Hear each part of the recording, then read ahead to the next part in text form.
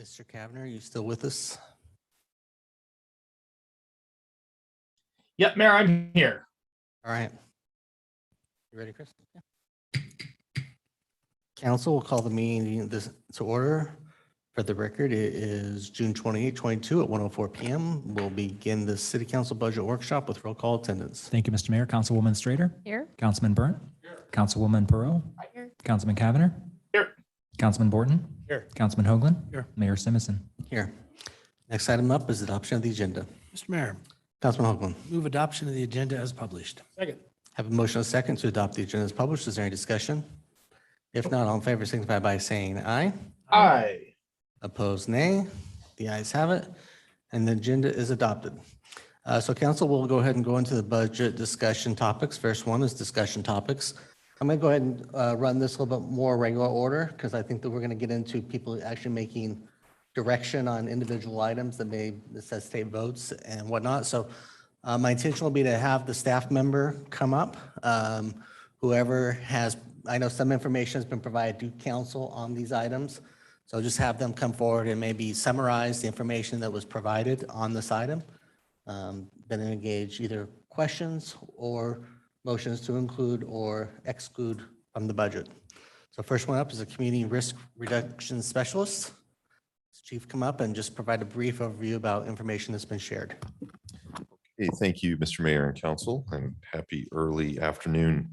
So after the first budget hearing, we were able to share, as requested, what our organizational chart looks like, as well as the human resources adopted job description for the community risk reduction specialist position. I think as we went back, my staff, my team, we kind of looked at it. We looked at what the genesis of that position was and where it came from. And it was really a concerted one-year effort of looking at the organization, looking at the community, looking at the needs of the community and how we were intending to address those. One of the questions or some of the line of questioning on the position kind of ran concurrently with the understanding that there were two positions that really addressed risk. Well, one of them is very much inward facing organizationally, and one of them is outward facing, one that embraces and looks at the community. And that's what this position does, is it looks outward. It looks at what is the risk to the community, in the community, how do we engage and deal with those community risks as appropriate. I have brought with me Pam Orr, who, if this position is supported and moves forward, she will be the direct supervisor for. And so if the council has any questions regarding scope of work or what this position further entails, I feel she would be the most appropriate person to kind of answer some directed questions. Mayor, Councilman Schrader. maybe just for the chief real quick before we get Yes, to ma'am. him, just a couple questions about the org chart. So chief, will the division chief of risk management have a dotted line then to police as well? Councilman Strader, working with law enforcement, I don't know that it'll be a shared position. You know, talking offline with Tracy, Chief Bastrachea, he says he would be interested in its value and what it could impart to law enforcement, but he doesn't see a need for it to report directly to law enforcement. Yeah, I guess Councilman Schrader. just to like dig into that a little bit, because it's not on this list specifically, but it's sort of part of the same discussion. Help me understand then, because it made more sense to me if there was a synergy and we're talking about the division chief of risk management and community risk reduction we'll get into in a second. Yeah, sorry, Pam, I didn't want you to have to hang around up here too. We'll get there, but before we get there, so help me understand why this position should just be embedded within the fire department and it shouldn't actually be a cross-functional position supporting both departments. Okay, Councilman Strader, specifically again, with how that position was created, is it's a specific job function for the fire department that's outlined in NFPA 1500. So it's the health and safety officer function is one of their direct responsibilities. And so what that does is that looks at people, processes, and what we're doing internally within the organization to reduce the risk to our personnel and to be able to respond safely to emergencies, as well as once our people are injured or hurt, they're able to return from those injuries back to back to the line, fully functioning in the capacity before the injury.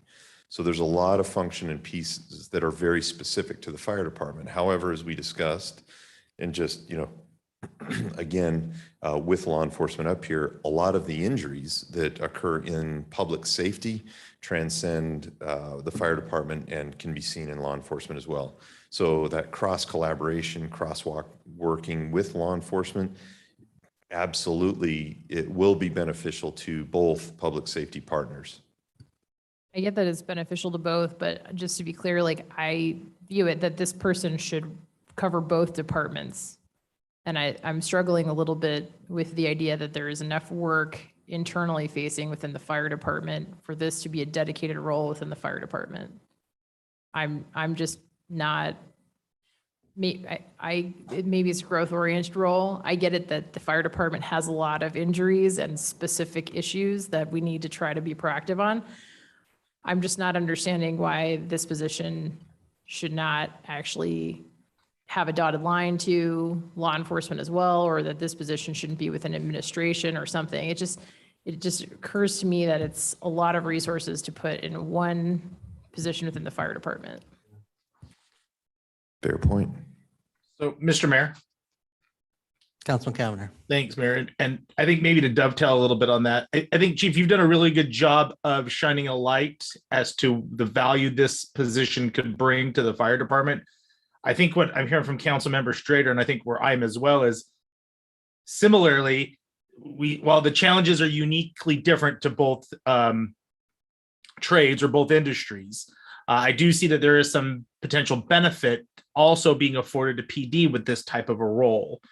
And so, at least for me, I don't know if it's not the case that I don't think that this position is warranted, is that I think I'm in a spot where it may require some additional fleshing out about how the benefits that this position could afford the fire department could also support the police department. I also think that's something that we may want to make some changes in how we allocate our staff once we get these 2 new stations open up. I mean, growing our department by 30% is no small feat. And there will likely be some things that even if this position starts, we may look to evolve and change. And so I guess I offer that maybe more to provide some clarification, at least for what I heard was coming from Councilmember Strader, and just to, I guess, to offer that I'm kind of in the same boat as well. Well, if we could, because that's not the position that we're up here talking about right now. If this is something that council wants to bring up in other items, or if you want to add this back in, that position back in for a different discussion. But if we can stay focused on the community risk reduction specialist position right now, that would be great. And we can move forward through those. Mr. Mayor. Councilwoman Strader. So specific to that position, and I understand that this position is specifically an educational fire department position and community risk reduction. But again, so I guess I'm still not totally sold on why there wouldn't be like a division of risk management, and why this position wouldn't be underneath that area, similar to, I think about Meridian Anti-Drug Coalition. Like that's a similar type of role. It's an educational role. It's a community facing role. Like why would we not try to create a public education and risk management area that goes across both departments and put this position and those positions within it? Councilwoman Strader, I'm sure we can work on our organizational chart. I mean, I have no problem with making organizational chart adjustments. Yeah. I mean, ultimately, I think there's a difference between an org structure versus what the person will do or won't do, or how they'll do it. You know, having it in one department doesn't mean it can't provide cross-functional information or work with another department, but ultimately, where they're going to report to. That's really the base level. Part of the conversation, police department hasn't come forward and asked for this position, whether they haven't felt the need or they haven't felt the there's other priorities within the department. And I think that's a separate conversation, but this was something that was the two positions that we're not talking about that are separate. Again, goes back to maybe the terminology should be changed in the org chart if we don't like having risk manager or the risk in two different parts of the fire department org chart. I'll leave that to the department if they want to modify that, to make it more clear, the delineation between those roles. Mr. Mayor, Deputy Chief. Mr. Mayor, Chief, and Liz, one of the things that I very poorly tried to explain last time we were sitting here was that whole community risk bubble that we are working towards. And part of that has to do with creating a whole division on community risk. And part of that is actually changing fire prevention to community risk. And I believe Pam's going to talk about that. So that's part of, you are 100% correct. What we're doing is we're just, with this budget go around, we're switching to community risk and moving away from fire prevention, because we do more than fire prevention. So that's kind of where we're going. You're spot on.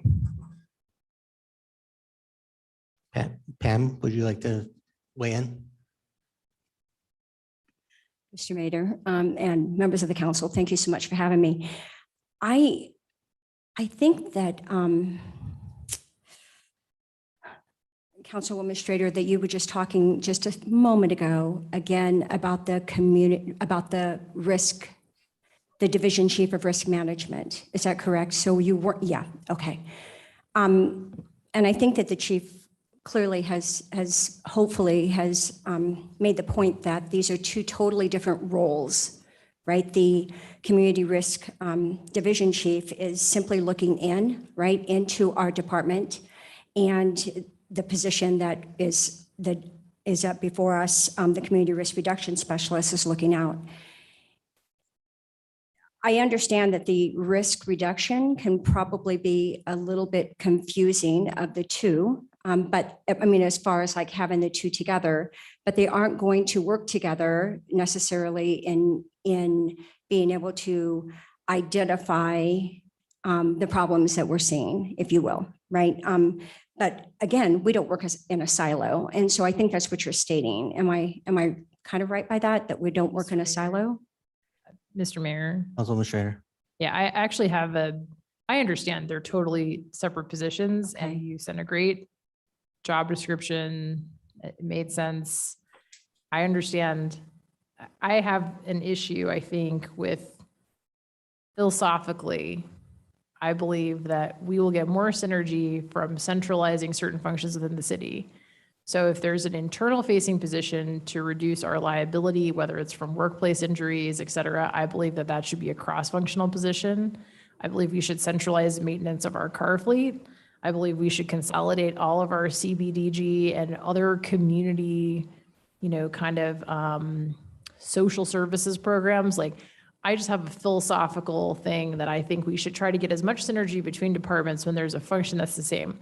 I very much understand that you are specific to the fire prevention, and I totally get it.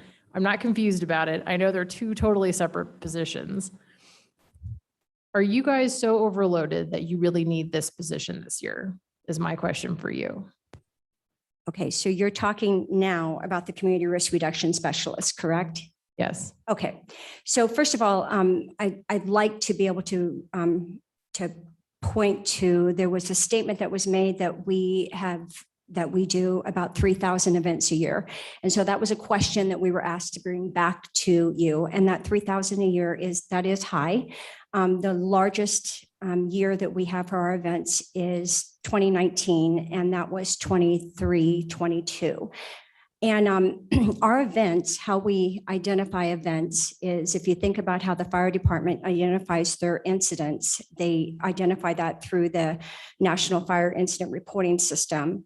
We take our events the exact same way. right, is how we identify. So that's when we have an actual touch to an individual. So whether that is a car seat, that's an event. Whether that's going into a home and doing a smoke alarm change out, that's an event. Whether we're at a community event at the park where we have a table informational, that is one event. And so that's our numbers of our events. And where we're at in 2022 is we're already over 1,000 events for this year. And so we are going to go above, above that. So to answer your question directly, Councilwoman Strader, the hole that we have in public education is in the community risk issue. We are able to go out and put a whole lot of ed stuff on the red stuff, if you will, right? We are able to go out and do a whole lot of smoke alarms. We're able to do the car seats. We're able to be at the parks. We're able to be in the parades, to be able to do a plethora of things. And you yourself said, right, that there's no end to the good that we can do out there. And we're able to do that. And we are doing that now, right, to the best of our ability. Well, where our hole is being able to identify whether or not what we're doing is doing the job that we want it to do. And that is essentially keeping our fire engines in the stations where they need to be, right, to respond to the largest events, if you will. But the smaller things, whether it's the trip, slips and falls from the seniors, right, or whether it is, vehicle accidents or whatever it is, we at this point have not been able to extrapolate that information that we need to get from NIFRS and numerous other places in order to determine whether or not what we're doing, which we all think that we're doing a lot of good, whether or not that it's actually ending up at the ending place that we want it to be. And that is preventing whether it's fires or whether it is different type of risks to the community.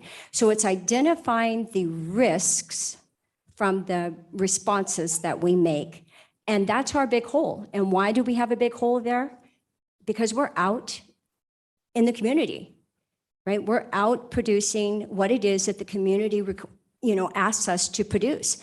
And so, the bottom line is that Councilman Kavanaugh stated last meeting that he was apprehensive of bringing on a position that required the position to do everything. And that's where we're at now. That's exactly where we're at now.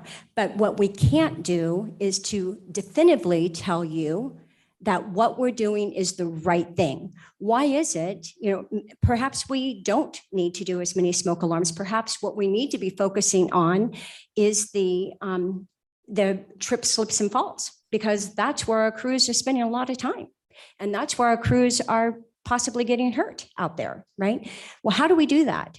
Unless we have somebody who can analyze all that data, who has the ability and the time to be able to go in and analyze that data.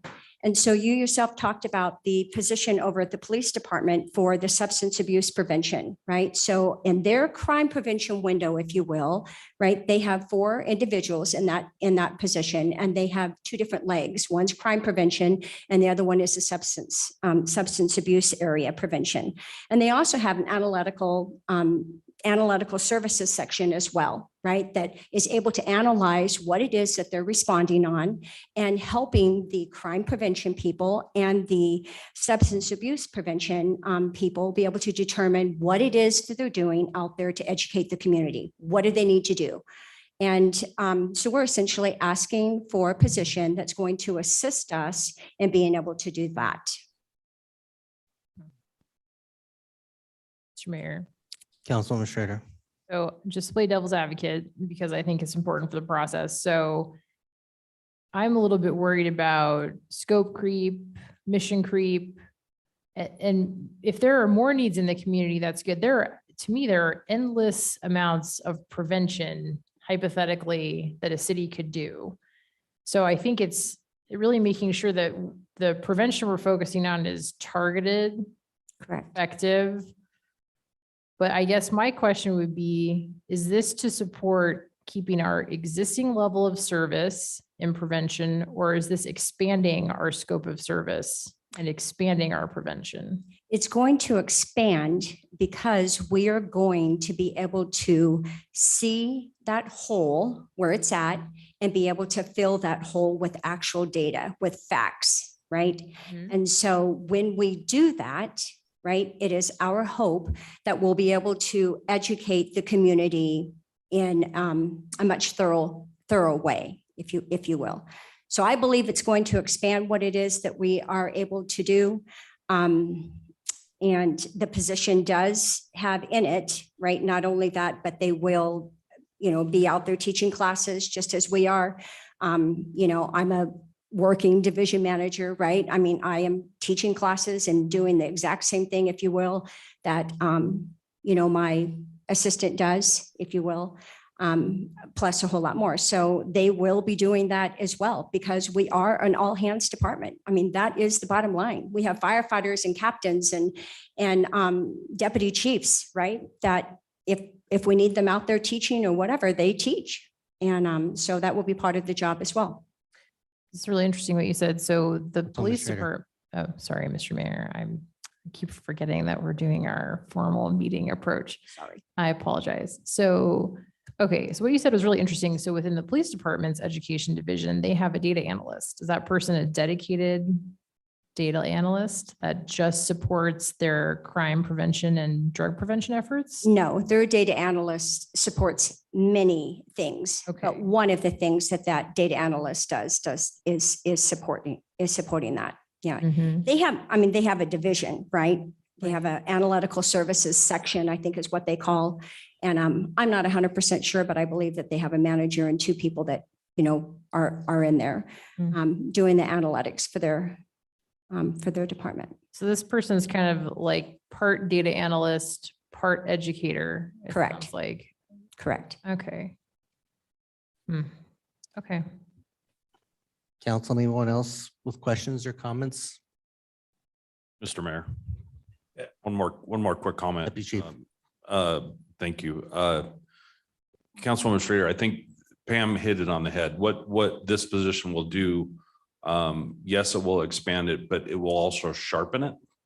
It will sharpen what we do to make sure, like Pam said, to make sure that we're hitting what the public needs. And that's where that data analyst that analyzing the data will help us find out, like Pam explained, is smoke detectors what we really need?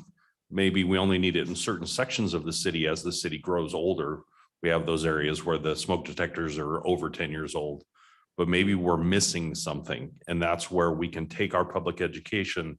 They can analyze that data, sharpen our plans and projects that Pam and Herb come up with and hit the nail on the head of what we're doing with our, so the city gets the most bang for their buck with the prevention division. Community risk division. Mr. Mayor. One other thing is that we spent in our department quite a bit of hours, and we utilized public input for our strategic plan. And part of our strategic plan encompasses just this, community risk, and being able to dive deeper into the community risk efforts that my division actually is responsible for taking care of. So this position falls right under us being able to accomplish those our strategic plan goals. And so I don't know if that helps at all, but that is a part of it. So it's not a position, if you will, that was just thought of. This has been long reaching. Mr. Mayor. Councilman Schrader.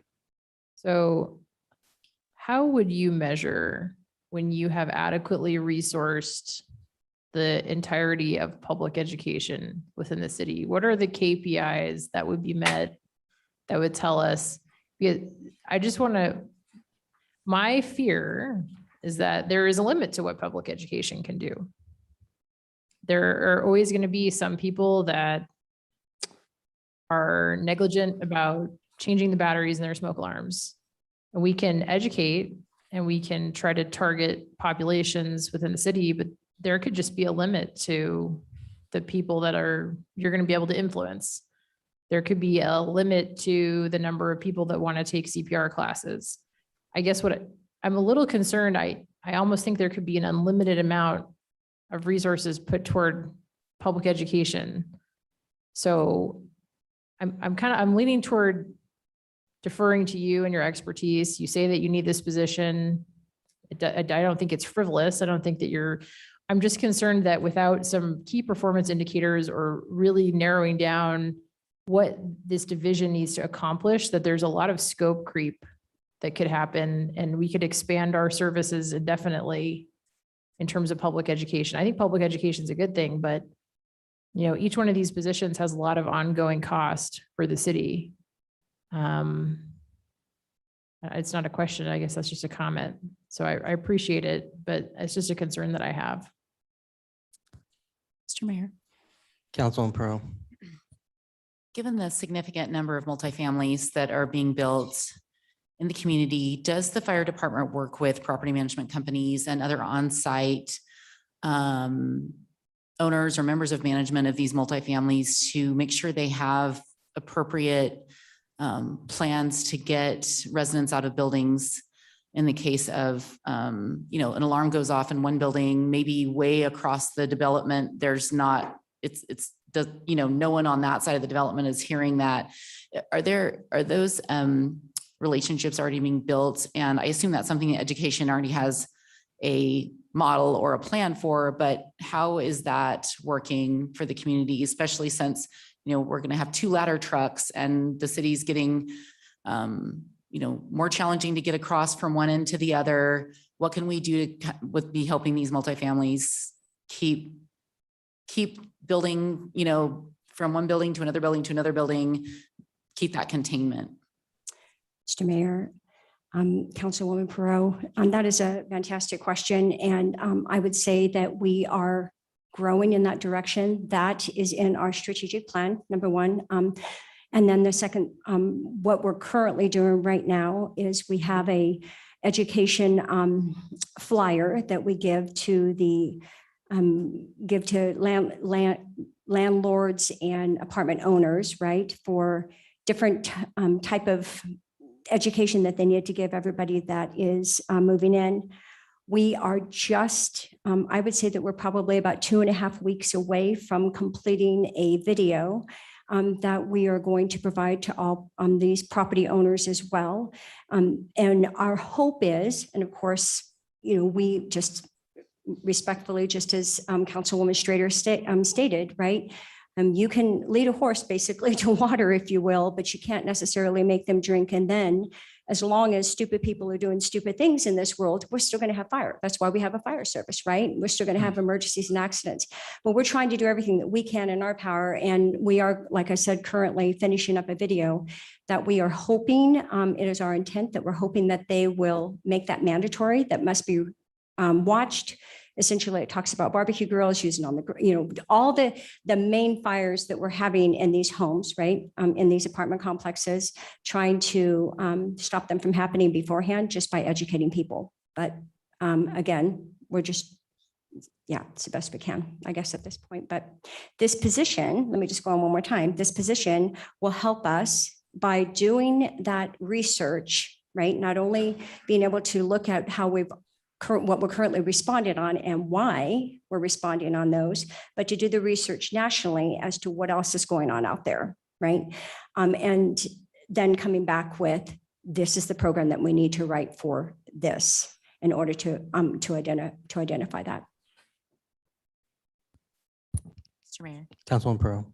Thank you. I wanted to also hear from you if this position would be able to increase our ability to educate in that capacity. In addition to a lot more seniors living in apartments, they tend to build the steps on those apartment complexes very differently than in, kind of standard residential homes. And so there's fall risks in that regard that are greater than in a single family home, for example. So thank you. Thank you, Mr. Mayor and Councilwoman Perot. I mean, just one thing is that we keep talking about the education component of this, right? And education is very important, but with community risk reduction, it's more than just education. And so this position is going to be able to actually take this and say, yes, this is the education that we need to do, but what are the economic incentives or disincentives, if you will, can we present to a community, right? To make change. So that goes right back to what you were saying, as far as like, how do we get these people to embrace that? Well, there might be some economic incentives, disincentives that we can offer, right? Or suggest to the council later on, once we have that position. We also have the emergency response actually in that as well, evaluating the program continuously and essentially coming up with an impact or an outcome. Are we doing the right thing all the way? So this is why we have our codes, why we have, Deputy Chief Bongiorno in the position that he's at, right? Identifying the codes and the legislative actions. This is how we got our carbon monoxide thing presented early. What did we have? We had an actual emergency that happened. And so the city jumped in and went quicker than any other city in Idaho in saying that we're going to have all rental homes have carbon monoxide alarms installed, right? So, okay, so we come up with that, that legislature, if you will, that code, if you will, sorry. And then how do we get that done? Well, that falls into my world, right? It falls into my world. And then the second question is now, are we doing, have we done that effectively? And that falls into this community risk reduction specialist role. Council, additional questions, comments, or direction on this item? Mr. Mayor, Councilman Cavanagh. maybe it'd be beneficial for you to kind of chat with council about how you want the process for these agenda items to play out. Do you want us to have a conversation? Do you want looking for us to take action on each item as we go through it? Discussion now, action later. What's in your mind how this process should play out? My preference is that after each one is discussed, council would make either a motion to leave in or remove so that we can continue down the list. Doesn't mean you can't revisit or come back, but at this rate, if we think we're going to get through this conversation by 4:30, I'm not going to say we can't do it again, but we do need to get some direction. And if it's, as you were famous for saying, if it's one council member who's got an issue and everyone else is on board, we need to make that direction and move on. But if I agree. If it's not, that's the only way we're going to really get to that point. Okay. So, Mr. Mayor, just for comment, I appreciate the good conversation from our chief and from Pam. For me, a lot of what I heard today is not what's encompassed in what was provided to us. The budget detail sheet talks much more about community education, preparing materials, flyers, brochures, etc. So I'm challenged a little bit to be supportive of this position right now. I was already hesitant about it, thinking that this is maybe be a better conversation for us next year. So I'd be happy to make a motion that we hold this position from the 2023 budget. I have a motion. Do I have a second? Mr. Mayor, I'll second the motion. A motion, a second, discussion. Mr. Mayor, Councilman Borton. I think that if that comment might have, it's a budget hearing, so it's somewhat informal, but did it spark some response from fire you wanted to provide? Is there some disconnect in some of the materials we were provided versus what's presented? Mr. Mayor, Councilman Borton, I do not know for sure what you were provided, right? Because I'm going to supervise this position, but the essential duties and responsibilities of this position right at the very, very beginning of the job description is to extract, analyze, interpret, and configure reports regarding emergency response data from a variety of sources and identify community risk vulnerabilities. And if you go continually on that, you will see, Councilman Cavanagh, that that is not in any other job description that is currently in the fire department. And so it is completely separate, but again, they will, in fact, just as every member of our fire department does, will be out doing community events and education events. That is not, that's not abnormal for every single member of our fire department, including the fire chief. Thank you, Pam. Mr. Mayor, Councilman Pearl. I just want to understand from from the motion makers,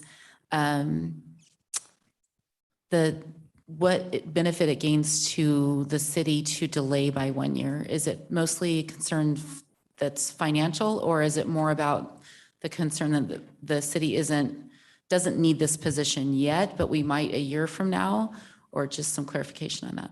So, Mr. Mayor, I think that was maybe directed towards me. Thank you, Mr. Mayor. I think it's all of that. One of the things that I really appreciate about our employees and our directors is they advocate for what they are perceiving as a need for them and their department. This is one particular position where I think a lot of the information that we have received has been different depending on who has provided that particular piece of information.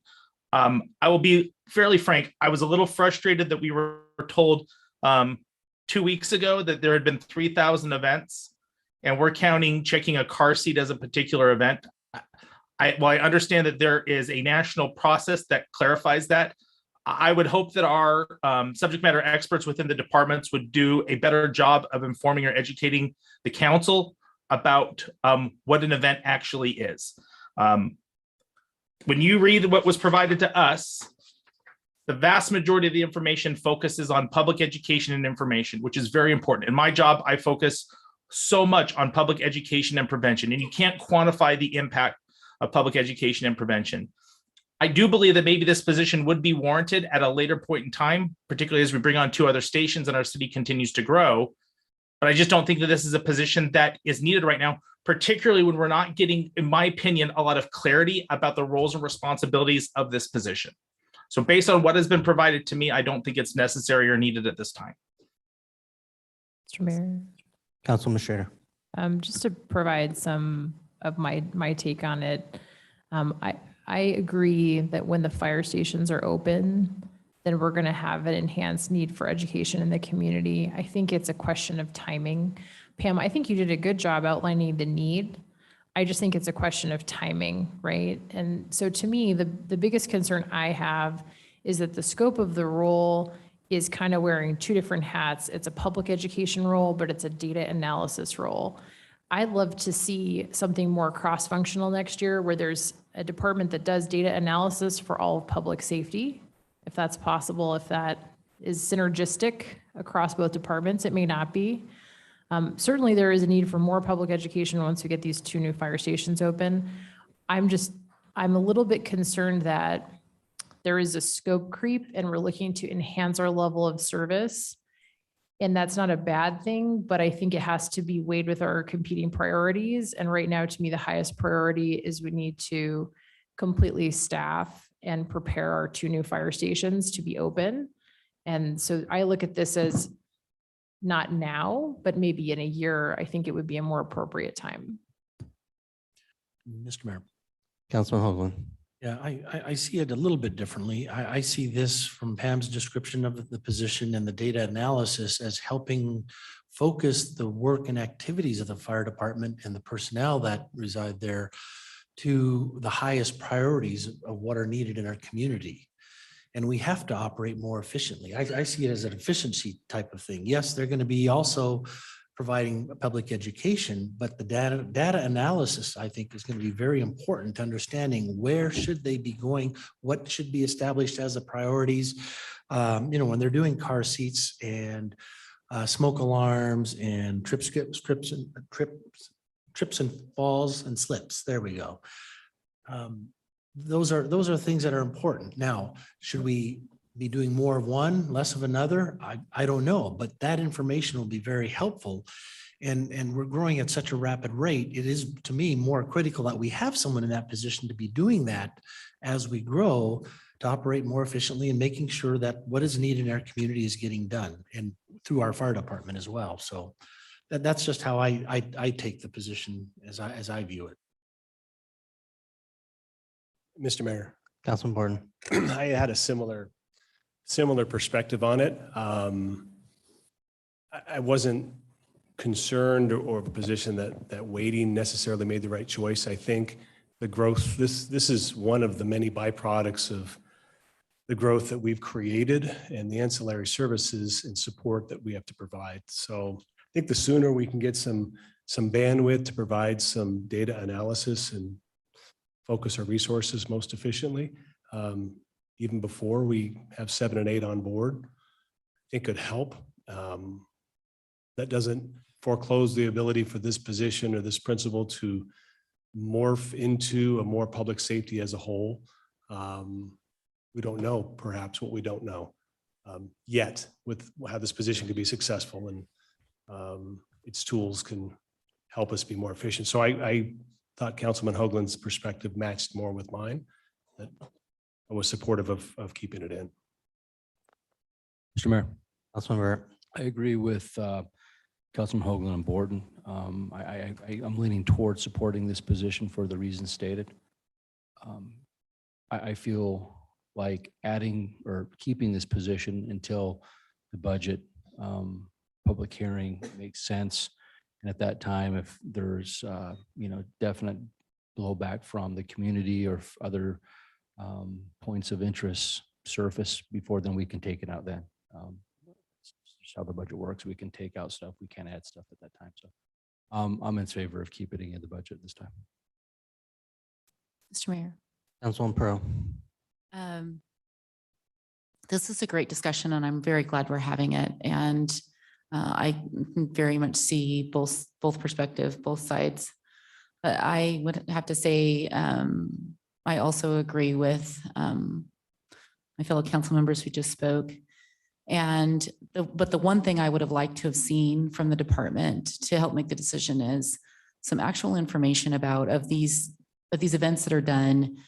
What do we know about the effect of them? Do we have any information, any data about what is being accomplished and how much of I know we're very data driven. That's just kind of how our council has worked. And again, as mentioned, a lot of it's subjective. So I'm not saying we should be able to quantify every activity that's done, but how much do we think this is going to move the needle? Do we think that there's a 50% increase in or improvement in how the public behaves because of the data that we're going to collect or because of the education we're going to give? Help me kind of understand what's not happening now, where it's hoping to take us. So if you all are talking about this as part of our strategic plan, the strategic plan says, here's where we are, here's where we want to be. So help me understand, here's where we are, here's where we want to be from a big picture standpoint, and what you want this position, how you want this position to accomplish that. Hey, Mr. Mayor and Councilwoman Perot, let me give you I'll give you a little bit of an anecdote, and I don't want to be too long-winded about it, but one of the largest volumes of calls that we have in the fire department and one of our biggest vulnerabilities and gaps is our inability to scrub, collect, and glean information from data. We just don't have that capacity or those aptitudes. So one of the largest volumes of calls that we go on are fall injuries. So let me give you my story really quick. It's about grape jelly. So if you were to work at a grocery store and you were the janitor at the grocery store and you hear clean up on aisle 4, and even before you get your mop and bucket, you know that it's going to be a broken glass of grape jelly on the floor. So you go get your mop and bucket and sure, there it is, broken glass of grape jelly on the floor. You clean it up. Before you get back to your mop closet, clean up on aisle 4. You know it's the broken grape jelly on the ground. This is the same scenario that happens and plays out in the fire department. A slip, trip, or fall at a care facility. What happens is our fire engines, $1 million fire engine with crews, highly trained crews, go over and over to the broken jelly. And we don't disrupt or interrupt that process. We continue to go to the fall injury. We never go and find the proximate cause of that call, and we continue to go to it. That is a profound waste of resource. And then when I come to you in the council and say, I need another fire station, I need more firefighters, I need another fire engine, you should ask me, are you running as efficiently with the resources you're providing, that we've provided you? Going on a fall injury at the same care facility 4 times in a shift is a profound inefficiency. A community risk reduction specialist finds that, says you run 4,000 fall injury calls in a year. Why? What are the proximate causes of that? How can we reduce the community's risk to that? How can we keep those fire engines and those firefighters in the stations for the real emergencies, not that those aren't emergencies, and not have to go clean up grape jelly on aisle 4 and not think beyond, well, I'm just going to go and run another call. Mr. Mayor, Councilman Schrader. I think you just made a great case for having a data analyst. You made a great case for that.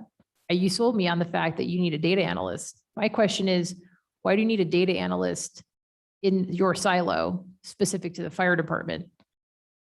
It sounds like there's a great need for a data analyst that might support other departments as well. I'm struggling with the idea that this position started as a public education position, and I don't doubt that Pam needs help with public ed. Please don't take it the wrong way. Pam is doing a hell of a job. She's doing two people's job, but I get a little bit suspicious when this position, and rightfully so, everybody's supposed to pitch in, but you need a data analyst. And this position is a data analyst and a public education specialist. And then you also need a division chief of risk. And I'm also finding that very nebulous, and I want that added to the parking lot. So, I mean, you sold me that you need a data analyst, and I think I'm going to go for this one, but I'm a little bit leery that within each silo, we need a person to manage our fleet. Within each silo, we need somebody to do data analysis. That doesn't make any sense to me, just philosophically. And if I could, where people report does not mean that their silos exist. You know, GIS is a great example. We have GIS in IT, we have GIS in Public Works, but they work collaboratively together, irregardless of the reporting function. Other departments can also go use GIS. Just because they don't have GIS in their department, they still have access to those resources. We are not a siloed city. We are a collaborative working city where there's a need. If there's a resource, departments will go look for that resource to achieve their needs. That's been our philosophy. I understand the question, is it another need, another one, you know, in all these respects, but I just want to point out dashed lines, dotted lines, reporting structures, et cetera. And the fleet vehicle is can be a great conversation. I mean, from a standpoint of, okay, if we want to have one person doing it, do I house that in the police department because they have the most cars? Do I pull it out of the police department and make it report to Dave Miles because that's where we exist, or does it go to Todd in finance? All those questions are legitimate, but they don't change, I think, the function that we can run all fleet maintenance out of the police department if that's the direction, though, as a leadership group that works well together makes that determination. So hopefully you don't see departments, meaning no one else can have access or utilize those resources. This one's different, but the other community risk, you know, the more for the internal side of stuff, yeah, if there's something that we're seeing, I hope that Bill and Crystal are gonna say, we have a resource that we can go get in the fire department to help identify why the parks department is having struggles in this area and do training and whatnot. But that doesn't mean we should go hire someone just for the parks or not have them doing, you know, reporting, not to some subject matter experts. But I don't know what that value that comment is to everybody, but I don't think that we're siloed in the way that may appear. I think we're still a pretty tight-knit group that works well together across functions for that whatever value. Mr. Mayor. Councilwoman Pearl. So picture paints 1,000 words. Help me understand then. So take that to the next step. So you have 4 falls in a facility in one day. How would that position help to eliminate 2 of those falls? What would the department do differently then? They still need to respond to the falls. So help me understand what their actual function is to then eliminate half of those, for example. Okay, Councilman Pro. So yeah, that's the whole reason for the position. So you identify the 4 calls that occurred in that one location in one shift, for example.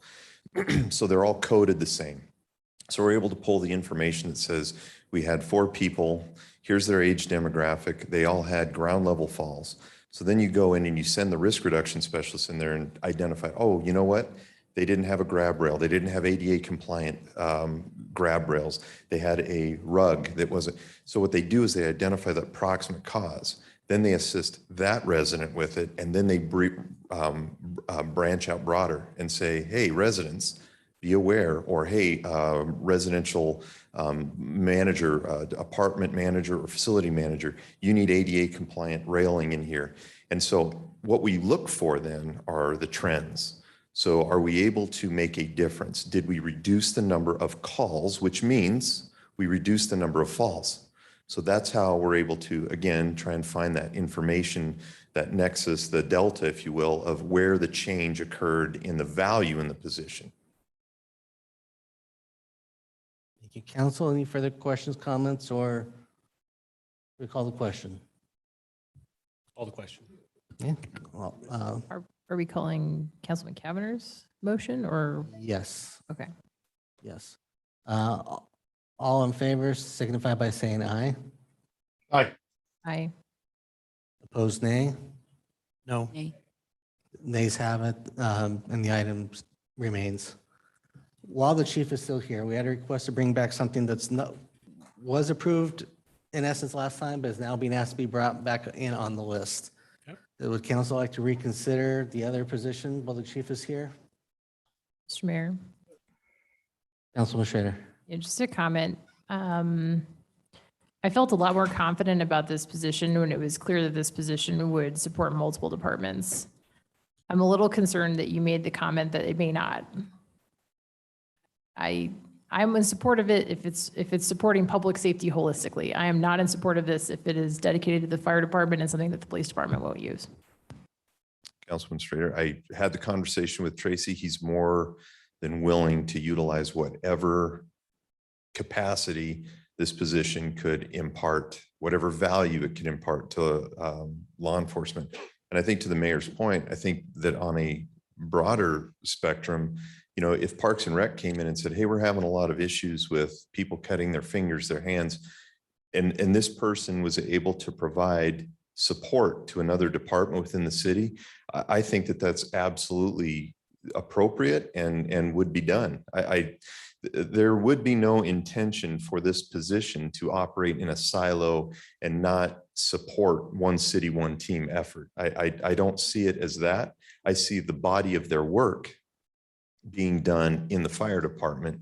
But if other departments within the city needed to utilize or could benefit from this position being within the city of Meridian, 100%, it has my support and endorsement. And in fact, that would be an expectation. Mr. Mayor. Councilwoman Pearl. So interestingly, just as Councilwoman Strader had mentioned, I see this as position as being able to work cross-department much more than the community risk position. So I would like to see this position work with the police department to look through their department in a similar capacity and what they're going to do with the fire department. But what I also want to understand, again, I would, same question as the last position. What is kind of the number one thing that you're trying to get out of this position that we don't currently have? Mr. Mayor, Councilman Pro. So this position is very specific to an NFPA requirement that currently does not exist within the Meridian Fire Department. And that is having somebody who's identified as an ISO, HSO, health and safety officer to identify best practices for the safe operation of an organization that participates in emergency services.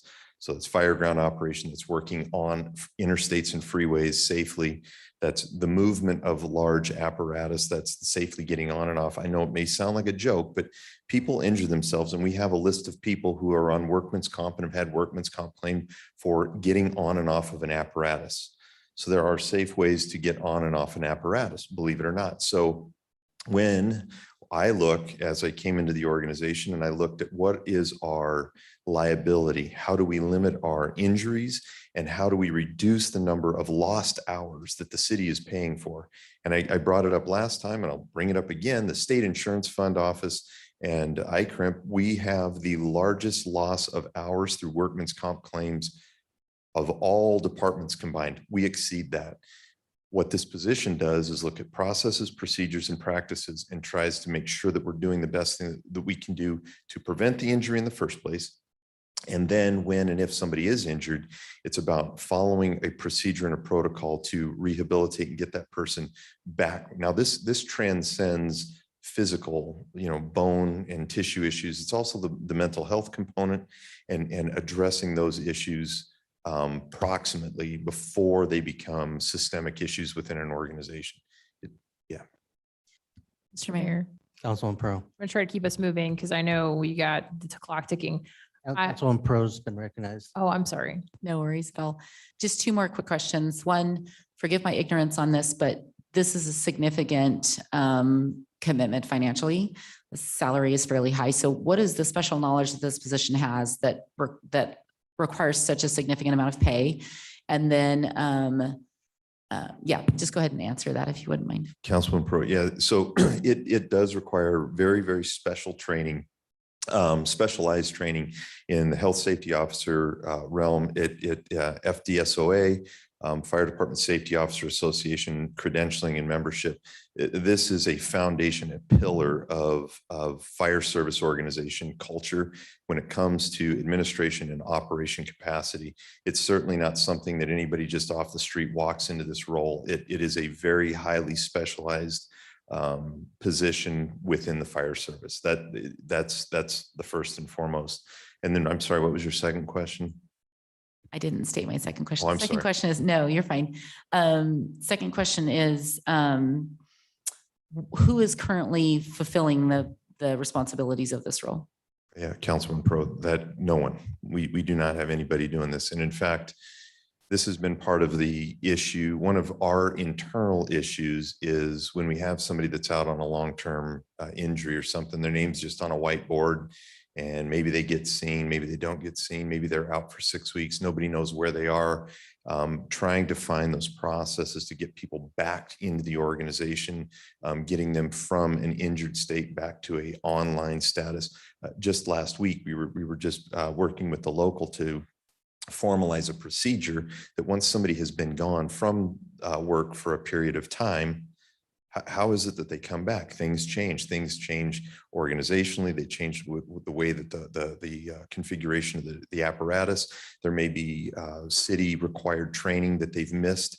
And so this is a part of me making sure that they're successful and that their success is reflected in being able to manage and take care of the crews that, for example, a captain might be assigned to.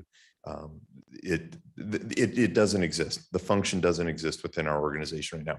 It's kind of, hey, did you call that person? Well, no, I thought you were going to call that person. It does not exist. Councilwoman Schrader.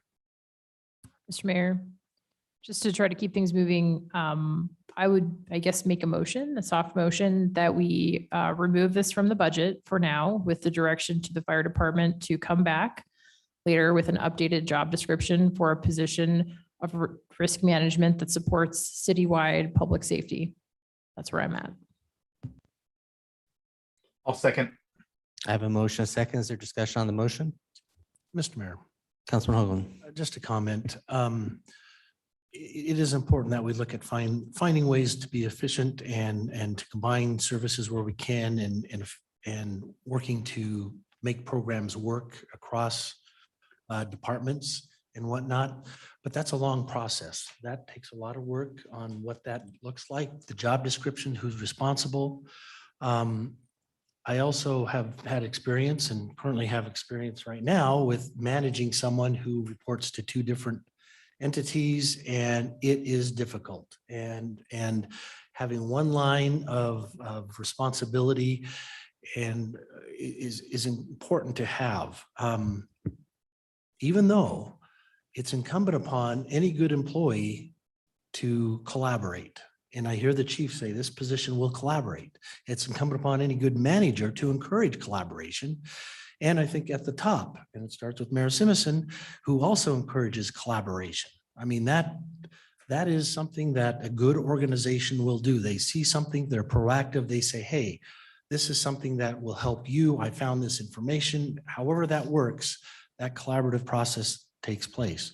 I don't discount the need to look at processes and systems to see where we can do things more efficiently, and maybe having something like fleet management or things like that.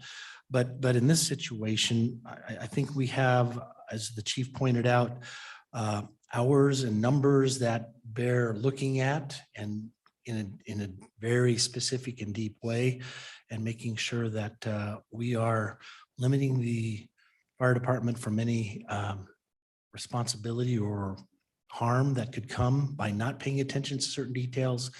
So I support keeping this in and maybe having that discussion, working with the mayor and staff on where are those areas that we can look at and have finance involvement, that it makes sense to bring about some different type of collaboration that is more formal. And I don't know what that looks like and what areas that might be. We've talked things like fleet management, but that is a long discussion and that's a process because there's lots of moving parts to that. So, but for right now, for what the fire department is undertaking, I know they're going to grow. They've got 2 fire stations coming on, a lot of people coming on. I think it's even more important that we have a division chief making sure these things have eyes on it. So that's where I'm coming on this. There further discussion? All those in favor of the motion to remove signify by saying aye. Aye. Opposed, nay. Okay. Hey, Uh, Motion does not pass. It remains in.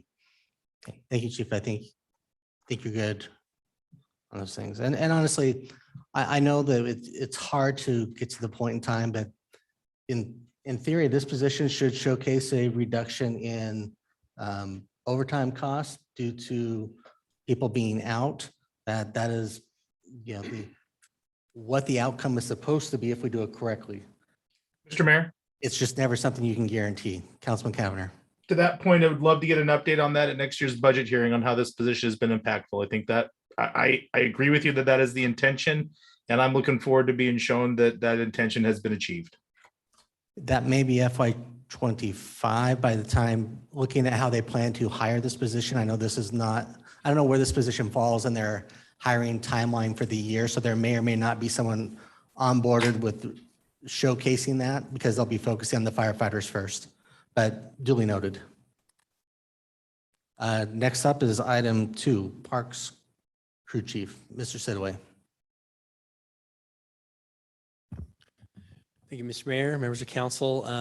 So the Park Ops Crew Chief was one of the parking lot items. I tried to send out some information last Friday to help give some more information around that. Quick overview though, as the slide shows, this position oversees maintenance and repair of equipment and vehicles. It also is over inventory management of park supplies and has a role to do with pathway maintenance. We try to do some percentages in the information that I sent out. You know, about 30% of their time will be on the small equipment, maintenance and repairs. Those are things like the chainsaws, blowers, edgers, weed eaters, things like that. About another 30% on the large mowers and tractors. We've got the diesel mowers, the Ventrac tractors, the UTVs, golf carts, spray vehicles, skid steers, trailers, ice melt tanks, snow blades, et cetera, compressors. And then inventory management, things that we check out, need to track like check out things like our sound systems, but also inventory things like janitorial supplies, chemicals, our flags and banners, tracking those. The vehicles portion makes up about 10% of the total time. I think one of the questions was, you know, are we to hire like an auto mechanic? And that is not what this person is, although they very much are needing someone that is mechanically inclined to troubleshoot mechanical issues with all of these items. I did notice one typo in the bulleted list.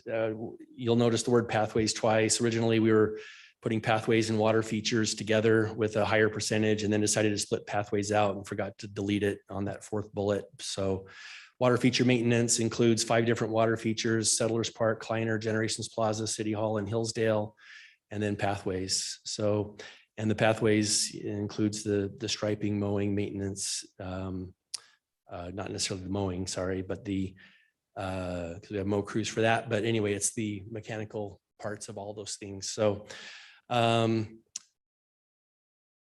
if there is a citywide fleet vehicle manager, we would gladly give that person the 10% of that, but we still need the other 90. And with that, I'll stand for any questions. Thank you, Steve. Council questions. Mr. Mayor. Councilwoman Pearl. Steve, I apologize. I did not send this request prior to our meeting today. So if it's necessary for you to look into this today, that would be fine. I'm all about preventative maintenance. It's huge. It saves a lot of money. It's very important. You said that there's about 400 pieces of equipment. So can you give us an idea of, at any one point in time, how many of these pieces of equipment might be out of commission because they're in need of repair? And then what does that look like on an average week for work that can't get done? Does it waste staff time? Help us I mean, you know, obviously stuff breaks down, but give us a bigger picture of how this is affecting the city than just. And I'll what we invite have Roger read. up to give some sense for the numbers because I don't have a personal knowledge of the number of equipment. But I will say that when something is broken down, and with that much equipment, there's, you know, generally something, it pulls someone into the shop to work on it. And while they're doing that, they're unable to do their day job of whatever else they're supposed to be maintaining, cleaning, managing, et cetera. And you know, we function that way, but it's just growing to the point where it's the volume is such that we can keep someone busy doing it. So Roger, do you mind helping me address the number part of that question?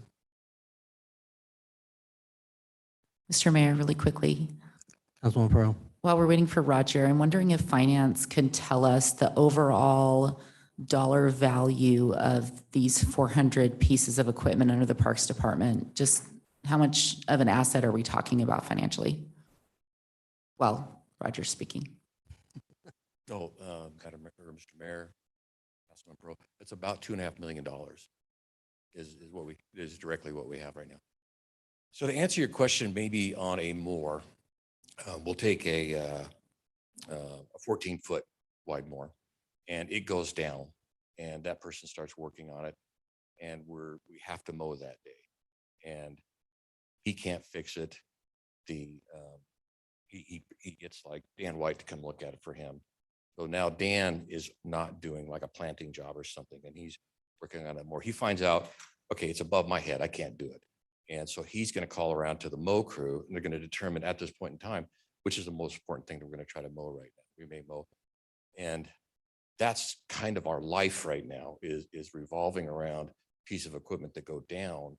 And we don't have somebody that can proactively be ahead of that more and know that we prevented like the bolts and the nuts and hydraulic fittings and things. You look at the modern day mower, see that 14-foot mower is about $75,000 right now. And in its operation, it has wings and it has all these relays and things. And each one is interdependent on the position of where stuff is, whether the blades are spinning, you're sitting in the seat, the decks are in the proper position. Those things are well beyond most of our guys. The person that would be able to go troubleshoot that quickly is going to have a multimeter, Ohm's law kind of knowledge to be able to go out and quickly maybe diagnose that and go, okay, it's relay 5. I happen to have one of those on the truck. There you go, you go. If it turns out to be a hydraulic motor or something, that goes to a mechanic to get fixed. But hopefully we're ahead of that with the hydraulic flushes and things like that. So the person that's running this maintenance is ahead of that type of issue that's going to be a catastrophic down, because we only have 2 large mowers that can mow a 30-acre field in a day or something like that. And so one of those goes down, it's not good for us. Does that help? Mr. Mayor. Councilwoman Pearl. Yes, it does very much. So it sounds like something breaks down. Somebody comes across town from a different park, takes a look at it, doesn't know how to fix it. Somebody else comes across town from another area, a different park, comes to take a look at it, can or cannot fix it. Now we've got 3 people involved that aren't doing their day jobs, and it's still being sent outsourced to get repaired. So just one second, sorry. So is it possible to find an individual that is able to diagnose challenges with 400 different pieces of equipment? I mean, we're talking about how many different types of equipment? 80, 100 types of equipment? Is a person like that exist? That's pretty close, something like that. But if you get like a 2-cycle engine, a chainsaw, a blower, an edger.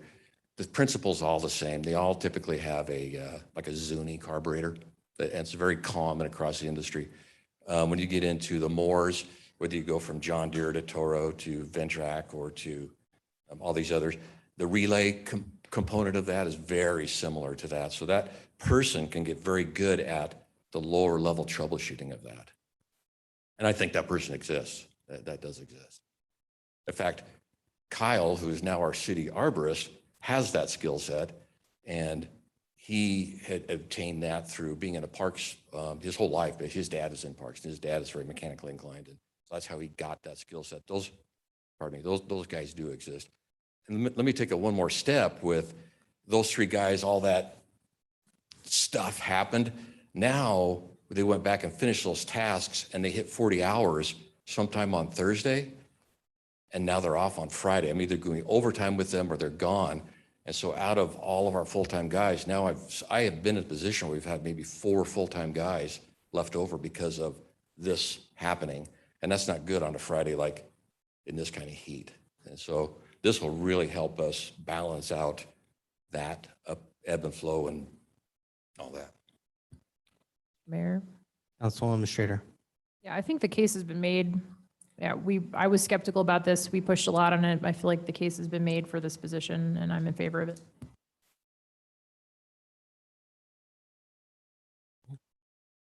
Would anyone like to make a motion, or is everyone in head nod? Mr. Mayor, Leave and move on. I move that we approve this one. Keep it in the budget. Second. I have a motion second to leave this item in the budget. Is there any discussion? If not, all in favor signify by saying aye. Aye. Opposed, nay. Ayes have it. Item is concluded. Council, this one was added just to see if you had any questions. Would you like anyone to present on the police step plan, or is there more conversation stated? Mr. Mayor, Councilwoman Schrader? like we're keeping it moving. I thought the memo was very self-explanatory. It made a lot of sense, and I'm in favor of it staying in. Agreed. All right, we'll leave that item in and be efficient and ask Steve to come back up to do item D, parks shade structure.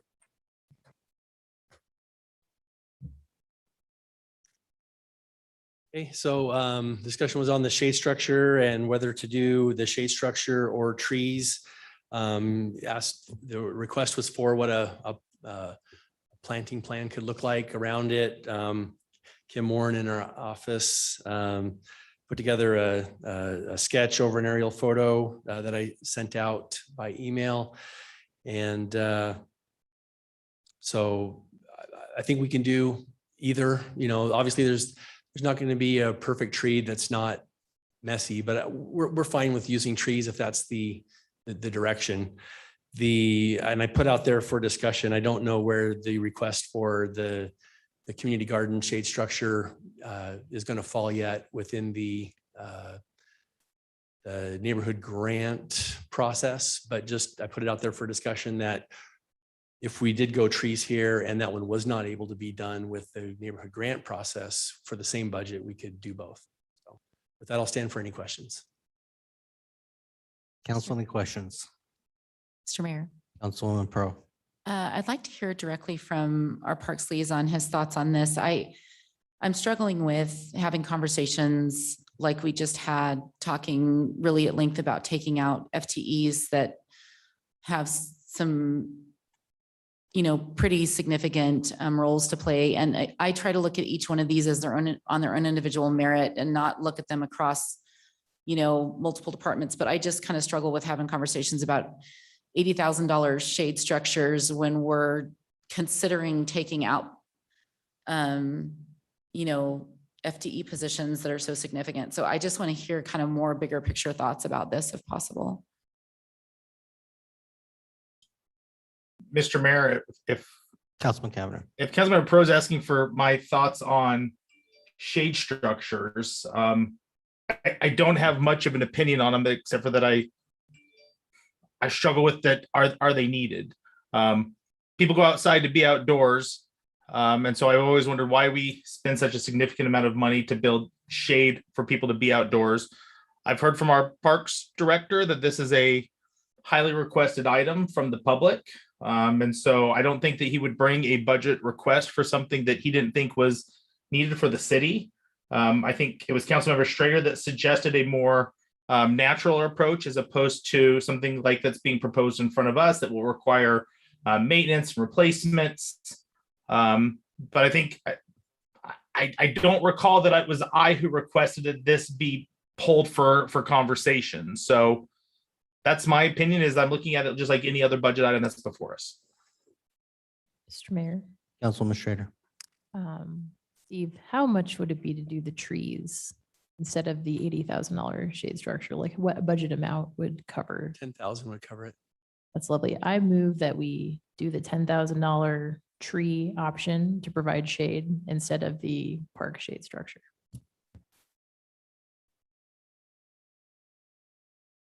I'll second for at least conversation.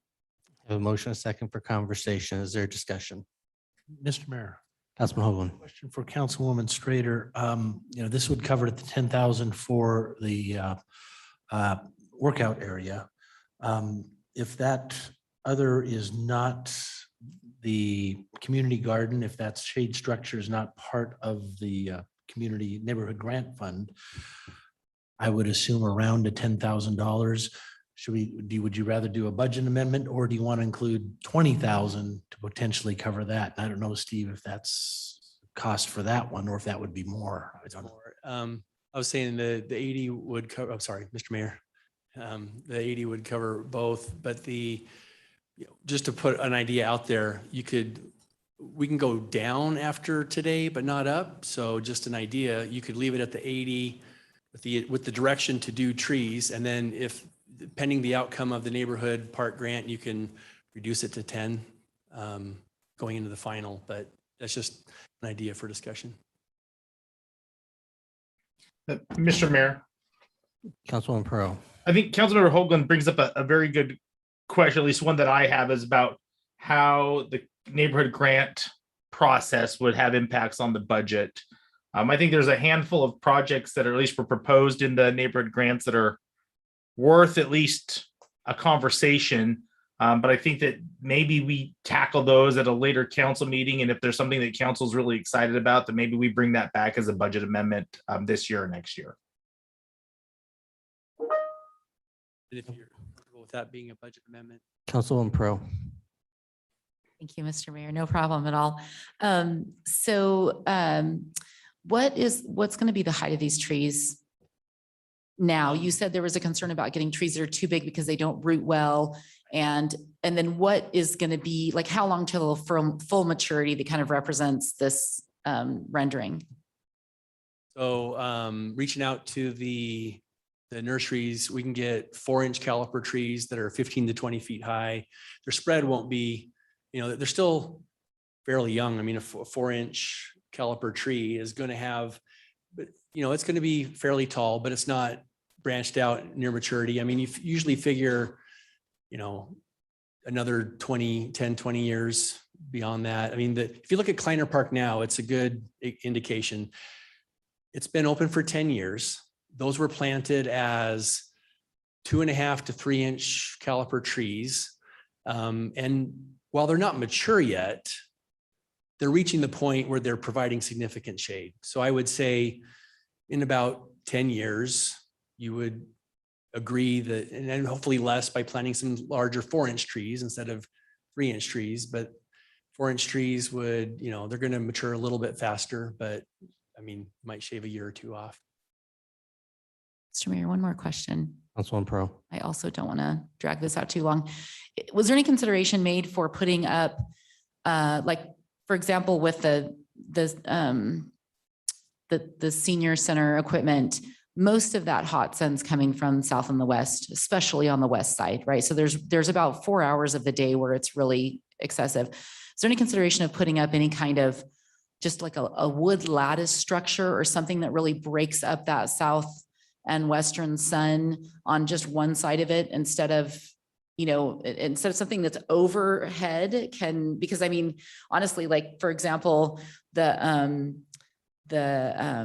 band shell is west facing and it's like all this hot sun's coming in the hottest part of the day into the band shell, which I don't understand why, why it was built like that, but same thing. It's kind of like, do we need one that, okay, we put up a shade structure and then that west sun is still coming in under that shade structure in the hottest part of the summer and really not doing any good. So wouldn't it be wiser to kind of put up something that's, you can sort of see through, almost like what you would do with a pergola, but in a vertical sense instead of horizontal?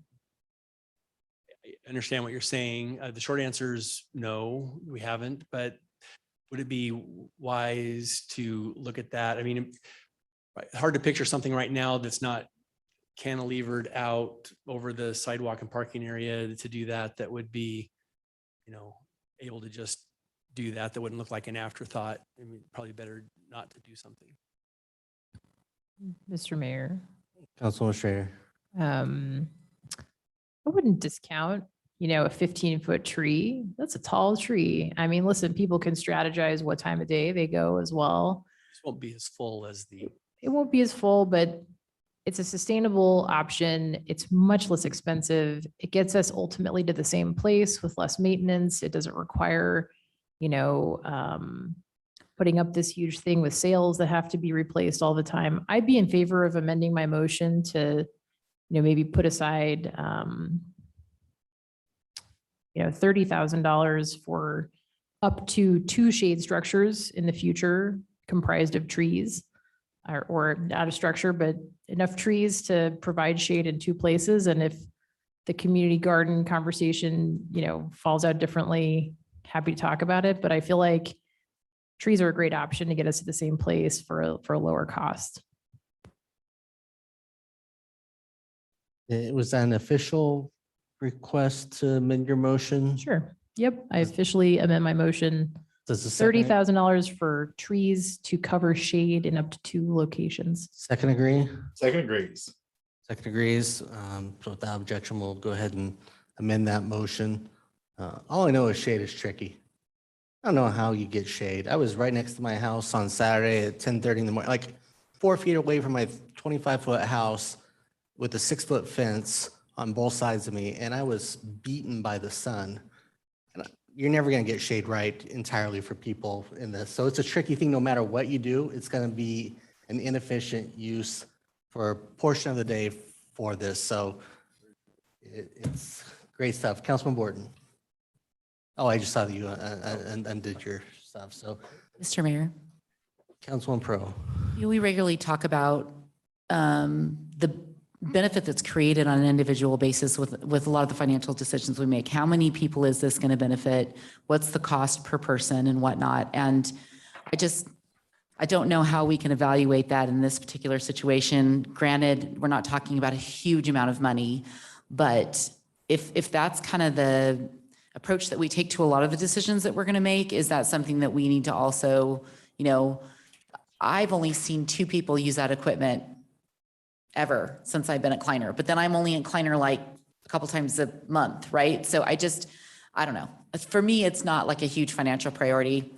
So I think I'm probably agreeable to the 30,000, but I want to know that we're kind of approaching this in the same way that we approach a lot of our financial decisions, which is how do we analyze what the actual need is and what the actual result is going to be, if it's going to work for us or not. With that, call the question, or is there more comments? Okay. Clerk, all those in favor of the motion, say aye. Aye. Opposed, nay. The ayes have it, and the 30,000 for trees is in the budget. Next up, IME Community Center. So the community center got a fair amount of discussion last time, and I kind of put out a new proposal for conversation. One of the issues that I was clearly picking up on is that we're basing the number in my full request on a percentage of a final construction number that we don't even know if it's right? We haven't agreed on what the final version is. It was a best guess based on where I think we are today, but what I'm proposing that we do to just keep moving forward is, instead of the $1.5 million in the request, give me a third of it, 500,000 of it, And we'll use that to go through design development up to about 20% design, get better construction or better design details and a more solid construction estimate. There'll be multiple check-ins through that process with council where we agree on a location and a final and a design and an amount. At that point, we can decide whether to do a budget amendment for the remainder to keep rolling or make it part of the next budget discussion. But it gives us time that I think we need to sort out the construction funding. Is it impact fees? Is it general fund? What's the split, if any? But if we could get that that first 500,000, we could keep rolling in earnest and have some meaningful conversations with council about that. Council questions? Mr. Mayor, Councilman Barrett. this is the one that I've been stewing on for the past week. It's, I get the intent. Obviously, we all know that it's imminent, you know. We definitely are going to need a new community center. I'm excited for it. It's going to be a great addition to our community. For me, it's just really, and to back up, you know, Councilman Cavanagh and Councilwoman Schrader, you know, had some great comments that I believe makes sense with regard to this community center. And that is, I don't know how in the world we can create a budget when we don't even know where this thing's going to be. I think that we might be putting the cart before the horse to a certain degree. I think we need it and we need to start acting on it now, and maybe I'm just ill-equipped to understand the process, and maybe I'm not familiar with it, but how can you create a budget? How can we know what we're going to do and what we're going to need if we haven't decided where it's going to go? Because I think that construction costs in this parking lot are going to be much different than the construction costs, you know, over at the maintenance facility. And when I was on the Parks Commission years and years ago, that's where it always was going to go. So, and what's crazy, I remember that budget was like $5 million over there. Now it's a heck of a lot more. So those are my concerns, and I just would like to get your feedback, Steve.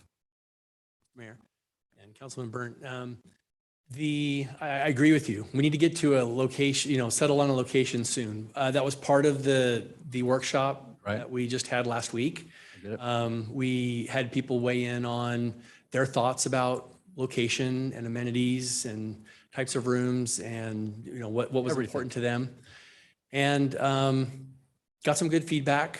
You know, I would say in terms of creating a budget, though, the building itself has a lot of similarities in terms of it's the same square footage, but the parking's different. Right, is probably the biggest difference. And then the other big difference is two-story construction versus single-story construction. But we can get close. At least in terms of planning level numbers. I wouldn't say close in terms of calling it a construction budget yet, but you know, I think that we are moving quickly towards a point where we will be ready to make a decision and move forward. And we will want to make that decision, I think, late summer, early fall this year and move into the design development. So I'm anticipating that we are ready for that conversation, not today, but certainly in the coming few months. Mr. Mayor. Councilman Borton. Steve, is there any part of that design development that helps guide that decision? Absolutely. So from the chicken or egg perspective, do you need some design work done to show here's a City Hall parking lot option and what that does and does not entail? And here's what the maintenance facility does and does not entail to help you make the decision of where to locate it? You know, my answer also actually becomes a question back to the council, which is, you know, how much detail do you want in making that decision? We will have some high level concepts for both sites. You've seen the first rendition of those a month ago in order to help you select your preferred location.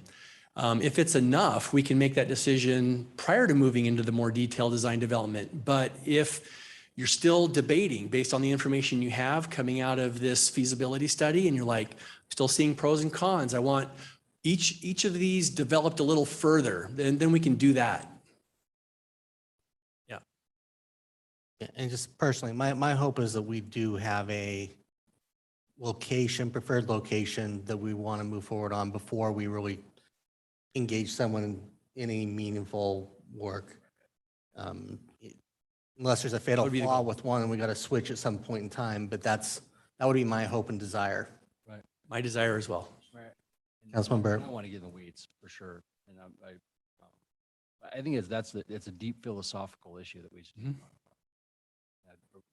downtown versus outside of downtown. Right. It sounds trivial, but at the end of the day, it's extremely important. So, I agree. and there's pros and cons to both. So I just think we need to hammer that sooner the better. I'm supportive of it. Agreed. Yeah. Mr. Mayor. Councilman Hoagland. Yeah, and I think there's going to be conversations regarding parking downtown and some of those things that come forward that will help give us some direction one way or another. But it sounds like though, the 500,000 is needed in this budget year to make sure we've got the funds available to start that design as we hash this out, and we'll know at some point. And in the meantime, that money is allocated and ready to go. So. Councilman Cavanagh. Thanks, Mr. Mayor, and my good council members have asked some of the same questions. And I know this doesn't come to much of a surprise to the council. I've been pretty clear that I've struggled with this particular item. I do think, though, that I'm reading the tea leaves. I think that council wants to move forward with this, and that's fine. The part that gives me significant pause is that we have not really coalesced around a total cost for a community center that this body is comfortable with. $5 million, sure, I think that makes sense. I guess, and I tried to not, put everybody on the record about something that may come down the road, but I really struggle with committing $15 million for a community center. We know that the vast majority of this won't come via impact fees. We're going to have to use general fund dollars. And I think it's perhaps a bit premature for us to say, yeah, let's start design until we have really come to a level of comfort around a budget for a capital project. I recognize that the design will help guide some of that. But if the design comes back and this project's $18 million, do we want to move forward?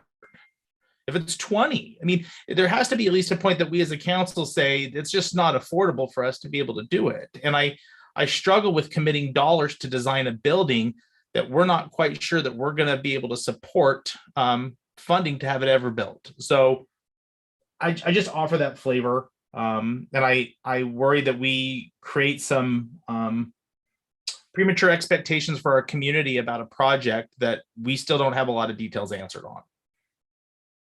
Thank you, Councilman Cavanagh. If I could just add from, I think I've been vocal about my concerns over the cost as well. I would like to think that we could coalesce around a location and a general dollar figure before we expend any funds that are allocated in this next year. I did meet with the CFO and Mr. Sidaway this last week, and we discussed this, and a majority of it is eligible. And I think potentially 100% is eligible for impact fees, but the question is how long until those are collected for what purpose? So depending upon where it goes and what you do you only build half of it for 5 and then you collect the rest of it? But based upon the projections, I think some of that will depend upon when you guys see the impact fee study, and what you agree to fund could also impact the time frame in which dollars are collected. So all of this is in play, to your point, but I agree 100%. We need to have a general number we're comfortable with. But I think there are ways to build them over time, potentially, much like we've done with parks. You build in a couple phases potentially to collect impact fees. And to me, I think that's a viable way, but it depends on where you go and, what makes sense. So just so you know, your questions are similar to what I've had and think that we still need to figure out. Mr. Mayor. Councilman Cavanagh. I really appreciate those comments. And I certainly know that those are conversations that are being led by our CFO and by our parks director and by you. And I appreciate you focusing on that. I guess maybe my question for you is in light of all that, why are we seeing a budget request for this now as opposed to waiting till we've got some more clarity? I mean, I almost go back to the like magic 8 ball. Ask again later when there's a little bit more clarity. I mean, to me, I would feel more comfortable with being in favor of a dollar amount, be it 1.5 or 500,000 or somewhere in between, when we've got a better sense about where this is going to go and what the council believes is a acceptable budget to achieve the outcomes that the Parks Department is hoping for. Just to answer that question, I guess part of it would be generally this is when we have conversations about what we want to do next year, as this is impact fee eligible. We could do a budget amendment on October 1 and have the same output, but it's generally been council's desire to have the conversation about what is likely to incur during the budget. But if council says delay, come back with a budget amendment in October when we know more, because Todd's going to not let us do budget amendments here in about 2 weeks. Sure. So we're kind of shut down for what we can or can't do. From my perspective, are we going to be there by October 1? We may be close, maybe not. So I'm open to whatever council's direction is on this. I think it's just about not wanting, we don't know all the answers. We want to move forward to what's appropriate because we do want to bring this back to the community. At least I do. I won't speak for the rest of the council this time, but not delaying and not bringing something, but not talking about it would almost be worse in my opinion, and coming back in October with the budget amendment. So. Well, and Mr. Mayor, I appreciate that. And I don't mean to step, I know there's another council member that wants to ask some questions.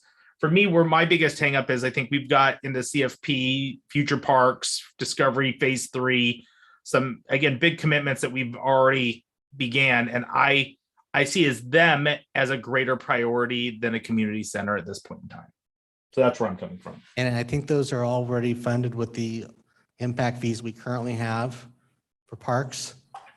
If I'm not, maybe Steve can clarify that. I was under the impression that impact fees wouldn't pay for the community center. It could, but it likely wouldn't pay for all of it. I was just going to say, phase 2 is funded. Phase 3 is not yet funded. We're collecting impact fees currently. Okay. That's why I thought I was only talking phase 2, but yes. Phase 3. Okay. Councilwoman Pearl. Thank you.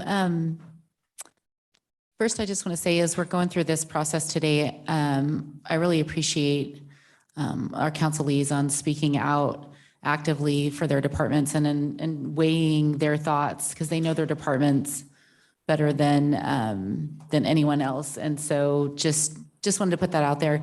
I appreciate the consideration of changing it from 1.5 to 500,000. I did have concerns that 1.5 is a significant amount, not having the decisions made that the other council members have mentioned, and points very well taken about the bigger picture that we need to consider before we do that.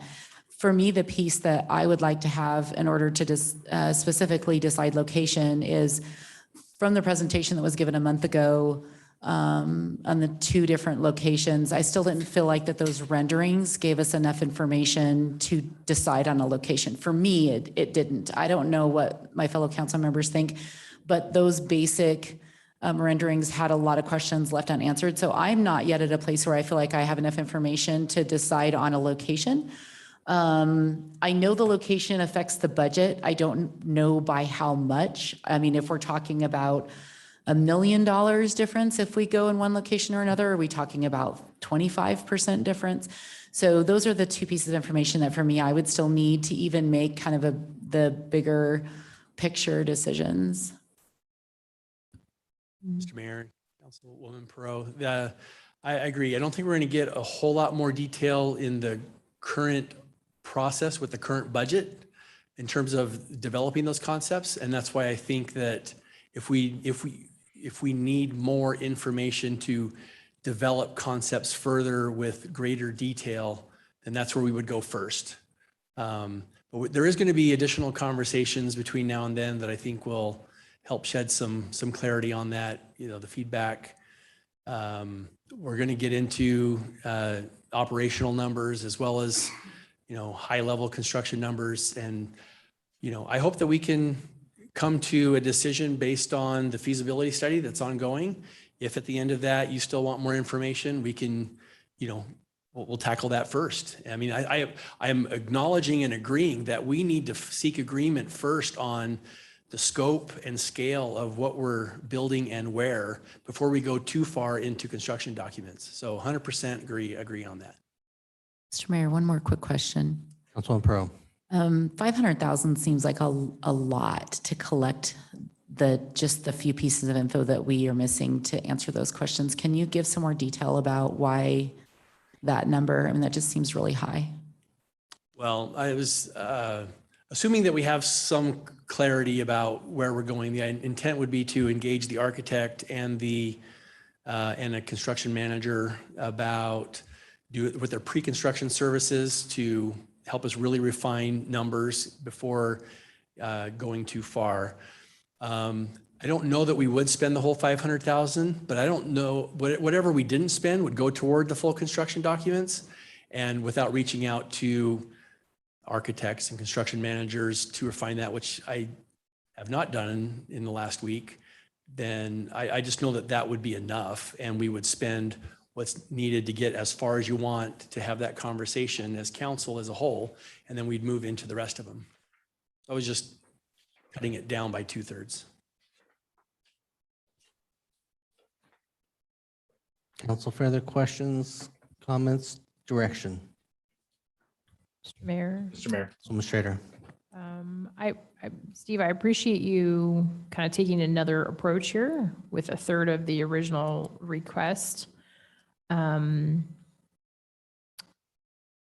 think it's safe to say, like, I'm in favor of the design development phase coming at the appropriate time in the next budget year, with the understanding that if we haven't all agreed on a location, if we haven't refined some of the details coming out of the feasibility study, that you're not going to spend that money prematurely. So I do agree with budgeting in terms of what we plan on for the year. And I think it's safe to say that this is something we could plan on doing this year. I think to Councilman Kavaner's point, the budget and how to pay for it, we're going to figure out what we want to ultimately do. And I think with many of the things the city has done, it's just a question of time and how long it takes us to get to that destination. You know, we saved up for City Hall for a long time before City Hall happened. We're going to have the results of the impact fee study. I think we're going to have a lot of information in front of us that'll help us make an informed decision. So I'm okay with you moving forward, I think, on this 1/3 of the budget request, with the understanding that we're going to have a lot of conversations. Any dialogues? Is that a motion, a general head nod? I see a general head nod over here and a head shake over there. Yeah, Mr. Mayor, I don't want to delay the process. I can't support spending $500,000 until we've got a good understanding as to how much we're going to budget for this project. So I think council's happy to move forward. I don't think we need to take formal action, but I appreciate the work Steve's doing. And I may come around to be supportive of the community center project at a later point in time when we know what it's going to cost. But I can't support spending $500,000 for a building that we can't even agree on how much we want to spend on that building when we go to construction. So, Mr. Mayor, Councilwoman Schrader. just to like play devil's advocate, right? So I think this process is similar process to any large capital expenditure. I mean, we're going to have a design to have a cost estimate, in my view. Steve, am I incorrect? Like, how would we arrive at a cost estimate without designing a building? Well, we would, like when we do a park, we go through design in order to get our construction estimates. And so I guess the question to you, Steve, is $500,000 that you chose as a number for the design feels like a little bit of a placeholder.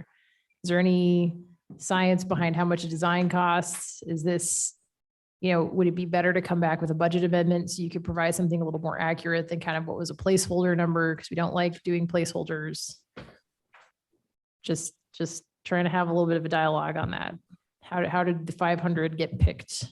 Like I said, it was a simple, let's cut 2/3 out of it. I know I'm not going to spend more than that. I think I'll spend significantly less on just the concept planning. So if you want to say, look, we're only comfortable with you going this far, give me that number. But I'm just trying, I'm trying to be frugal. You're gonna see any contracts that we're going to let. I'm not gonna go run out and do a $500,000 contract. we're gonna do an RFQ and talk with construction managers and architects and maybe just, say this is a multi-phase project, give us a contract for phase one just to get through concept design. Maybe to, what's in the CFP currently? 5 million. 5 million. This is 10% of 5 10% million, of the which is 5 what your million. normal design cost is. So quite frankly, you could design a $5 million building in theory, Yeah. which is what's currently funded. Anything beyond that, we'll have to adjust the number, at least from a justification standpoint, if you want to go there. And It's accurate. I'm somewhere between 5 and 15 million, costs have gone up. I'm not 18 million, I'm not 20 million. But it might be 17,000 square feet instead of 23,000 square feet. Mr. Mayor, Councilman Schrader. thanks. That gives me a little more comfort. There's a justification behind the dollar amount for the design phase, and I think that makes sense. I'm okay with it. All right, Mr. Mayor, Councilman Perot. do we need to make a motion? I think we had a general head nod Okay, and a head shake, so I think we're good thank you. on that one. Okay. Mr. Sidaway, Eagle Road Roundabout Landscaping. So there were conversations about the roundabouts. This was not specifically a parking lot item from the last budget discussion, but was from the last council meeting. Wanted to have the conversation in the context of the budget. With that, I'm going to turn to Mike and have him come up and give an update. I know he was getting a meeting with Dragon Wing Nursery to look at plants and whether they require less irrigation or no irrigation. And with that, I'm going to turn over to Mike.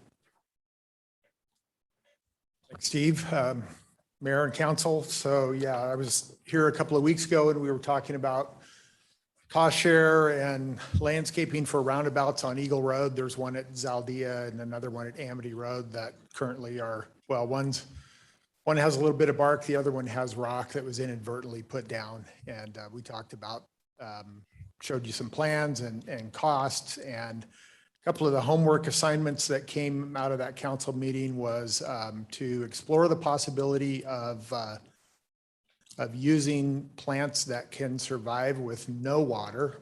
And this was an effort to save the cost of the irrigation system installation, which is significant on these two because it would have to come from the other side of the road.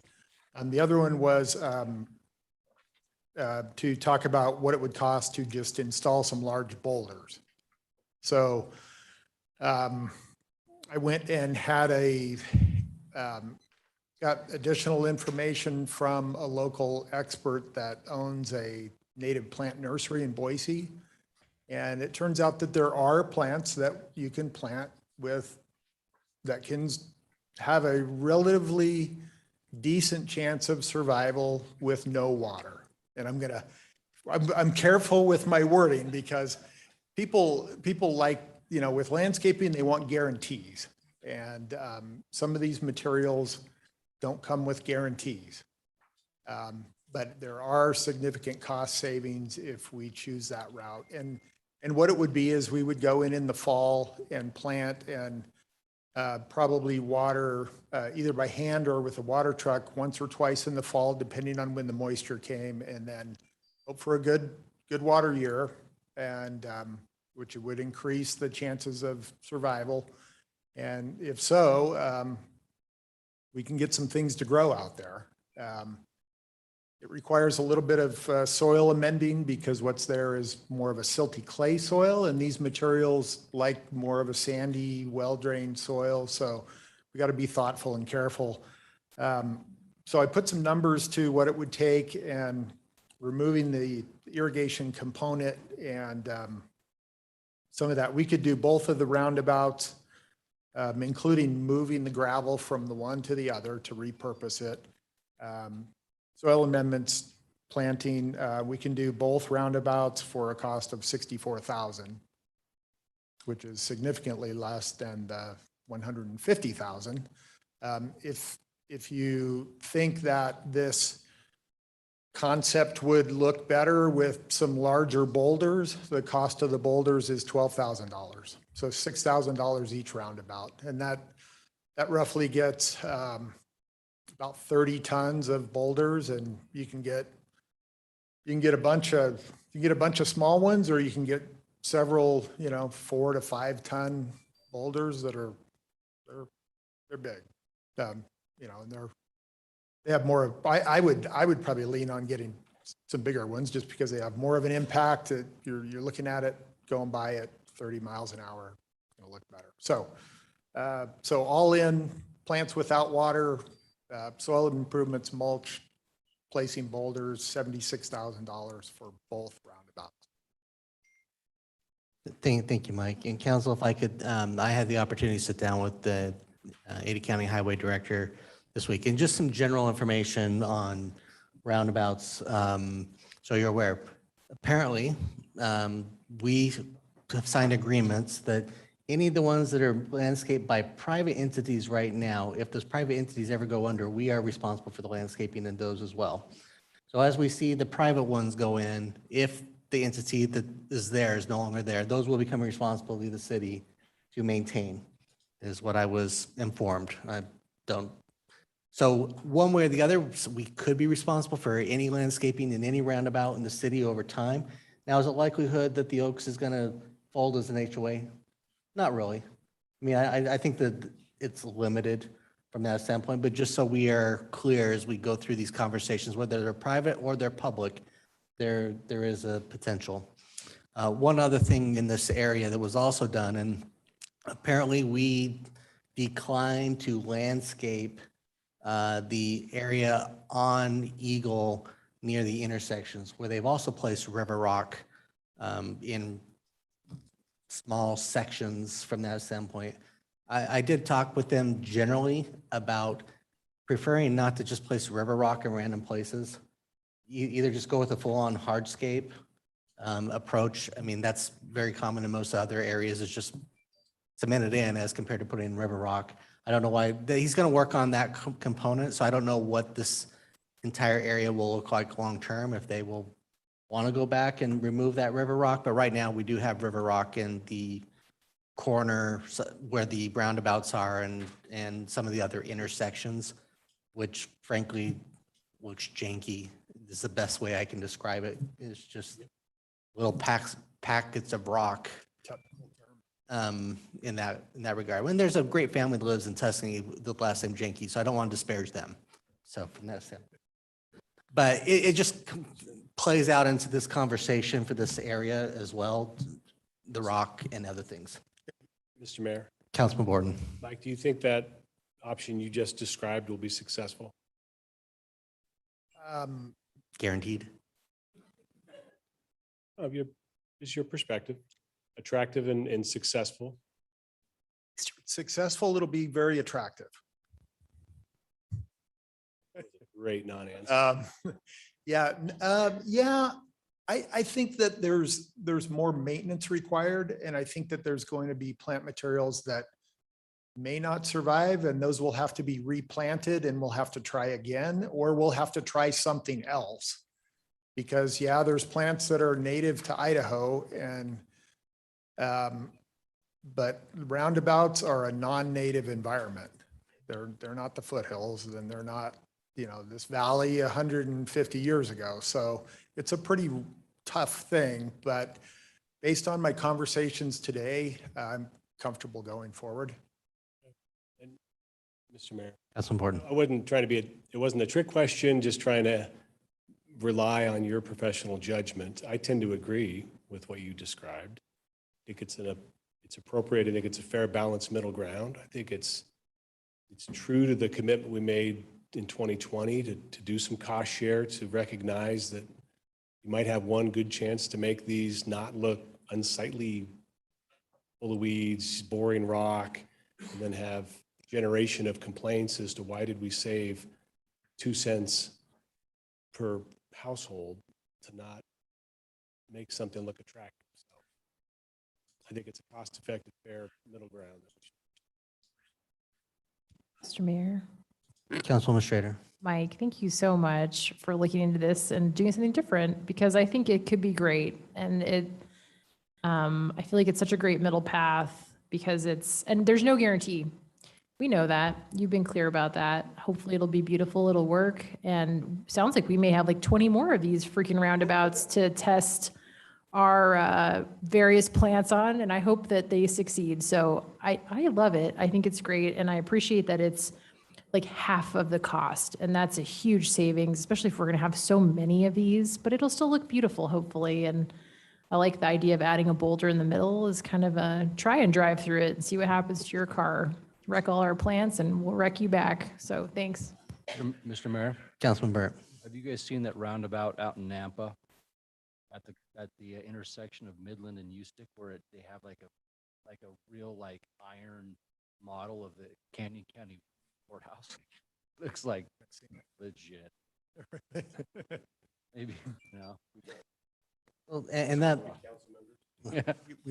We well, can one always of add the that. things I did mention to the director, and this I think is more staff conversation, but I did suggest, since they are limited in landscaping, even though apparently they can landscape with rock, they just can't landscape with anything else. But looking at more of a hardscape design as these go out, are there other things we can do to make these attractive that is not water intense or maintenance intense? And so, for those that are here from community development or listening, having those conversations with their staff as we move forward on the next ones is something I think that they're willing to work more with us on. Mr. Councilman Mayor. Borton. We talked way back, the old 10-mile interchange design about turfing those. Remember that? I mean, no, the landscape islands, not roundabouts, I know, but the concept of relatively fast, low maintenance. When you requested Oregon duck turf, I think that's where the conversation went. Some yellow border around the green. Anyway. Mr. Mayor. Councilman Pearl. I'd like to see, not to throw a wrench in things, but I'd like to see something that is a Meridian specific identity on these, whether it's, the stamp of our city on the rock itself, or just something that's just makes it just a bit specific, not specific to that roundabout or specific to that location, just something that's just says, hey, you're in Meridian. I mean, that's what Nampa has done. I think it's a kind of a cool idea. It doesn't have to be super expensive, but it's something that I think would be great to say, because really a big part of what identifies Meridian is our green. I mean, the trees and the berms and the landscaping and the green and the pine trees, that is what identifies us. We have a lot of it, right? And that's something that we do from a planning standpoint. So I'd like to, if we're not going to go that route with it, which I'm totally comfortable with, I think Councilwoman Strader's idea was awesome to recommend. But I would like to see something that's just kind of Meridian specific.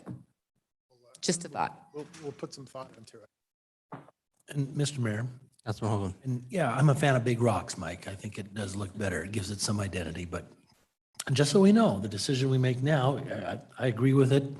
It saves money, but if there's ever future councils that want to go to more of greenery, if we don't put the water infrastructure now when they're building these things, it gets really expensive. So just, we don't have to worry about it. Hey, Mike, does it have a sleeve or no sleeve? Yeah, that's a great question. And that's what I was just thinking. So if in the future, some future counselor, whoever says, why didn't you put any water out there? We need to put water out there because the plants don't look as lush as they could, even though they're drought tolerant or low water consumptive, they're always going to look a little bit fuller with a drink of water now and then. The water connection is still there. The sleeves are under the road. It's just not developed. So we're not at the point of no return. We can always go in and add the water meter, put a pipe through the sleeve, irrigation clock and drip system in there to feed plants. So if for some reason, for whatever reason, we can always go back. Mr. Mayor, Mike, that's great to know that there's a sleeve. So thank you.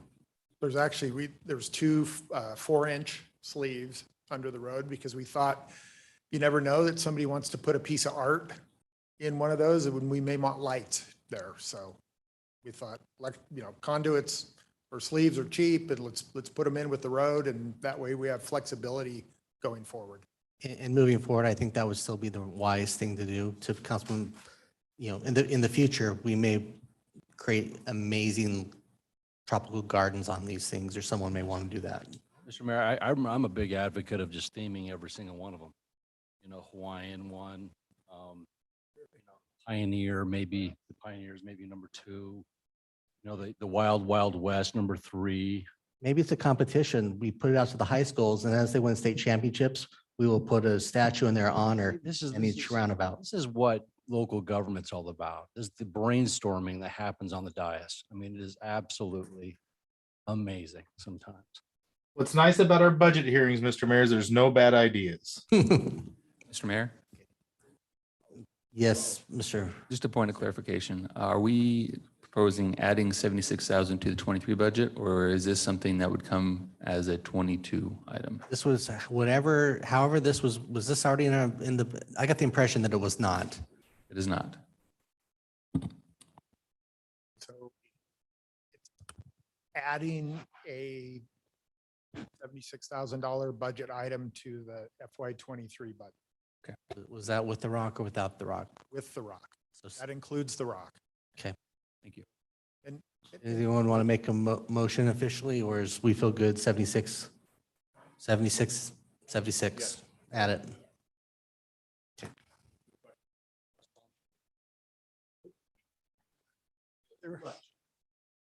they'll look pretty good till about November.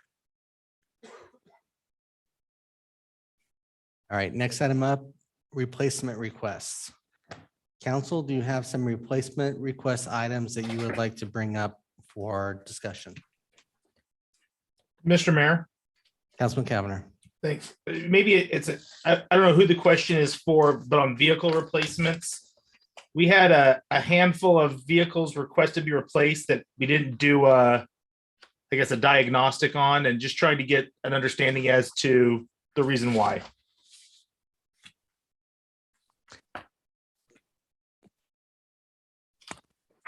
Mr. Mayor, Councilman Borton, the ones we did not do a diagnostic on would be specifically public safety type items. So we have a fire engine. I think there was one of the items, and there was some, I believe the police cruisers, if I remember right. Mr. Mayor, follow up. Councilman Cavanagh. Brad, is there policy then that just drives that we replace these vehicles every 6 years? Mr. Mayor, Mr. Cavanagh, I don't believe there's an exact policy. We do have both subject matter experts here, the police and fire, to be able to answer those questions directly. If you would like to hear from them, that would be a department-wide policy, not a City of Meridian policy. So if you would like more direction from them, we're happy to help. Yeah, Mr. Mayor, I just think a good understanding as to what ultimately drives a request for a vehicle being replaced. With everything else that's not public safety, we've got a metric and a scoring rubric that we follow.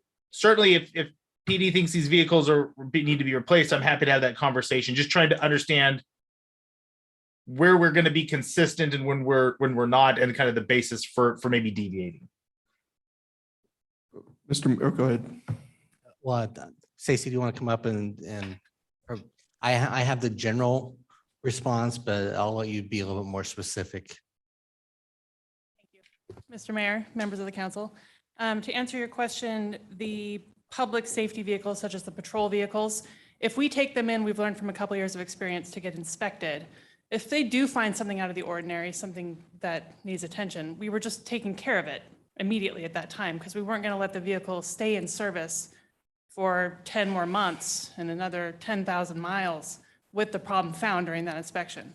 So there is not an age or mileage rubric for these. It's basically just been, as they start to approach 125,000 miles, we find that they have more repairs, more sudden breakdowns, spend more time in the shop, and more costly repairs. And that's when we start to consider replacement. So they're on the list ahead of getting to 125,000 miles. so that that's about the mileage they will be at when the new cars arrive, other than this year while everything is quite delayed. So I expect the vehicles that are on the request list for FY '23, I expect those actually are not going to get replaced until closer to '24, just because of the delay in getting vehicles altogether. Stacy, sorry, Mr. Mayor. Councilman Cavanagh. Stacy, can you kind of help us quantify? Because I agree with you, these vehicles get ran hard. No two cruisers are going to be operated the same way depending on the amount of calls and time of day. But maybe educate me on the cost of repairs that we see once they eclipse 120,000. Is it in the, we've got some vehicle replacements that have some expected repairs in the hundreds of dollars. We have some in the thousands of dollars. On average, do we expect it's going to cost us an extra $5,000, $6,000, $10,000 a year in repairs once they eclipse 120,000? I can tell you, it's not always as high as $10,000. That's probably an overstatement. But on these vehicles that are on the replacement list, they're all starting to get variable valve timing actuator noises, which could lead to sudden engine oil pressure problems. They get exhaust leaks, they start to need shocks, they burn oil. Some of them are going through their second water pump at this mileage. So these repairs are usually about $900 to $1,300 each. Whether they're all going to need all of these repairs or whether they're just going to need some of them, I don't know. But it's more about the sudden breakdown in the middle of a response and the time away from the fleet that is a factor. Great. Mr. Mayor, maybe just a suggestion, I think, is maybe for next year. You and your leadership team have done a really good job over the years of kind of developing policy and a rubric that helps it, I think, much easier for the council to understand why vehicles are being replaced. I think it makes sense, at least as to why, as of today, while we haven't done that for our emergency vehicles, but I would encourage you to work with police and fire to develop something like that for council for future budget years. Yeah. And then, Mr. Mayor, I've just a handful of questions. We've got, I think, 2 or 3 vehicles that are proposed for replacement that are classified as good. It looks like the biggest reoccurring theme is that they're over 10 years of age. Just trying to understand as to why this year makes sense for these vehicles to be replaced as opposed to continuing them for another year when they're listed as condition good. Do you have those in front of you for the departments and bring those? Sure. So I've got, again, I think these are vehicles that are assigned to PD, CID, a detective vehicle. And they're not numbered, so it's challenging. I guess vehicle number 46, vehicle number 28. It looks like vehicle 28 has projected repairs of $1,500. 46, I think it was in the hundreds of dollars. Councilman Cavanagh, if you don't mind, I might have Lieutenant Stolberg speak to these UC vehicles. He's a little bit more knowledgeable about why he wants to replace those. And he's in a suit, so let's let him get up here.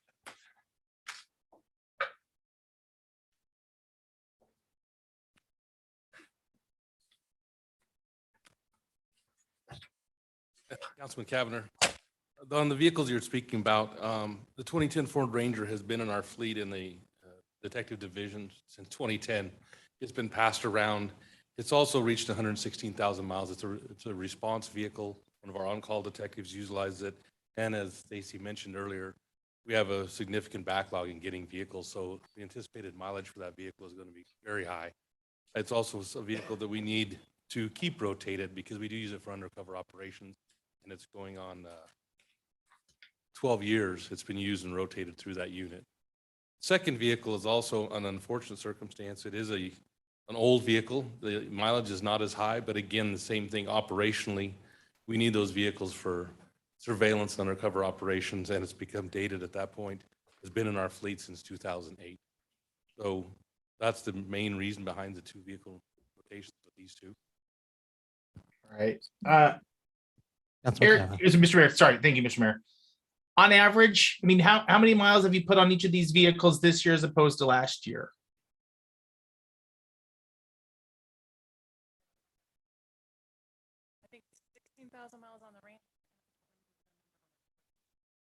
sorry, Councilman, I don't have that answer. Okay. And listen, I can appreciate, listen, when I was a city employee, I drove a 1986 Mercury. It was a big boat. So I can appreciate making sure that we've got, you know, newer, reliable vehicles. Anytime I always personally struggle with replacing vehicles that are in good condition, unless there's a forecast for, expensive repairs, where neither of these seem to call for them. I guess I just want to make sure I'm not putting words in your ears. I'm hearing that the main basis for the replacement on both of these is twofold. One, they're over 10 years, and two, you're expecting a long backlog before you would be able to source replacements. Is that accurate? Can you repeat the second half of that, Councilman Cavanagh, please? Sorry, Mr. Mayor, if I may. Councilman Cavanagh. Thanks. You had indicated, I think, that there were two kind of major bases for the replacement requests. One is that they're over 10 years of age, and two, that it may, much like the cruisers, it's forecasted to take a long period of time before you'd be able to source these because of the backlog of new automobiles. Yes, they've both been utilized in their current roles and have become dated, and they're burned, I guess, if you want to put it to that point. And Okay. also, yes, it's going to take a significant amount of time to get replacements. So specifically, the Ranger at number 46, it gets a higher number of mileage, and it's going to be even higher by the time we do get a replacement. Thanks. Appreciate you being here for this. Mr. Mayor, Councilman Schrader. just curious, like, what's the lead time? Is there a difference on the EVs? I know that's skipping around a little bit, but we'll have that discussion, but just curious how those I haven't compare. tried to find a lead time on an EV yet. Other than when I've Yeah. just made some general inquiries from one local source, Bronco Motors. They said they were months away on a wait list. But Sure. it didn't get they didn't quantify what that meant. Yeah, I guess one thing that I'm sort of thinking about, I feel like if ultimately longer term, we're considering implementing an EV plan, in light of that, I feel like good condition vehicles maybe could wait a little bit. It would make more sense to wait and then kind of phase them in if they are eligible, right? So did these overlap with the eligibility or not really? In my mind, these are both undercover take-home vehicles, not ones that would sit at the PD at night and charge. And so they're in use during the day and taken home at night, and sometimes drive over more than 230 miles a day, depending on where the operation is or where they need to go. That makes So I sense. don't think they're EV candidates. Yeah, okay, thank you. Mr. Mayor, Councilman Borton. I appreciate Luke's questions on this point. I look at these in this context when we don't have the rubric, just for these vehicles, there was something about them last year that made you not say, well, we need to replace these. And then something this year, which made you say, we can't wait till next year to replace these. And it's that some form of objective metric that you know in-house, right, to make the decision. But that's what we try to pull out in this discussion to see what is it that makes it tip. That last year was too soon, but next year's too late. So. Councilman Borton, yeah, that is true. We've looked at these vehicles a couple times over. Last year, we replaced 2 or 3.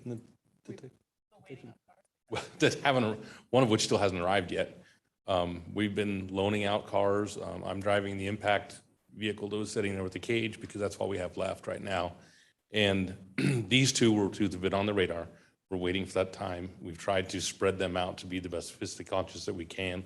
And looking at the Ranger, like I said, it gets a lot of miles on it, and it's been around a long time. We've got our use out of it, and the Fusion, it's time. And it mechanically, we believe that they might motor on for another year. We anticipate it's going to take us probably 8 months to get a replacement. So I think what we are asking you is that anticipating these high mile cars, they're older, that we move forward this year. Right. And the lag is a big factor. Lag in acquisition. Definitely, the lag has been an issue for us. Thanks. So, Mr. Mayor, one additional question, if I may. Councilman Cavanagh. What do we do with these vehicles? I mean, personally, I'd love to have a vehicle that only had 76,000 miles on it. What is our policy with disposing of these vehicles that have been used for undercover operations? an auction, to my knowledge, is how, but maybe there's something else we do. Yes, Mayor, that's correct. We remove all the undercover equipment and make it look as normal as possible and then send it to the auction.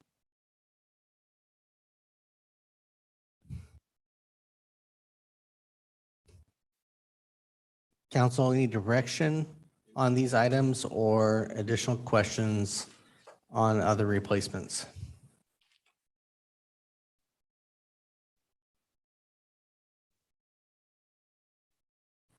Seeing no desire or motion to remove, leave them in. Okay. Thanks, guys. Okay, thank you. Don't go far. Council, next item up is Valley Ride Transit. We did have a presentation from them, but you guys added this to the list. Are there questions, comments, concerns, or additional direction that's needed related to their budget request? Mr. Mayor, Councilman Cavanagh. I think I was the one that asked for this just to be added to the agenda. There's been some changes into the financial request, and I want to make sure, more for the public's benefit and for council, that if there were any questions about the request, about service, about VRT in general, that we had ample time to have that conversation. I have none, but I think that was the reason why I requested it be added. Anybody else have any questions or comments on Valley Ride? Mr. Mayor, Councilman Borden. there was a question about the increase. Perhaps it was for an additional service, but I seem to recall, I don't have it in front of me. I seem to recall it was like a $200,000 more this year than last year with a combined collection of services, maybe just a. It's kind of like we removed it because we didn't actually do. There's a lot of movement of money in and out from the service not moving forward, but ultimately we backtracked to what it was and put in for the new service and additional cost of overall cost going up from that standpoint. But it was not a $280,000 increase for just increasing cost of service. It was to cover a full year, which wasn't budgeted a full year last year, but never even happened last year. Clear as mud. So, Mr. Mayor, not to Councilman belabor Cavanagh. this, is there, I can appreciate it. Nobody was prepared for a global pandemic. VRT, their staff are trying to kind of, ramp up and continue to offer services in a challenging time. But the lack of the Meridian route launching has been a source of frustration of mine. And I don't know if there is an opportunity, or along with, if this budget is approved, some trigger that if the Pine 30 route hasn't began by a certain date, then, we have another opportunity to have a conversation about allocating dollars. I don't know if that's possible or if that's something this council's interested in. This has been a long conversation that hasn't went very far yet in terms of the route being launched. And I just, more philosophically, I get a little worn out about waiting for this project to begin. I mean, I'm happy to give them a date that says that we won't fund if by a certain date you don't operate. That's no problem come from me. You guys just choose the date that you want to apply. I know ultimately they wanted to be successful when they launched. They've been waiting until we got to the point where they thought they could, but. And perhaps, Mr. Mayor, that could be a conversation between now and the public hearing with you and I, maybe the CFO, just to build some sideboards around it. I look at it as no differently than if we had funded to build a building or to hire an employee, and X amount of years go by and the project isn't moving forward. We owe it to ourselves to say, is this really viable any longer? So perhaps we can chat more about that in the coming days and weeks.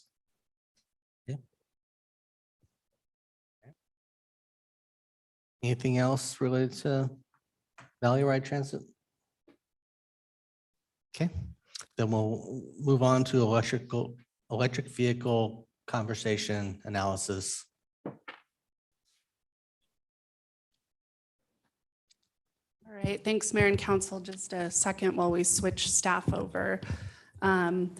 So I guess what's occurred since our last budget hearing is, so I'd like to thank Peter, Alex, and Stacy. In a relatively short amount of time, they really collapsed around this topic and pulled together some really good information. So we sent you guys some general high-level information on electric vehicles, and then also a model that Peter put together that has different variables that you can select. So a couple of things that we also did is we went through and looked at all of the vehicles that are in the FY23 budget as either new or replacement vehicles, and captured that list and said, under a really high-level analysis, does it make sense for EV this next year? Because the question was, do we need to rush and make a decision on EV right now, or can we wait? And when we ran through all of those, unfortunately this year, all of the vehicles don't meet the thresholds for EV. So for a variety of reasons, either, right now the emergency response vehicles we're saying are ineligible. Some of them are trucks or larger SUVs. Some of them have really low mileage. So what our proposal is to not make any adjustments to the FY23 budget, but what we think is a wise decision is for the city to take a more holistic approach in looking at EV, take some time over the next year to develop a plan, because where you really start seeing the savings and some of the return on investment is where you put the charging stations and which vehicles can rotate through those charging stations. So a big part, the charging stations are about $5,000, but the infrastructure to get from the charging station to the transformer can be significant. So just an example, Peter, if you can pull up the PD, or maybe the City Hall one first. So this is a map of the City Hall parking lot, and you'll see the transformer box there in red. And so our proposed location, if you were going to put in a charging station, would be, one of those close spots. So likely to put in charging infrastructure at City Hall would be about a $10,000 capital infrastructure. If you jump over to the police department, so you'll see the red box there on the left-hand side is where their transformer is. The site that they have indicated that would be best for the charging stations is all the way across. Infrastructure to do that is closer to $30,000. So, I think that we need to think through some of these things and really think through and plan, is that the best spot? Which vehicles would park there and why? Which vehicles are eligible, are similar to some of the things that Stacy mentioned. Are these vehicles that get taken home at night? Probably not eligible. So we think that it would be, in the city's best interest to sort of pause and develop a plan around electric vehicles that doesn't just look at public works, that doesn't just look at police, and say, as a city, what vehicles make sense, and really put those charging stations in the right spots, because that's where you're going to be spending the majority of your money. So I have Peter here who can answer some of the technical questions if there's any, but that's kind of where we stand for electric vehicles for FY23. Mr. Mayor. Councilman Schrader. Thank you. I just want to say thank you to Stacy, Alex, and Peter, and you and everyone who helped with this project. Great analysis, right way to go about it, in my opinion, right? So thinking strategically, where do we want to locate them, taking time to implement, doing something citywide. I love that. I think this is a great recommendation. Makes a lot of sense. Certainly in the macroeconomic environment that we're in, it seems to make a lot of economic sense. It's a good return on investment. I think it's just going about it the right way.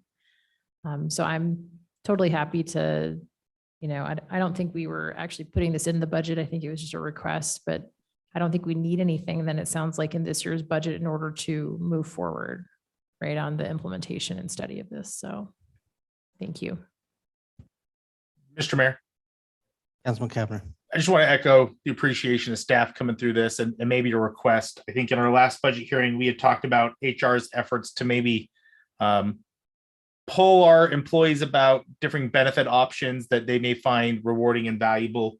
I would maybe include the ability to charge your personal vehicle while at work as another option for us to explore. It may also help as we scale up with vehicles to utilize our potential infrastructure that we would invest in.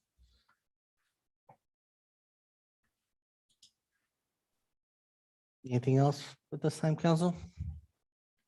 All right, thank you. All right. Council, next item up on the list is Treasure Valley Interagency Housing. I don't know who came up with the name, but there you go for the conversation. Technically, I don't know if we have anyone who's presenting. I think it's just more of a conversation, but we do have Jesse Tree present, and we do have someone requesting some additional money for a project. So there's Mr. Mayor, opportunities. Councilman Borton. I'll kick it off because it was one of the things that launched this conversation that in prep for the budget, there was some one-time monies for a different item that I suggested might be better allocated for a different one-time cost and trying to address different needs. And so one of the pivots that was suggested was utilizing some one-time monies. One portion was directed towards property tax relief, which is different conversation. But another one was to see if there was an opportunity to provide some very narrow, focused, measurable, tangible housing assistance for individuals of need within our community. And Jesse Tree was one clear-cut example that seemed to fit the mold to do that. That's what prompted the suggestion that we utilize one-time monies in a different fashion to help fund their current needs. They provided information to us. Jesse Tree's here, Holly's here, to answer questions. I know there's been information back and forth from council. In follow-up to that, there's been really good discussions. Councilwoman Perot's done an enormous task in uncovering additional options and opportunities for this to be broader in scope, at least some policy discussions for us to have. But that's what launched this particular item for this budget year. Again, and the intent was trying to see if, is there, and this is all new for us, but is there an opportunity for the city to utilize, again, one-time funds to an existing organization without, creating additional labor costs for the city, no recurring costs, that's measurable. And again, the intent was, can you narrow it to folks within our community that need some assistance, transitional? We talk a lot about home ownership, but as we now know, we've got a good chunk of our community are not able to be homeowners for a variety of reasons, but still might need some assistance to retain what is their home here in the community. So that was the genesis of the ask and for council's consideration.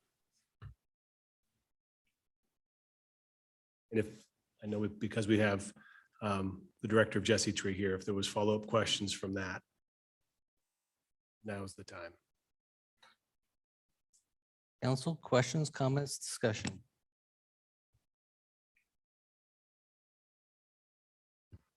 Mr. Mayor. Councilwoman Schrader. Yeah, I mean, I read the information provided by Jesse Tree. I thought it was really helpful. I understand that it's one-time money. I think the biggest thing for me, I'm open to it. I'd like to try to narrow in on an amount that we could have the option to do in future years. I think one time helps, but organizations are staffing and creating plans based on sustaining investments from the community. I think I'd be in favor of a modest amount that we can hopefully continue to keep that commitment in the future. Doesn't mean it's a commitment that we have to keep, but an amount that we can continue to provide. I was just going to pull up the memo. But I thought what would make sense is something that kind of reflects the 1 year, I think there was an overall request from them that reflected like 3 years worth of funding. I think it was 750,000. So I think what would be probably more appropriate would be an amount that, kind of divides that into three, maybe it's 250,000, but something that, hopefully would be part of an overall approach to housing affordability and homelessness prevention. One comment too, I wanted to say, what I appreciate about Jesse Tree's program, I really view it as, helping people to help themselves. The fact that there's a process to help create a housing plan with people and everything that was talked about in the memo. Certainly the funds can be accessed one time and it's targeted toward Meridian. So I wasn't leaning necessarily toward the full 500. I thought it made more sense to pick a dollar amount that we could sort of sustain.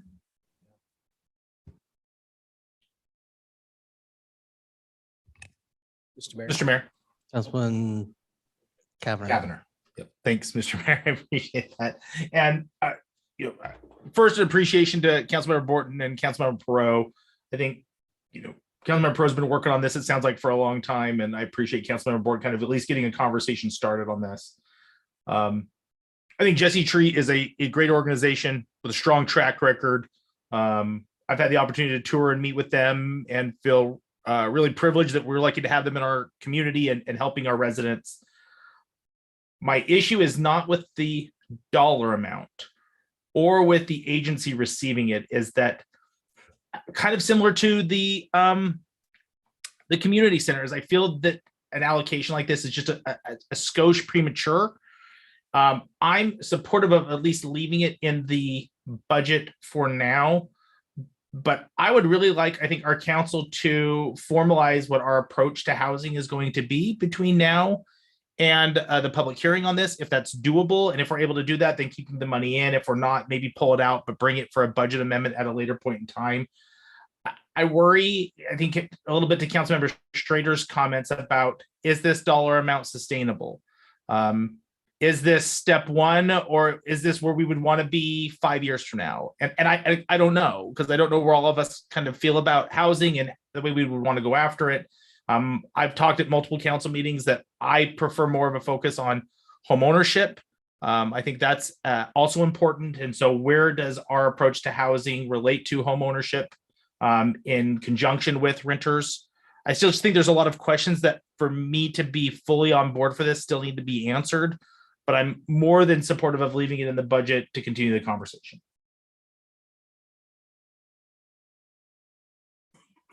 Mr. Mayor. Councilwoman Perot.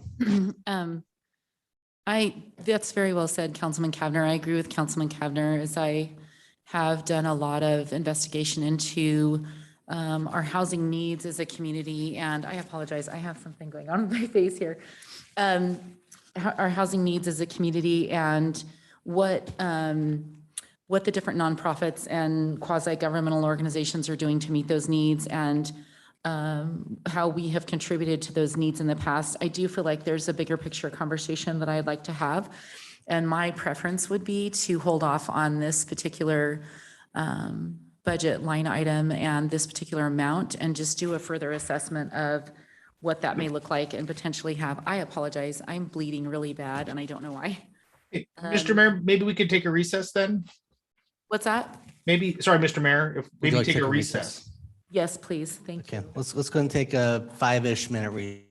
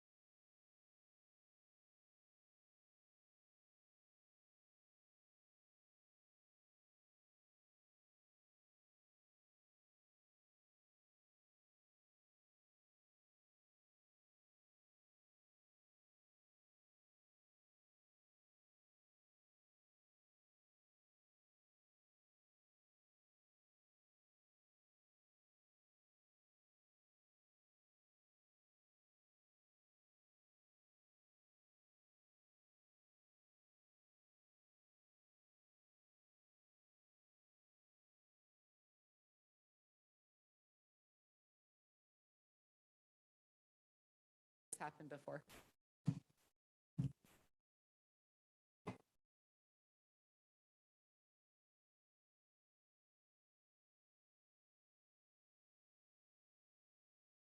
Okay.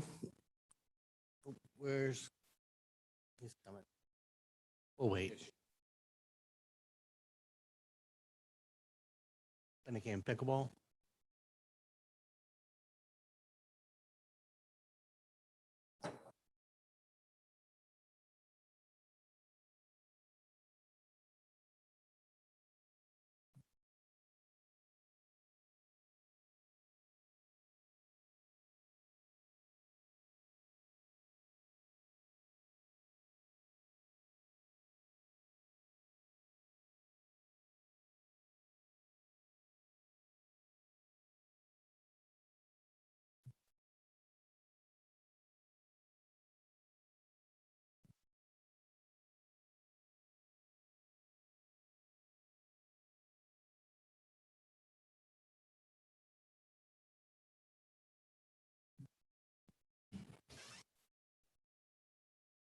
All right, we will go ahead and come back from recess. I'll turn this back over to Jessica, Councilwoman Perot, for any additional comments from where she was. Thank you. So I suppose we can discuss this more after Jessie Tree's presentation, but all in all, there's a lot of phenomenal options, and our nonprofits and quasi-governmental organizations valley-wide do a phenomenal job. My comfort level would be to hold off on a financial decision today and look at what other opportunities that we have to partner with organizations that are already providing services to the city of Meridian. That, you know, this is one organization that we're talking about, but I'd like to be able to present multiple different options so that we know that we're making a big picture decision the best way possible. Thank you, Councilwoman Perot. Mr. Mayor. Councilman Hogan. Yeah, Mr. Mayor, while Jessie Tree's here, though, I wouldn't mind hearing, a few minutes about what they would do with funding like this. We don't know if we'll even be allocating funding for the coming year, or if we do, how much that would be. But I'd like to hear about their program, a little bit more detail, and I'd like to turn over to them if that's okay.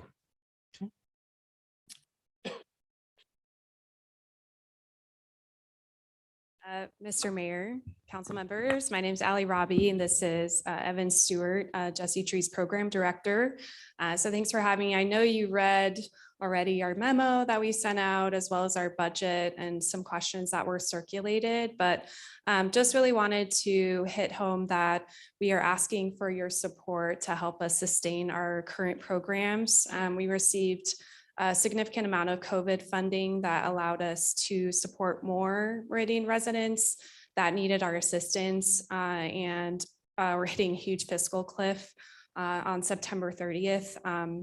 And just trying to replace that funding to be able to support about 10 to 15 Meridian families a month. Even with that funding, we're still turning away about 75% of people who apply for assistance, and fully staffing eviction court each week, which is very full of Meridian folks that need help. Also just want to, mention that I agree with you all that addressing the housing crisis is a many-legged stool. Jessie Tree is the only agency in the Treasure Valley that's focused on eviction and homeless prevention. We've been doing this for 23 years. So if that is one part of the stool you decide to fund, we're really the best partner with that, but agree that, many other needs are out there as well in the Treasure Valley. So just those two things. There were some questions as well about how we kind of track and report. So I did want to give Evan a chance to talk about kind of our reporting process. We are now supporting about 100 to 150 families each month in the Treasure Valley with rental assistance and case management. So a pretty big operation, managing I think 8 different grants now mixed in with government and private funds. So we do a really good job at tracking clients, and we'd be able to report back to you, you know, how many Meridian families we're serving, and be able to verify that those are folks living in this community. Mr. Mayor?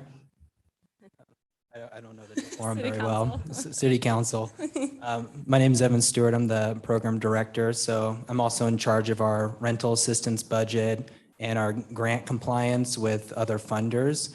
So we have a pretty sophisticated client relationship management database where we can, you know, track data. We can create visualizations, dashboards.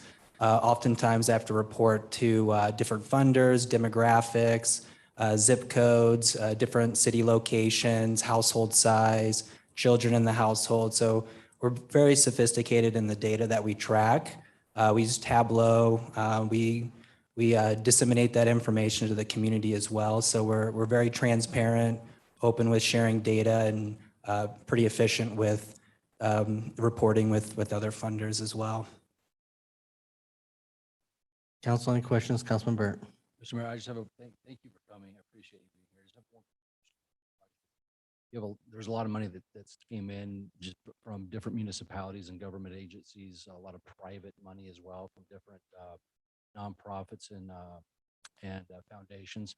Are the monies that you receive, is it an ongoing every year that you count on that money, or is it every year you count on just that amount of money coming from different donations?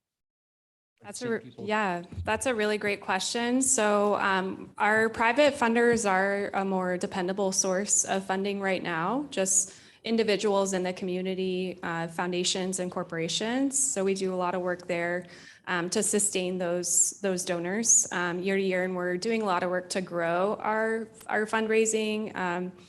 And just not able to grow it to the extent that we're going to be able to replace, you know, a lot of the funding that's going away this fall. But we do have plans to do that over the next few years.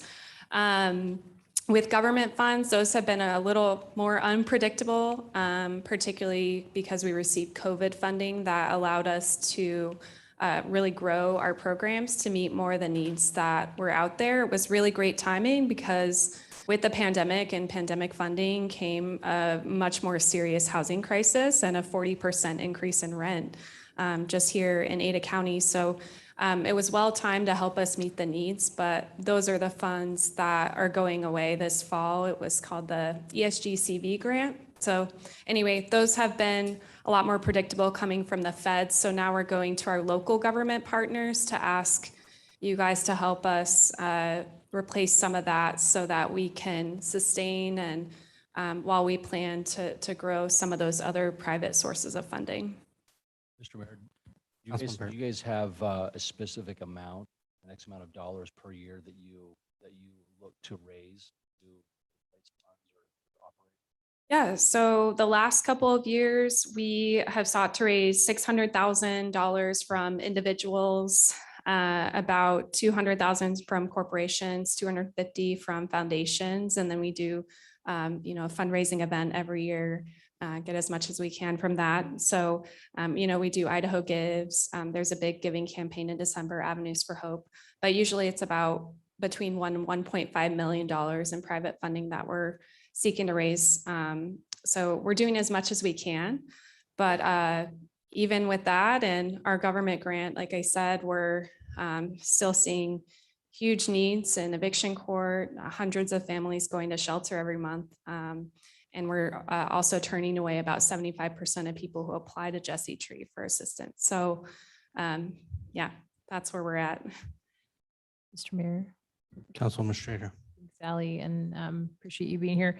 So in the memo, you know, one thing that I thought was a little unusual is you were requesting upfront 3 years worth of basically funding of service, and that feels like a lot to bite off. I was curious if, does it need to be structured in that way for some reason? If you felt that the city could fund, you know, for example, this year, if the city, once we have a lot of conversations to have about our approach to housing affordability, homelessness prevention, and all kinds of things, but if the city were to do 250,000 on a one-time basis with understanding that we would evaluate this program annually, and there is a good chance that it could be funded in the future, would that work, or is there a specific reason that you have to have 3 years now?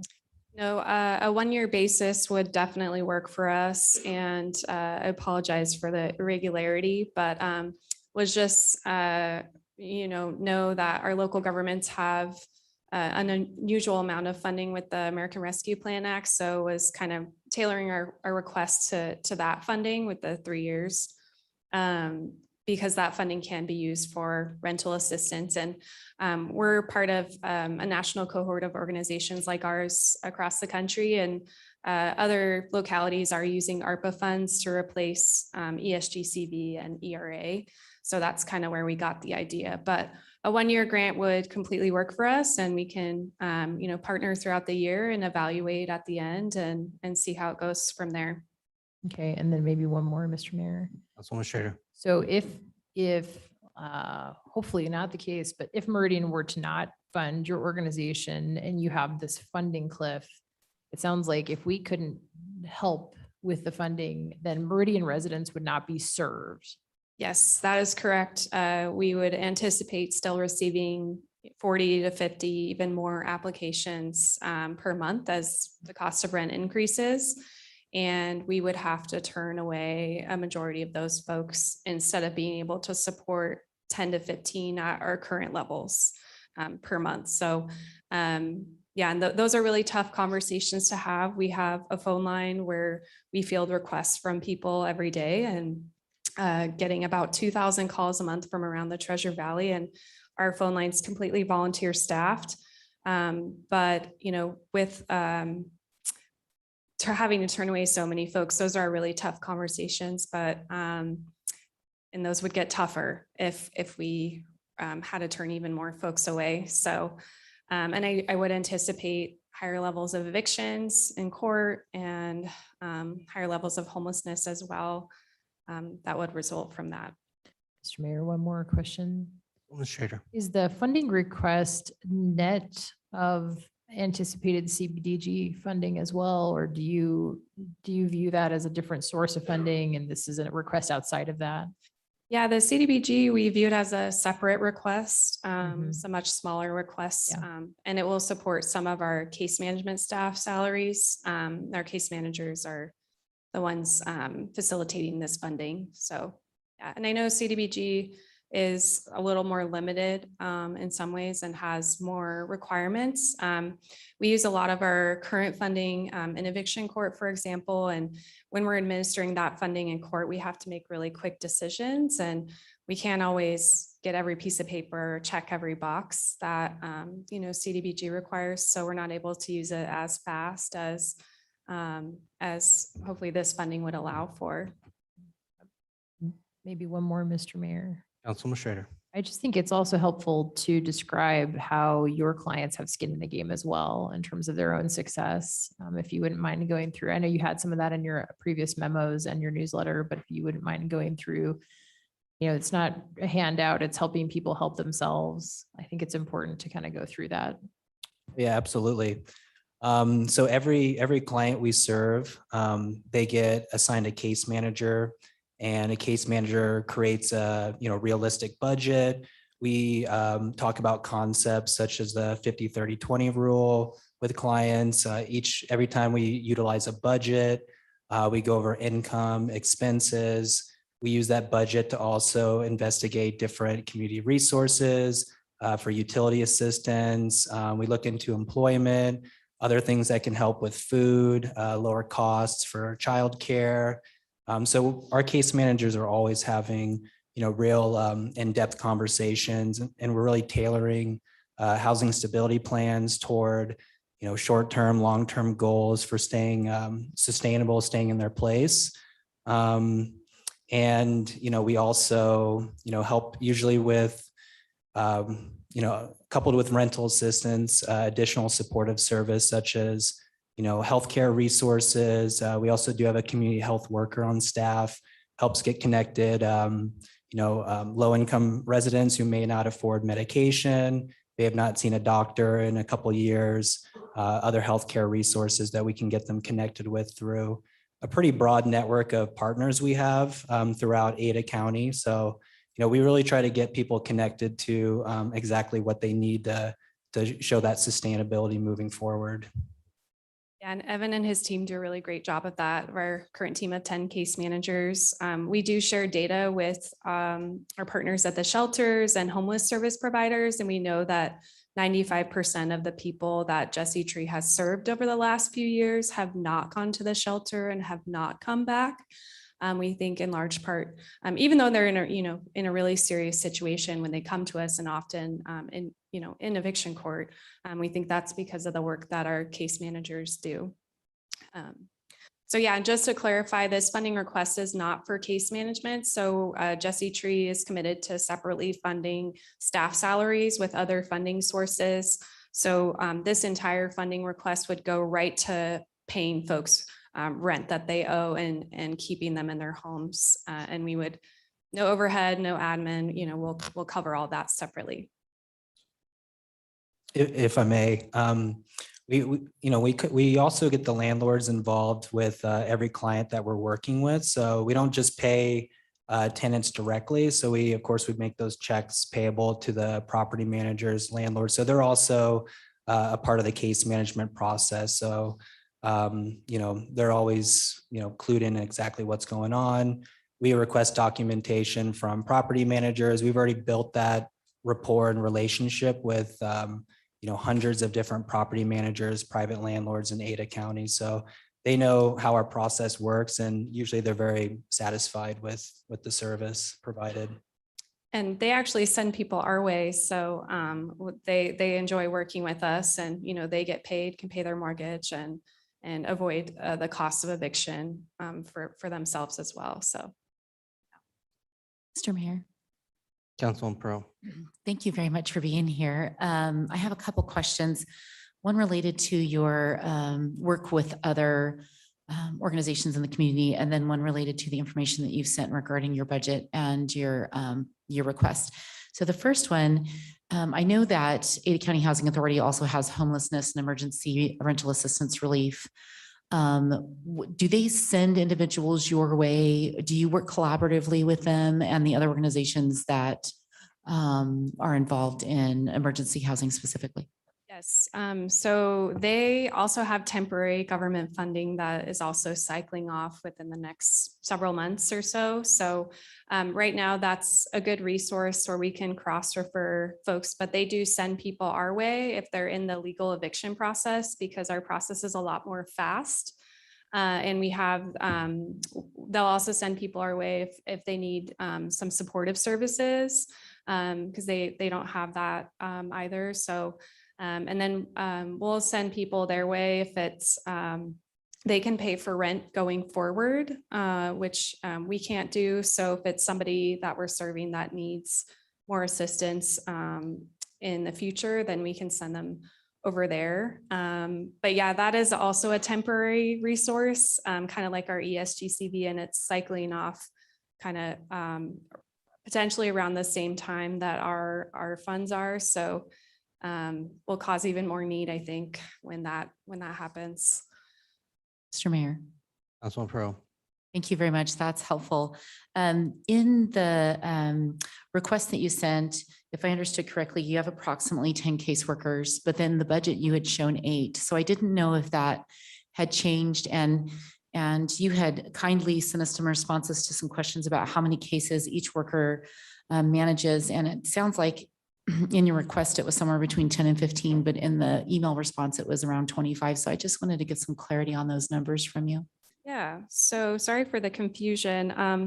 The budget we sent along with our Meridian CDBG application. So it was actually before we received another grant currently to fund 2 more case manager positions. So right now we have 10 case managers. And then each case manager works with 25 to 30 families each month. Evan has a process where he assigns clients twice a week to each case manager, and they each get 6 new cases a week. Sometimes the cases are resolved just with supportive services or information. Sometimes it takes a check. So, so yeah, I'm not sure where the 10 number came from, but I think, yeah, we've got, oh, we have 10 case managers though, but they serve 25 families a month, 25 to 30. So, yeah. Mr. Mayor, if I may. one more Councilman Pro. question. Thank you. It's the third paragraph on your request. That's where that had come from. But my other question then is, you had said in your budget that, or in your notes, that City of Boise contributes about 300,000, and in the budget it said 150,000. But is there another category in which they're giving an additional amount? And the reason I'm asking all these questions about case managers and your budget and whatnot is that I know that it's really tough for nonprofits to keep caseworkers. Like it's just a tough thing. It's a hard job, and you have to have somebody that really loves it. And so I just want to make sure that you feel comfortable being able to maintain the amount of caseworkers to service the residents if we were to provide the funding. That's really kind of where I'm coming at with that questioning. And then of course, yeah, the big picture question of, in the documentation, it says that only about 10% of the individuals who you help are Meridian residents, but then having a request that is almost as high as what Boise contributes. I just kind of want to balance that and understand that. Yeah, so those are all good questions. I'll take one at a time. So first, I think in paragraph 3, we wrote that right now we're able to serve 10 to 15 Meridian families each month. Those families are served by different case managers. So, each case manager might have, 2 or 3 Meridian families on their caseload at a time. Your other question about the Boise funding. So, we received another $150,000 through the Campaign to End Family Homelessness, and then $150,000 that we normally expect through their Neighbors in Need program. So that's kind of consistent funding that we receive. And yes, 10% of Meridian, 10% of our applicants are Meridian residents of the 400 to 500 applications we receive. So about 40 to 50 Meridian residents are applying each month. Discrepancy is just that we don't necessarily prioritize people based on where they live. It's more, funding source and what we have. So right now we do have a lot of our ESGCB private funding going to Boise residents, in addition to the funds that they're providing. And then prioritize Meridian families kind of as needed, depending on their situation and what stage of the eviction process they're in. So yeah, that's kind of where we're at with that. But we're spending a lot of the ESGCB right now on Boise residents. And then I think Meridian residents are the second most common for Ada County. Yeah, if I may, in terms of staff retention, I think Jesse Tree is kind of an interesting outlier as a nonprofit. We have very low turnover, and I think that's because Jesse Tree offers a lot of additional, benefits in terms of, monthly gas cards with, how crazy the gas prices are, health insurance, all these different things that, employees would appreciate from an employer.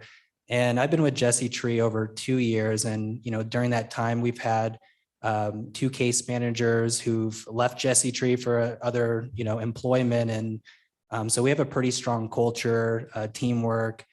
We respect everybody, each other's values, very diverse team. So, I mean, I think we're kind of an outlier in terms of staff retention. Mm-hmm. Council, any additional questions or comments? All right, thank you. Okay, well, thank you all for your great questions, and we'll look forward to potentially partnering with you in more ways in the future.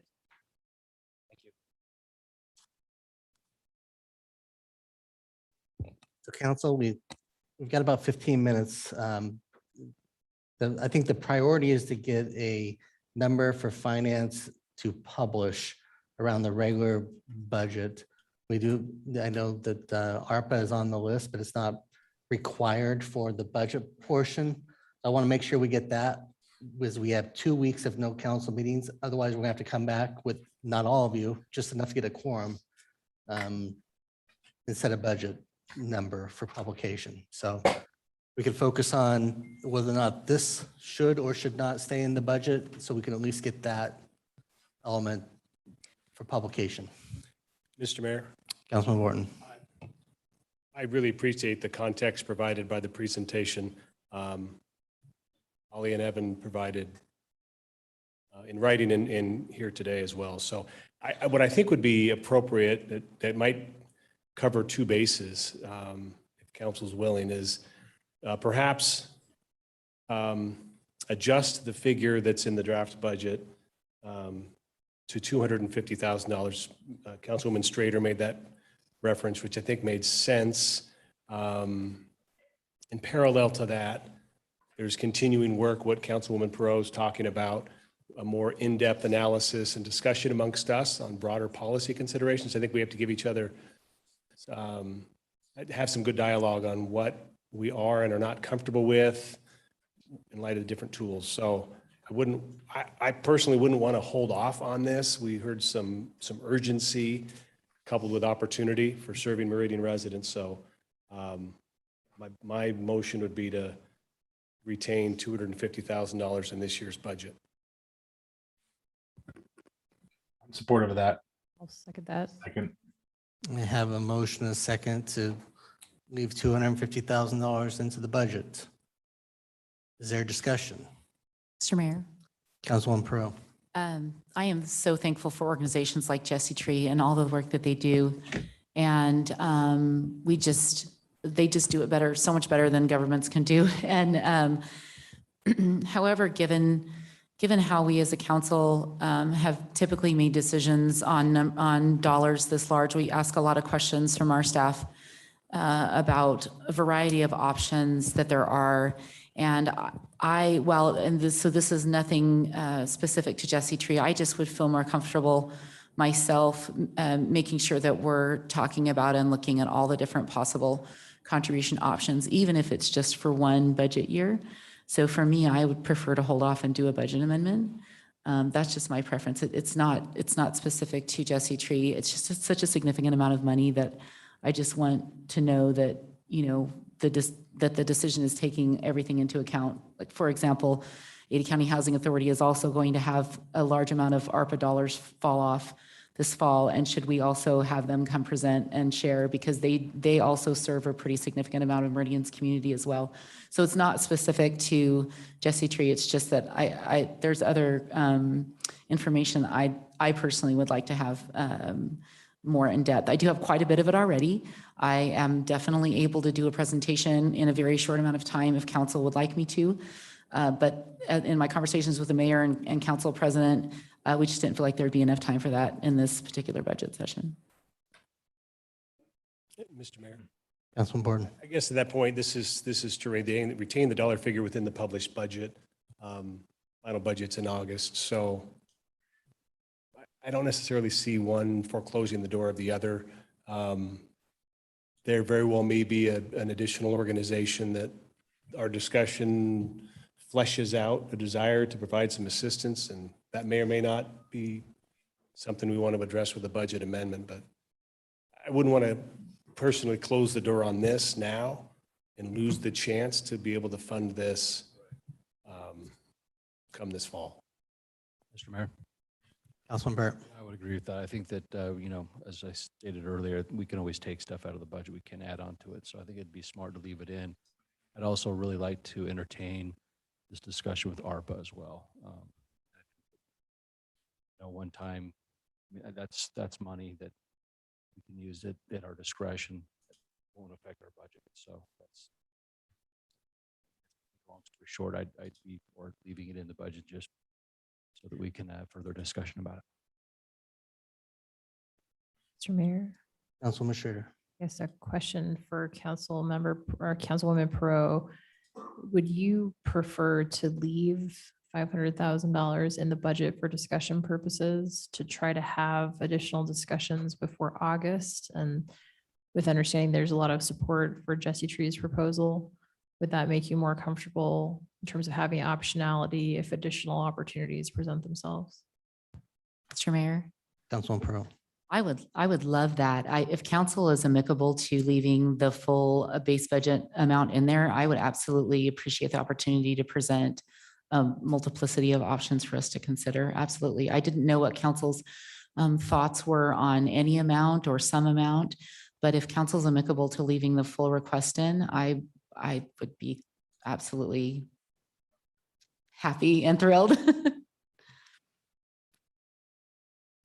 I'll be the outlier here regarding this. I think following what we've done with other things in this budget, if we don't have a defined plan, this is fund balance. So it really has no impact on the published budget. You can come back with a budget amendment at the start of the year. There is a period of time where budget amendments would not be allowed in order to do this, but you won't have spending authority to do this either until October 1. So in or out from that standpoint, I'm in a position where I'm not to the point yet where I feel comfortable with the city investing dollars in affordable housing personally. Now, council can vote and make that determination, but if price of food has gone up, we don't support the Meridian Food Bank with general fund dollars. And I would argue food insecurity is as big, if not bigger. How many days can you go without food and water compared to housing? I don't want to get into that debate, but it does go to the fundamental philosophies about, where do we want to invest our dollars? So from my perspective, I would support removing it. I thought the email that Councilwoman Perot sent out was very good. It allows time for the conversation. Now, if she wants to truncate that and council wants to truncate that and you are committed to a dollar figure by October 1, that's a different conversation. But I felt like she outlined a pretty good approach towards this issue in looking at it. That's my 2 cents. Related to this, and there is the ARPA element, which on the short term, personally, I feel much more comfortable with. I think is a different standard when we start spending general fund dollars into this topic. And what was defined as transportation dollars, the transportation dollars that were in the CFP were designed to be repaid at another time and down the road. We have not gone and adjusted the CFP to remove that element. So this does come into impacting the CFP long-term when we are making these one-time decisions. Not that there's not funds there, in my opinion, to not alter, but there's going to need to be that balance. If this is part of the ongoing desire of the city, how and where that's funded, whether that's through ongoing or one-time fund balance decisions year over year, I think those are important questions to have in this dialogue for whatever purpose we want to move forward. But just want to share that from my 2 cents at this point in time. Mr. Mayor? Councilwoman Schrader. Yeah, so I think a couple things, right? So Meridian doesn't have a homeless shelter, right? We don't have a domestic violence shelter. And I think a piece of this to me is that the money toward prevention goes a long way toward preventing us spending more money on a growing problem. I like the idea of funding the, one-time 250 with the understanding that there could be a budget amendment if something makes sense. I'd be supportive of that. I think this makes sense from the perspective that if we didn't fund it at all, there is going to be a huge impact, I think, to Meridian families in terms of, really the only social safety net that we have toward helping people stay in their housing. So, I'm supportive of Councilmember Borton's motion with understanding we could do a budget amendment or future discussions about ARPA or budget amendments in the future from Councilwoman Perot. I do take her point that there's a huge conversation to be had. I just think this is a little different because there's an existing level of service that's going to be impacted pretty soon if we didn't fund. Mr. Mayor. Councilwoman Pearl. Thank you very much. So I actually came in kind of prepared for council not to move in this direction. So I'm happy to hear the conversation that's being had. The reason that I sent the email outlining my thoughts is because council's always been very methodical about how we do things and having a process in how we do them and not making financial decisions quickly. And so I would like to continue to go through the process of having this discussion over the next year. And my biggest comfort level would be to not do any kind of financial contributions until we go through that process to determine what our long-term plan is. However, the conversation, as Councilwoman Strader mentioned, that we're currently having is about a one-time ask, one-time funds. So that's why I'm not, if anyone's wondering why I'm not making a different motion or a different proposal, it's because I want to definitely stay with what it is that we're considering right at this very time. So if council decides that they want to approve any particular amount and they want to hear more about what other options are there, I am more than happy to provide that information. If council takes it a different direction and they want to wait and go the long-term approach, I'm happy to work with that as well. I'm just really excited that we're having this conversation at all. So. And if the money stays in, it'd be my intention to put this out to the community, all the different housing groups, and let them come in and give a presentation on use of funds to the city. I think that's an important thing for us to hear, because I think they're all doing work in our community or for our residents. And they may all be losing funding as well. I think it's an important part of the dialogue, and whether that occurs through Councilwoman Pearl's resources and efforts or otherwise, but that would be my intention. If they choose not to, that's on them. But Catch, would love to hear from Catch and what their needs or desires would be in the Meridian residents that they do, and all the others that were mentioned. Mr. Mayor, I'd like to make one more comment. Councilwoman Pearl. One of the ideas that came to my attention as I've had conversations with different organizations, NeighborWorks, Idaho Housing and Finance. I hadn't yet had a chance to talk to Jesse Tree in person, but they provided some great information, was to advise. One of the pieces of advice I got from Idaho Housing was to advise government organizations that are considering using taxpayer dollars for contribution to really look closely at the management and funding requirements / limitations and reporting of the organization. So the recommendation was made that as a government organization, the safest way to go is to also work with other government / quasi-government organizations because of how our dollars are reported. And so that's something that will hopefully will also be a topic of our conversation, which is the reason why I brought up the Ada County Housing Authority, because it is a quasi-government organization. So I want to kind of dive into that further at some point too, as far as what our expectations are with the information that the organizations will provide in how the funds were spent, did it go to Meridian families and whatnot, and if that's something that council wants to consider in their decision. So we are running out to the end, and we do have a motion to reduce this number down to 250,000. Is there further discussion? Or would like to call the question? Off with the question. Okay. All those in favor of reducing the number to 250,000, please say aye. Aye. Aye. Opposed, nay. The ayes have it, and the item is reduced to $250,000. With that, we are not going to get to the ARPA conversation. Brad, do you have some direction that you need from us in the next Mr. Mayor, few minutes? do we need to have a quick one, MAPS discussion? Yeah. That budget amount, I think Councilman Kavanagh had mentioned that taking the cap off and letting it go to 50 cents per citizen, and that would raise the amount. I think Steve had it to 66,750, 66,735. And I have no problem with taking a cap off.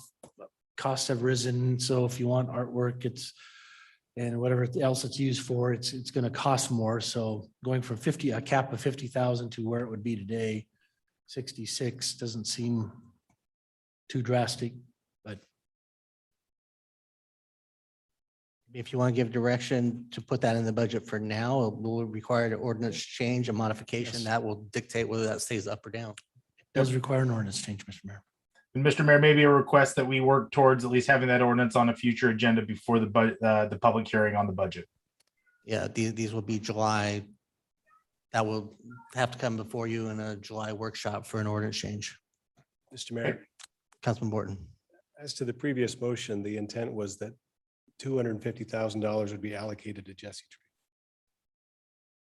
I just wanted to be clear, is it my understanding that from your comments that that's not permitted and instead it will be a different presentation by other groups?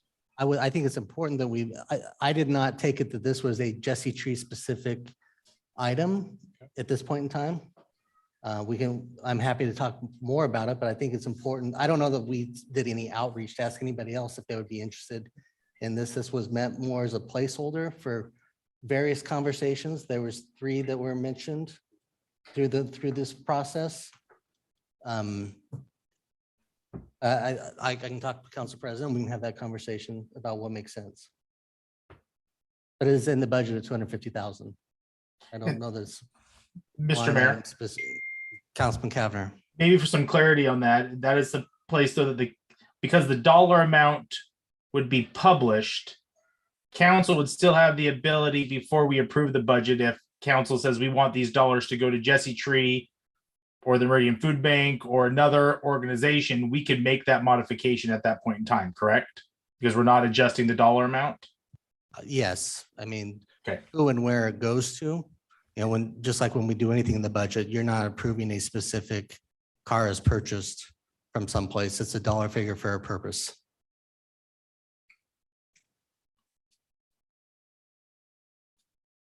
Mr. Mayor, so Brad. just to close the loop on everything that we've talked about outside of the maps issue, which could be an increase from 50 to 66,000. Are we in agreement on all the parking lot items as we voted and we're good to move forward? The next No. step with that is to, I would be back before you with a number that we would then publish and move forward with. So, Yes. Mr. Mayor, Councilman Kavner. I also sent a couple of additional items, I think, for conversation this afternoon that we haven't got to yet. And so I'm just trying to, again, you're running the meeting to forecast when those items are going to be discussed. I guess we're to other items. Okay. At this point in time. Perfect. Mr. Mayor. Councilman Kavner. Thanks, Mr. Mayor. So council, I sent you an email list that was a follow-up of a conversation I had with the mayor about a month and a half ago. Some other items that didn't make the budget that I think are worthy of consideration. We've already talked about maps, and I know that an ordinance will come at a later point in time, and council can make that decision at that time. Another item that wasn't included in the budget that I think is worthy of consideration is funding the Care Enough to Share program to the Parks Department. I outlined what that program does. I think a $10,000 amount is a low dollar enough amount that could support the mission of the Parks Department to help provide recreational activities to kids in our community that don't have the funds to afford it.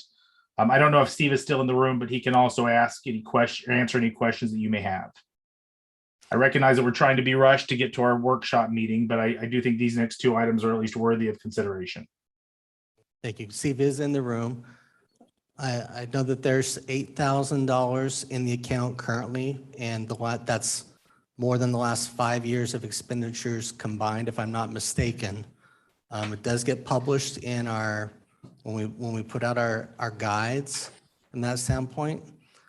My suggestion would be to work through the $8,000 during this next year, work out the program and plan as was discussed, and if there's a need to come back with a budget amendment, because it would be small.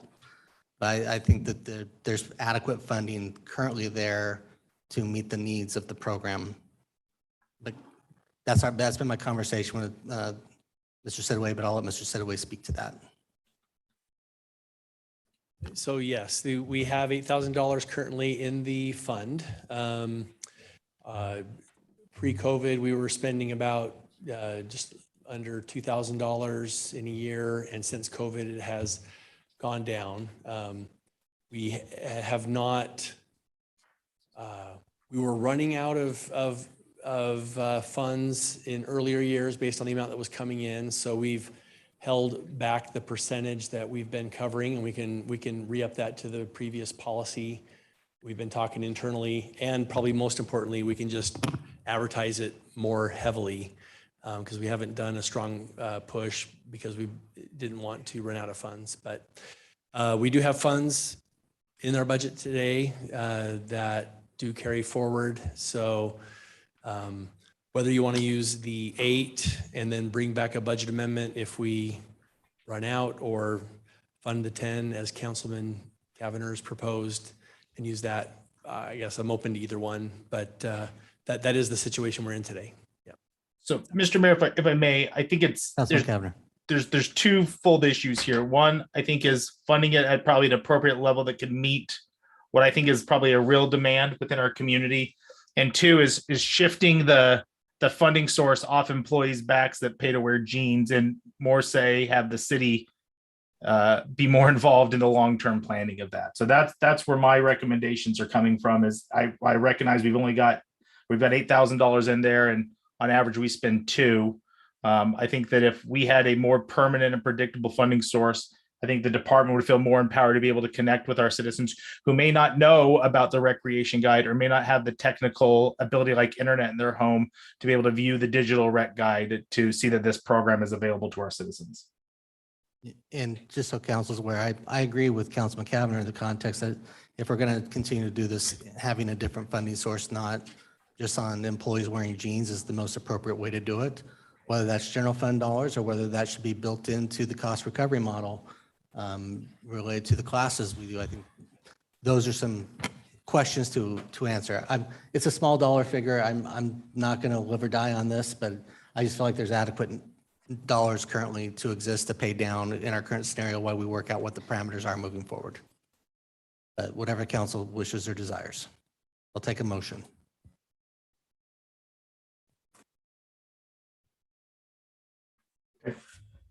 We can move on. Mr. Mayor, Councilman Borton. Luke was making a motion. No, Councilmember Borton, I wasn't. I brought it up only for conversation purposes. I appreciate the decision making of the body. If this isn't something we want to do right now, then we can move on. I don't think they had made a decision, just so you know, okay. Councilman Cavanagh. That's Sorry, I'm on a little bit of a delay somewhat for whatever reason on my computer, so apologies for that. And I'm also trying to recognize that we're over time. Would you like to make a motion? Sure, Mr. Mayor, I'm happy to do that. I move that we add $10,000 to the Parks Department budget to fund the Care Enough to Share program. Second. Have a motion and a second. Is there discussion? If not, all in favor, signify by saying aye. Aye. Opposed, nay. The ayes have it, and the dollars are added to the budget. Councilman Cavanagh, did you have another item?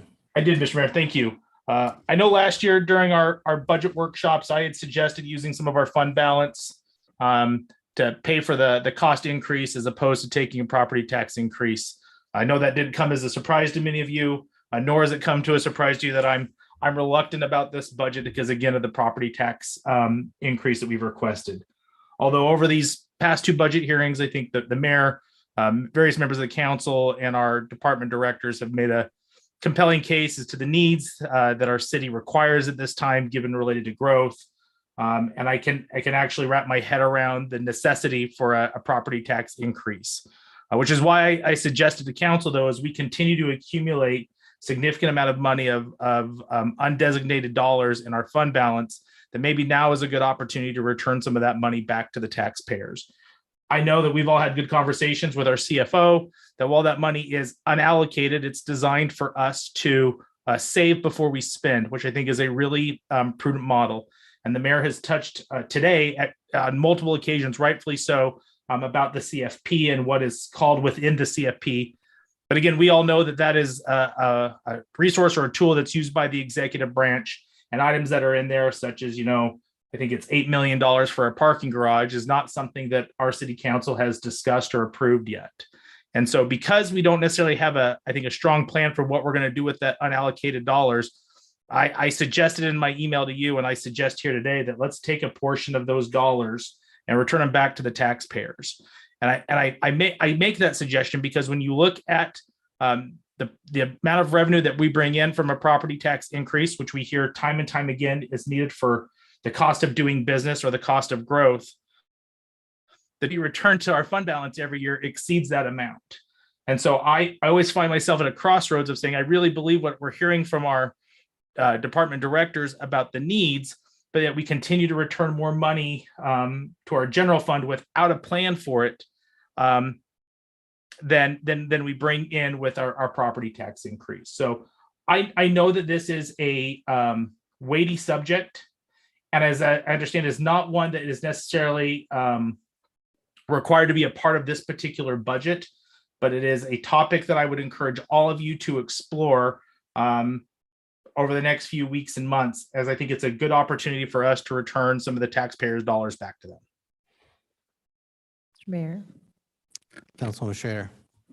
Yeah, I appreciate Councilman Cavanag's, thought process, and at the same time, understand that the fund balance is spoken for in the sense that it funds our 5 and 10-year CFP. I actually wondered if there is a different approach we could take, where the finance department could take a look at our revenue projections and our expenses, and to the extent that we're ahead of plan when we get to the same place next year, if our revenue projections far exceeded our assumptions, and so therefore exceeded what is planned in the 5 and 10-year CFP, if we couldn't, as we take the save before you spend kind of approach, if we couldn't sort of find a way to say, okay, we funded all of our reserves, we're ahead of plan, we've funded our 5 and 10-year CFP, and then have some kind of a metric where we say, okay, we're ahead of our projection, so then we take that action next year. I thought that might make more sense in terms of, sort of picking where we are in time and sort of shoring up, make sure we fully fund our CFP for 5 and 10 years, but we take a look and say, okay, if we really far exceeded our projections, then I would think that would be appropriate. I just don't feel comfortable making that decision, given I've been told that the entirety of the general fund balance is spoken for the next 5 and 10 years.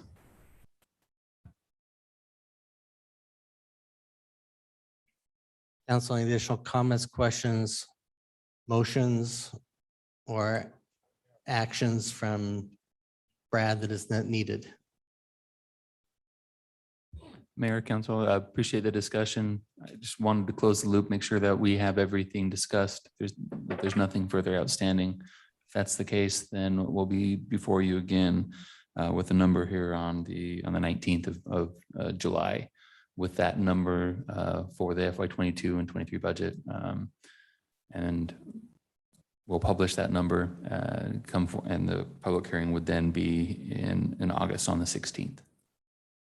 So if we're good to move forward, I can take what we've learned today and get those numbers ready for you. Mr. Mayor. Councilwoman Schrader.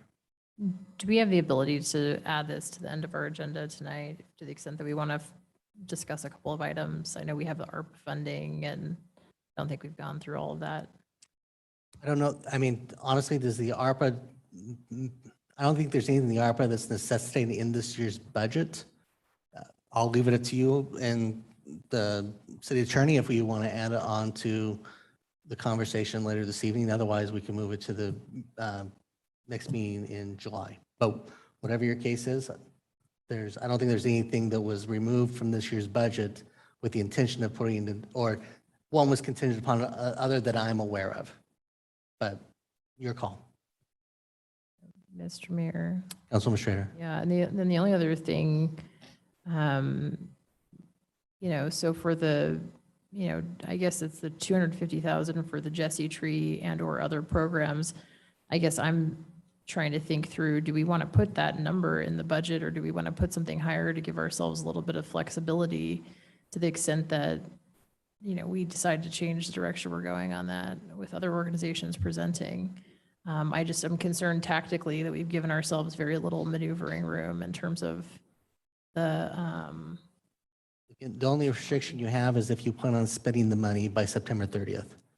If your intention is to allocate dollars by September 30th, but otherwise it's a budget amendment on October 1 or whatever date the first Tuesday is, if that's your direction. Mr. Mayor.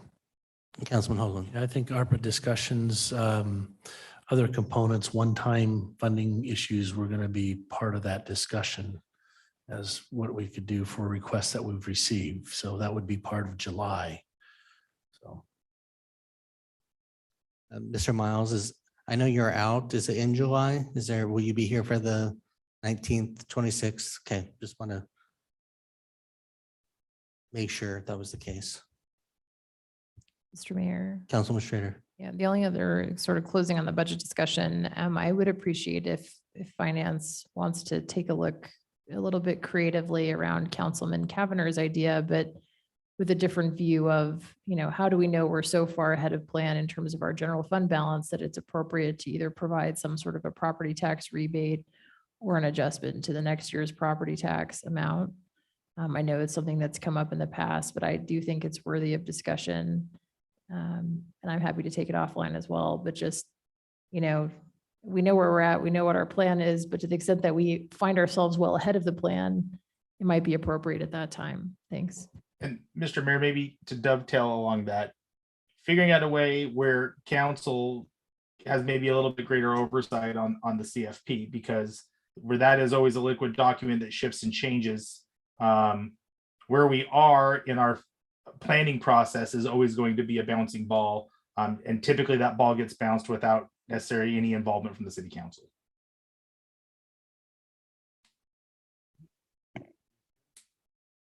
Is there anything else that finance needs from us at this time?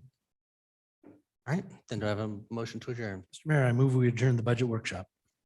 I have a motion to adjourn. All in favor, signify by saying aye. Aye. Opposed, nay. The ayes have it. We are adjourned. Ready to go right into the next one? Mr. Mayor, can I have 30 seconds to re-record?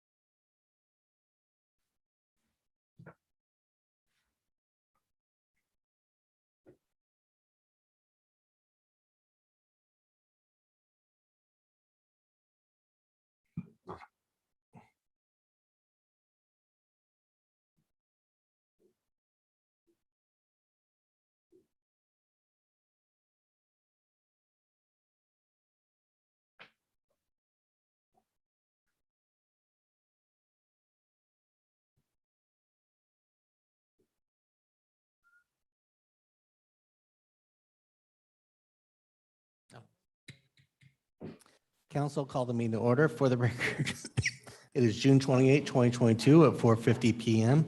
We will begin this afternoon's work session with roll call attendance. Thank you, Mr. Mayor. Councilwoman Strader. Here. Councilman Burnt. Councilwoman Perot. Here. Councilman Cavanagh. Here. Councilman Borton. Here. Councilman Hoagland. Here. Mayor Simison. Here. First item up is adoption of the agenda. Mr. Mayor, there are no changes to the agenda, so I move adoption of the agenda as published. A motion and second to adopt the agenda as published. Is there any discussion? If not, all in favor, signify by saying aye. Aye. Opposed, nay. The ayes have it, and the agenda is adopted. Next up is the consent agenda. Mr. Mayor, Councilman Hoagland. move approval of the consent agenda and for the mayor to sign and clerk to attest. A motion and second to approve the consent agenda. Is there any discussion? If not, all in favor, signify by saying aye. Aye. Opposed, nay. The ayes have it, and the consent agenda is agreed to. There are no items moved from the consent agenda, so we'll go into our department commission reports. First item up is item 15, which is the Mayor's Youth Advisory Commission Program Update. And I'll turn it over to Sahan for introductions. Mr. Mayor, City Council members, thank you as always for having us here to talk to you a little bit about our Mayor's Youth Advisory Council. So MIAC is currently on hiatus for the summer. Their last meeting was in the month of May. And as such, I thought it would be appropriate, since we've concluded the 2021 to 2022 school year, to offer a brief retrospective with some facts and figures about our MIAC cohort over the past school year. And then I'll welcome the two MIAC student leaders who are here to tell you a little bit more about what they've been up to over the past couple of months. Between September 2021 and May 2022, MIAC held 14 general council meetings. Each one of those was carefully planned and executed by the student leaders who make up the MIAC Executive Council. 55 students from 13 different schools in our area attended at least one of those meetings, and the average attendance at any given meeting was about 23 students. During these months that they met, the MIACers in aggregate devoted about 944 hours to MIAC pursuits. That's not just meetings, that's service projects that they participate in, like the Walk to End Alzheimer's, handing out voter registration information at Trunk or Treat. It's also service projects that they themselves plan and operate, like the Meridian Senior Center prom that they'll talk to you about in just a moment. Just last week, 6 of our MIAC Executive Council members attended the AIC Youth Conference at the Boise Center, and they'll share a little bit more about that experience in detail with you when they come up here. But I wanted to highlight, as their chaperone and as their advisor during that event, how much I was struck continually by how thoughtful, considerate, tactful, and friendly each and every one of them was during each and every activity that occurred each and every day of that conference. Whether they were among their peers, among the AIC staff, or among city leaders from all across our state, the MIAC students did an excellent job serving as ambassadors for the city of Meridian, and I'm personally very grateful to know that the future is in their hands. So without taking up too much more of your time, I'll welcome Hoyun and Caitlin to introduce themselves and talk to you a little bit more about MIAC's recent activities. Thank you, Sahan.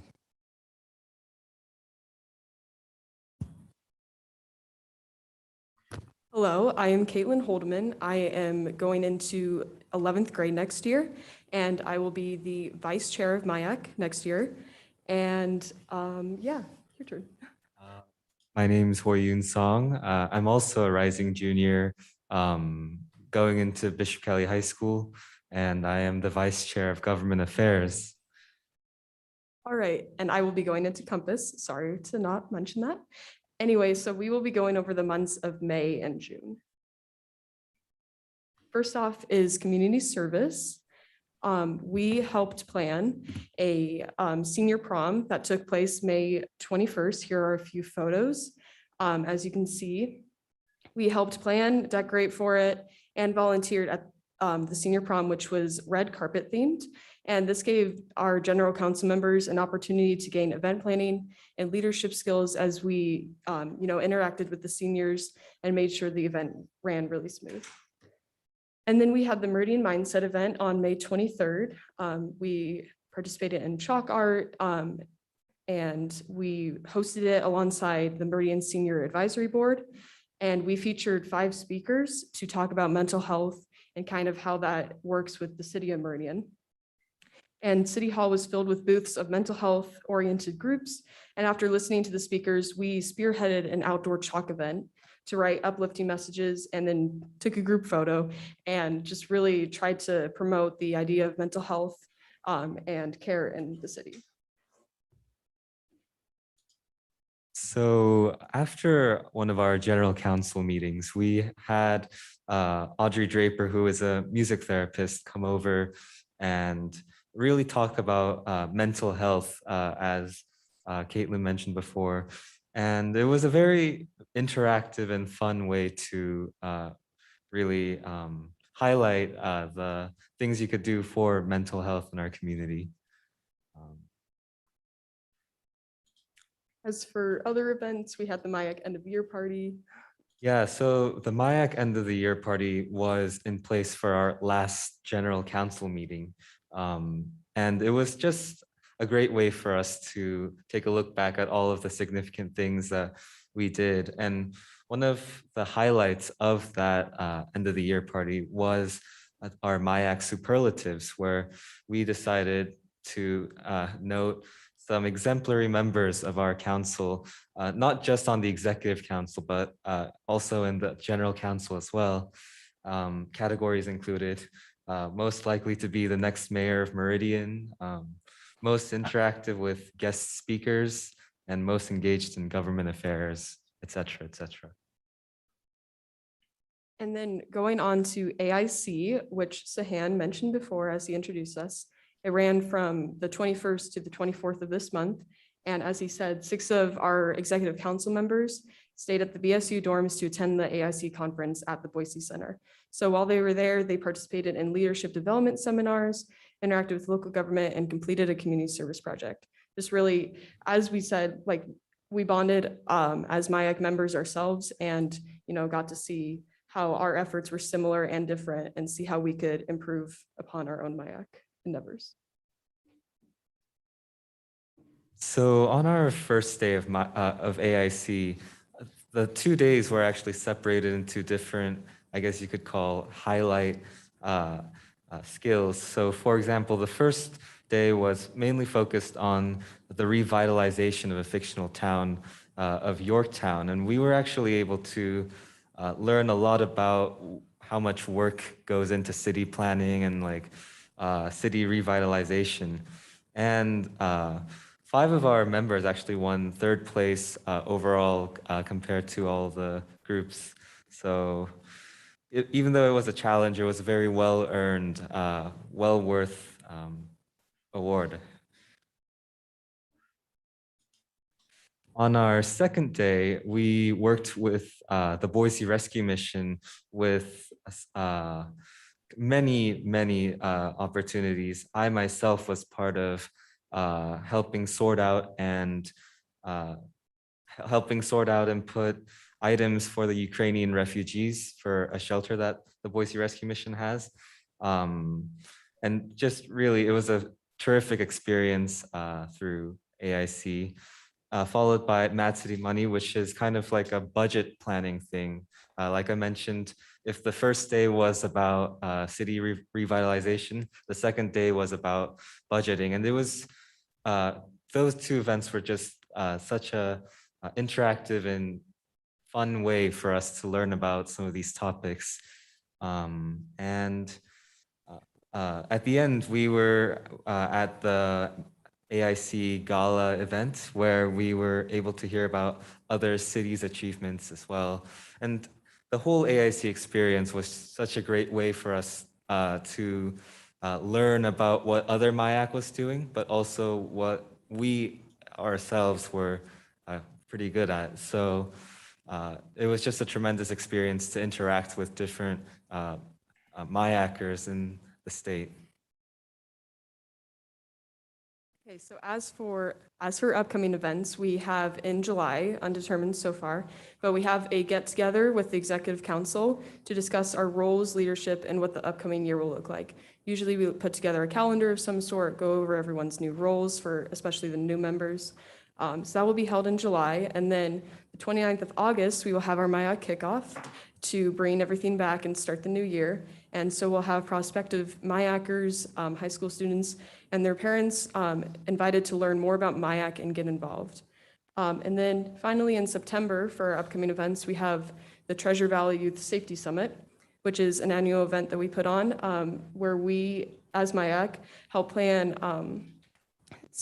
events which aim to educate students on all things safety.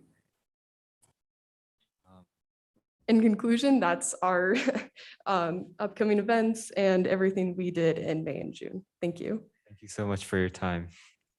Thank you, Caitlin. Is there any council questions? Mr. Mayor, Councilman Pro. I don't have a question. I just want to say how thankful I am for your involvement, for all of the involvement of the students, and what an awesome opportunity this is to pave your way for the future. I was involved in an organization called Close Up when I was in high school, very similar to this, and it made a big difference for me in my college career. So, and I'm super happy you guys got to go to AIC and be involved and meet other leaders from other cities and see kind of how things work. So it's pretty cool. Thank you.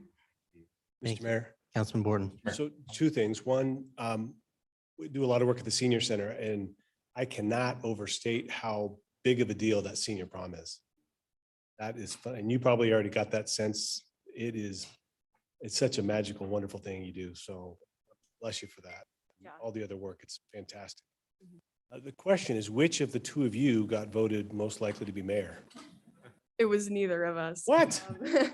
Unfortunately. Okay. I think it was one of our leaving members who recently graduated, is going to college. Great presentation. What about council president? Mr. And Mayor. with that, I wish you the best this summer to enjoy yourselves and take some downtime. Thank you. Thank you. Next item up is item 16, Community Development Block Grant, CDBG Program Year 2022-2026 Consolidated Plan.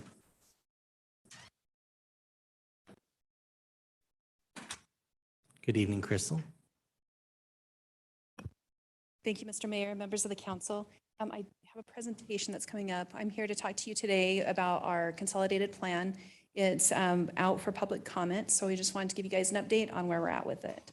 And we have resource consultants who we contracted with. This is Heather and Elizabeth, and they'll be giving the bulk of the presentation as far as the con plan goes.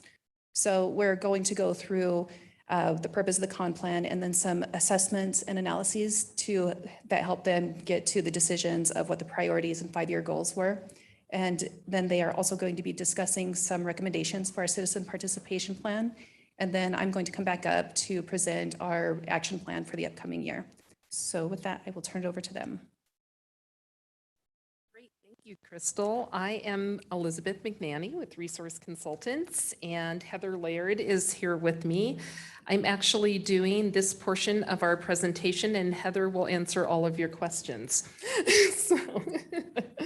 So in the purpose of the consolidated plan, and it's a required plan, it must be completed every 3 to 5 years by every entitlement city or county. And the purpose of the plan is it's a planning document built on a participatory process of stakeholders and public engagement. So really about engaging the needs of the community from those with lived experience and those providing services to the most vulnerable in the city of Meridian. It's the submission for federal funds under HUD's Formula Grant Program. So it's a required submission in order to receive the funds that have been awarded to the city of Meridian. It outlines the strategy to be followed and carried out in the plan over the next 5 years.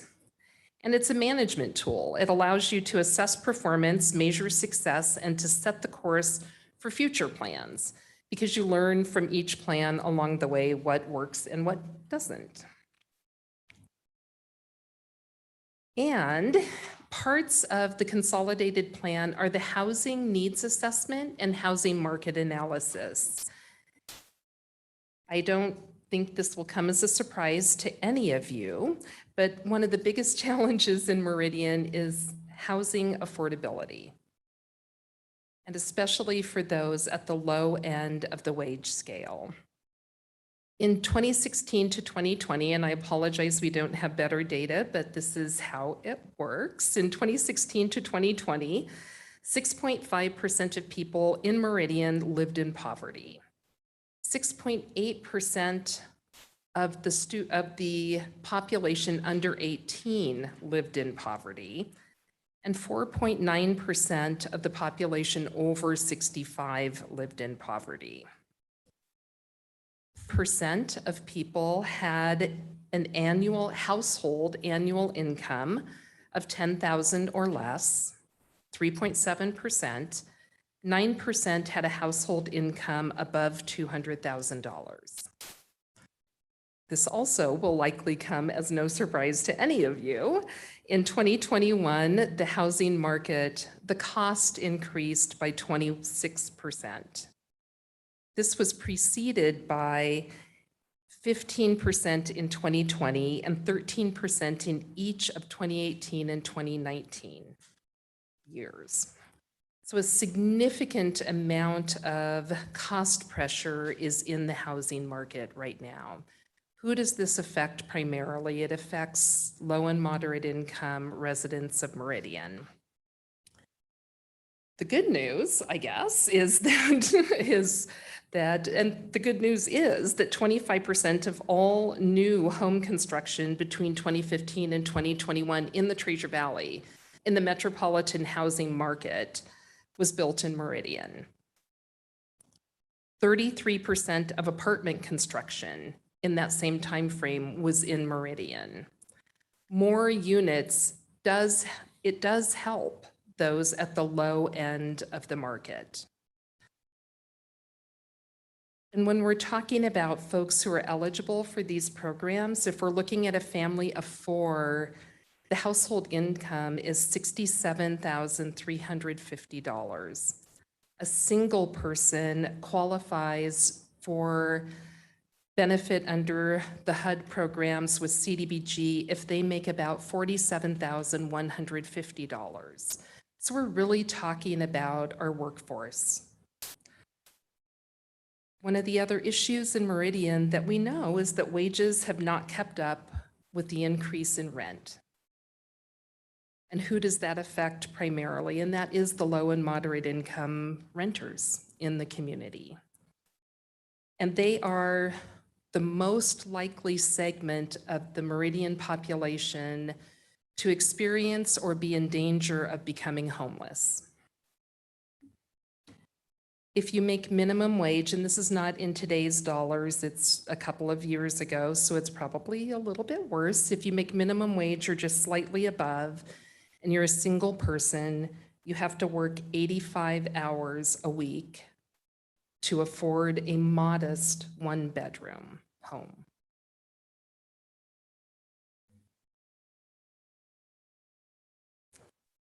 We have also completed an analysis of impediments to fair housing choice.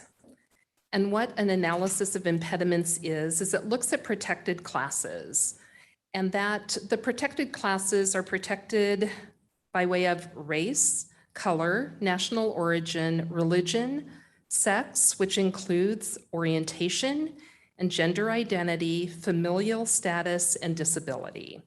So the analysis of impediments to fair housing choice looks at fair housing as it relates to those protected classes. And it determines who lacks access to fair housing or fair housing knowledge and what to do to address that inequity.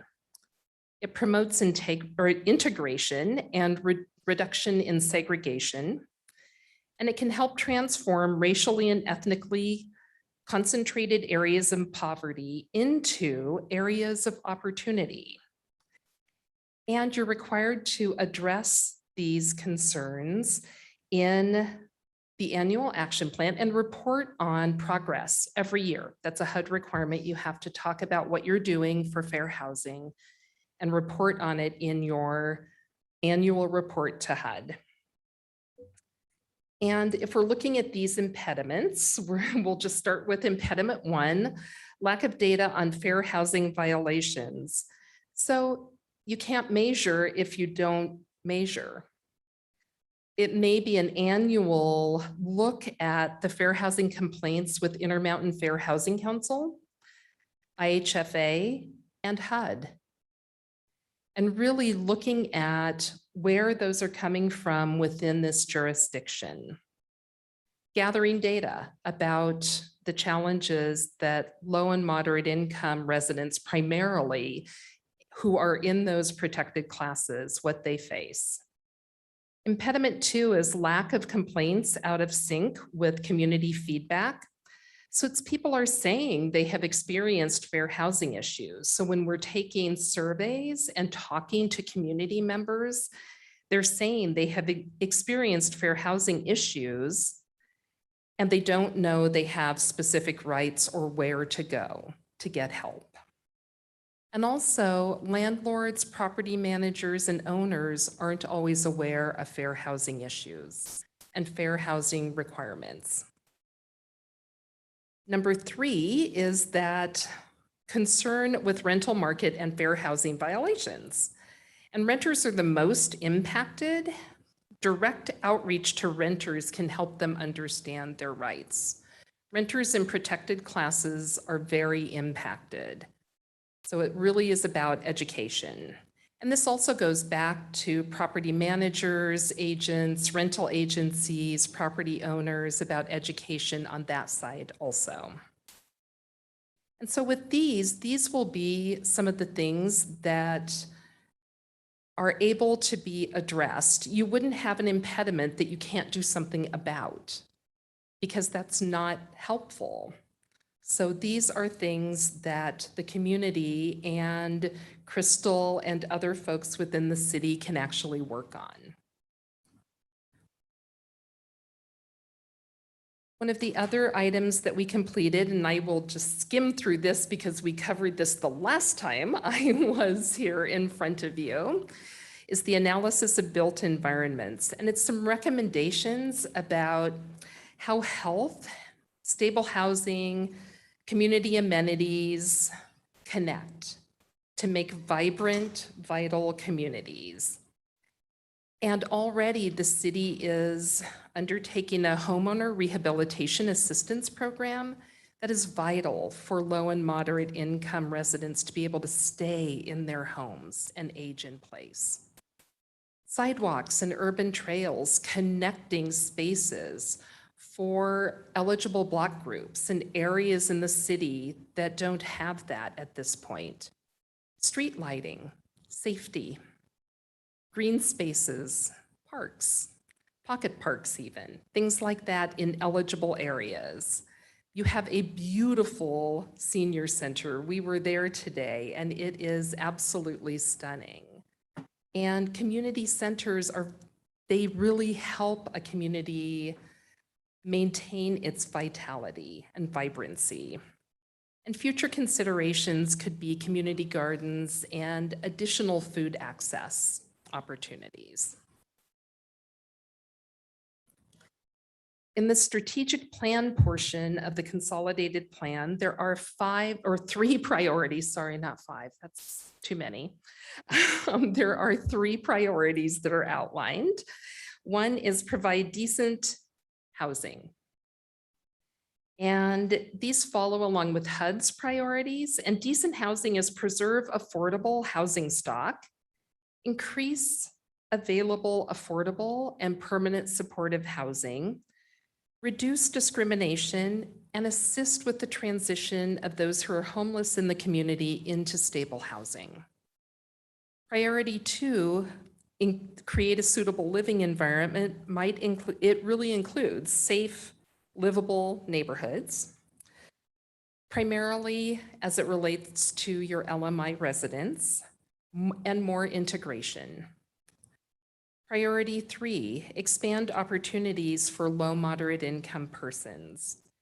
And that's homeownership opportunities, empowerment through investment in the community directed towards those community members, and promoting long-term community vitality. And again, for a 4-person household, we're looking at, to be eligible for services under these programs, it's $67,350. And a 1-person household is $47,000, just over. The 5-year goals are outlined here, and I won't dive into them too much, but they are housing, and that includes those homeowner repairs, home buyer assistance, and other eligible activities related to construction of rental units. Public services, like childcare scholarships, very important right now. Emergency rent and utility assistance or emergency rental assistance, and behavioral health services.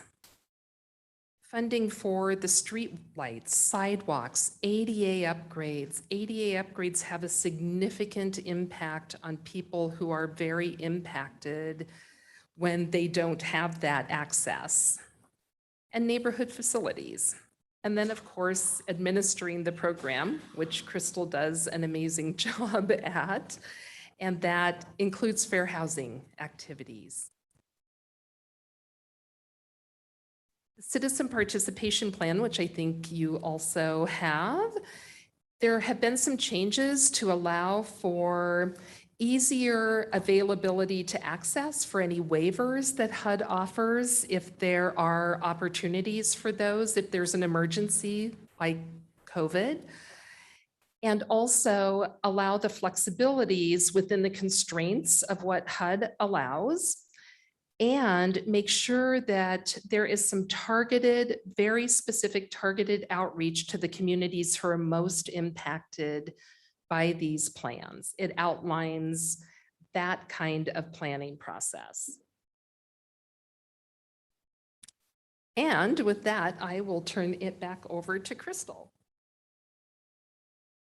Okay, so you guys are all pretty familiar with our action plan. It's our annual application basically to HUD for the funding, and it also details all the projects that we plan to fund. So we go through our application process, and so we've gone through all of that, and we have the recommendations for you here. HUD did let us know that they are anticipating that we'll receive $517,466 for this upcoming year. When you break down the project funding based on the goals, then about 9% goes to program income, 15%, which is the cap, goes to public services, and then the remaining 2 goals would get equal amounts of 38%. So the first goal of housing projects, NeighborWorks Boise applied for 2 different programs. The first one is the homeowner repair program, and this provides weatherization, emergency repair, and accessibility for eligible applicants. And then they also applied for the home buyer assistance program, which provides funding for things like down payment assistance, closing costs, and principal buy down. And they have their other funding that they can layer with this to make homes affordable. Well, try to make homes affordable. Mr. Mayor. Councilwoman Schrader. I don't know how you wanted to do it, if it's okay if we ask questions along the way. I sat on the committee that helped allocate part of the CBDG funding, but it didn't touch this piece. And this is a piece that I'm a little bit concerned about. So I read the report, it's 213 pages, wow. Homeowner repair. So this seems really important, but it's estimated to serve 7 LMI households. That's $22,000 per household. Home buyer assistance, $40,000. That's estimated to serve 1 household. And I think what I'm struggling with a little bit is we know that housing affordability is our #1 issue. And, if we were to allocate $100,000 toward, for example, the project off of Ustick, the Woodrose Apartments, that would create 52 new affordable housing units in Meridian. And I'm a little bit struggling with, I know we can't lend money, we have all these program issues we're working through, but it just occurs to me that like a huge amount of the funding that we're using per year helps just a very small number of families. And I'm really struggling with that. There's nothing for you to answer there, but that to me is a real concern. How do we allocate, or how does NeighborWorks allocate the homeowner repair funds? Is it 22,000 because they typically have to replace somebody's roof? How do we come up with that estimate that this is, a lot of money, it's only helping 7 LMI families? Right. And they do, the maximum they will help with is 25,000. So over the last year and a half, it has averaged out closer to the 22,000 when you take their administration into account. But it is a lot of roofs and a lot of major repairs. The majority of what we're seeing for the homeowner repair program is elderly women who their homes need a lot of work. And so some of them are a little bit less than that, but when they get in there and start looking at what it needs to make it so that they can remain in their home and age in place, then it does take a substantial amount. And honestly, the housing piece, that's kind of why we did the analysis of built environment, because it really ties back to that health aspect. And it's hard to quantify how much we should pay for each household, because it has this ripple effect that affects so many other things and has the potential to cost our community even more if we don't address the housing stability piece. Yeah, maybe one more question. Council Administrator. So as we're looking at that and how we structure that program, has there been any discussion about changing the program so that when someone's house is sold, part of those funds come back? I know that we don't lend as a city, it's against our CFO's policy, but we have other discussions at a legislative level that have similar concepts where, for example, there was a discussion with the legislature with circuit breaker programs where there was a potential for people to help repay funds that have been, I guess I'm just trying to be creative, but is there a way to make these funds go further? It's just a concern to me that a huge amount of money goes into this piece of the program, helps 7 families or 7, people in need. Is there a way to leverage those funds to make them go further? So NeighborWorks, they actually do put a lien on the house. And so if they sell it within 5 years, then they do have to repay. I believe they have it set so that it's a prorated portion. So there are some of those things in place so that somebody can't come in and just like flip a home or something and use our funds for that. Yeah, that's right. I do. I'm sorry, Mr. Mayor. Council Administrator. I do recall reading that. Yeah, I guess I'd be interested in discussing it further. Yeah, I think taking a step back, it's interesting, right? Like you're administering this really important program. I wish we had a way as a city to come at it really holistically with your leadership and sort of say, okay, what are the biggest, needs in Meridian? And CBDG feels like one component of a bunch of really important needs that we're starting to kind of coalesce around. And these issues are expensive, and CDBG is not a huge grant. So that's another thing that we run into as we try to be as effective as possible with the limited amount of funding. And HUD is very specific about what we can use it for. So we can't use it for actual construction. Right. We can use it for things around it, but it is pretty limited. Mr. Mayor. Councilman Pearl. I had reached out to NeighborWorks in regard to my questions regarding the overall housing conversation, but they did clarify for me on the CDBG funds that in Meridian, they could really use funding for up to 15 families. That's about what they need for this next year. So that's going to meet about half of that. And that their rehab asset manager had said that Valley-wide, they're seeing the rehabilitation projects come in about $25,000 on average.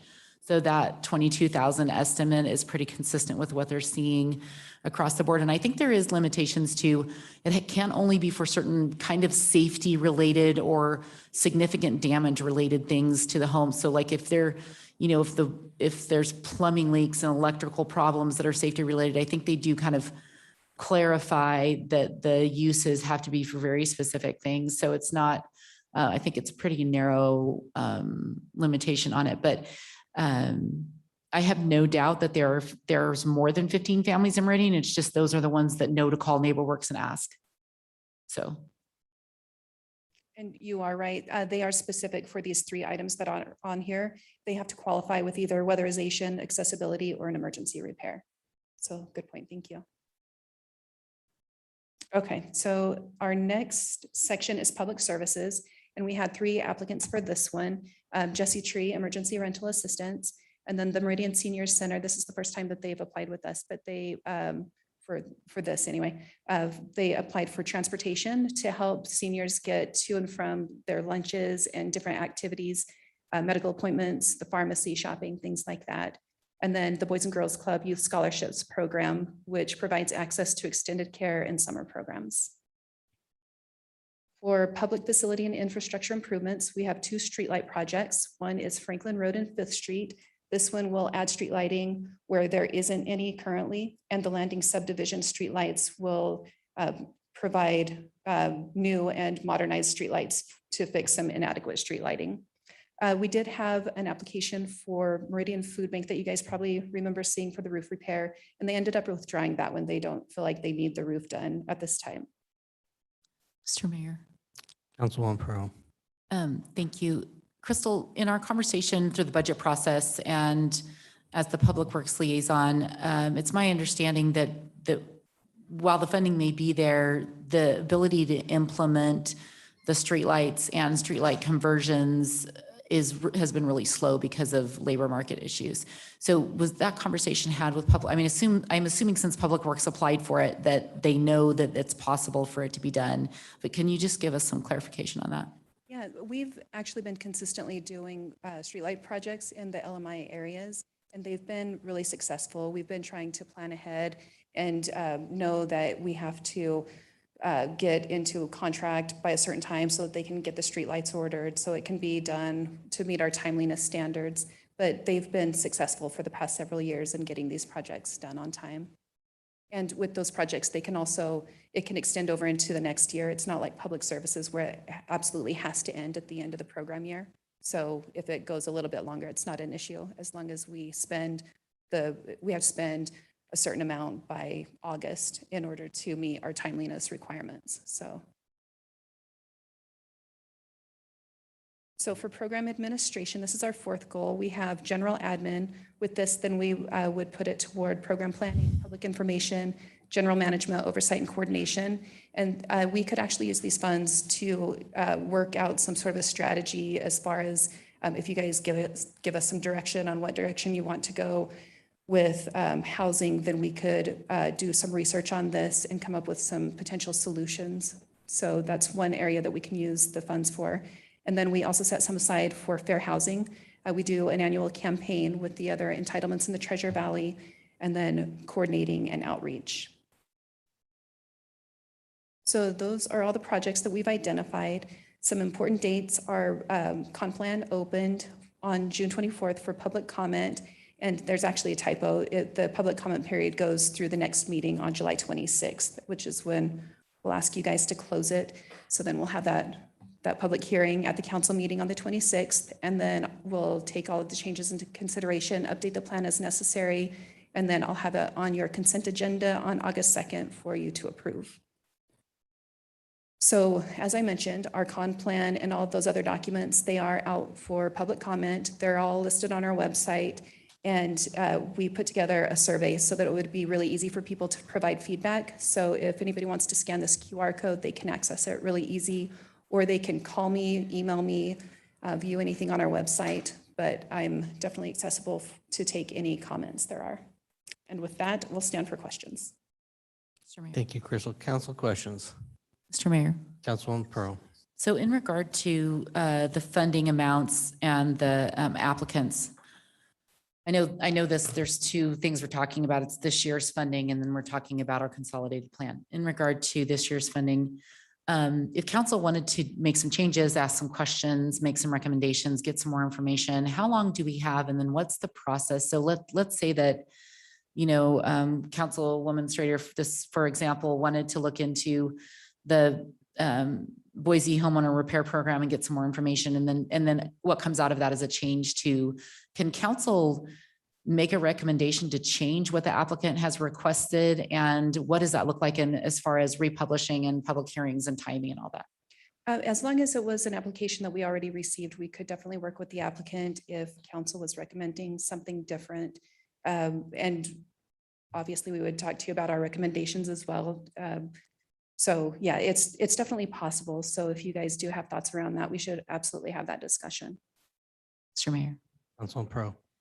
For me specifically, in my conversations with NeighborWorks and other organizations that specifically work on down payment assistance, I asked NeighborWorks to run a scenario for me on different amounts that would be contributed to a family that was trying to purchase the average priced home.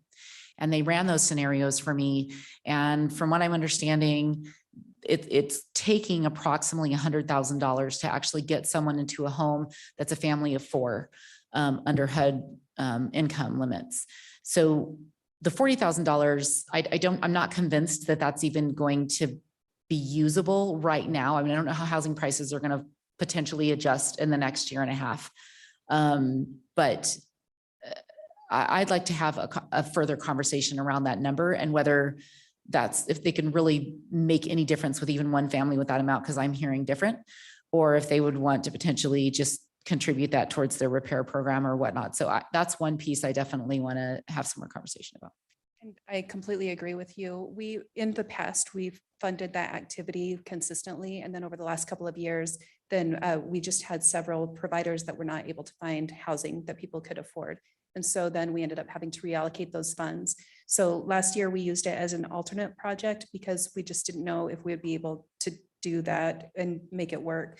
So it never really came up. So we're giving it a shot again now. If it turns out that they are not able to spend the funds, we do have the option of extending it past the program year and using it a little bit later. Or if they think that it would be more effective, they could potentially reallocate those funds to their other project too. So if it's over a certain amount, then, and it's actually covered in this citizen participation plan, but if it's over a certain amount, then we would have to do a substantial amendment and come back to you guys and do the public hearing and everything to make sure that the public is aware of it, but that is a possibility. Council, any additional questions? Okay.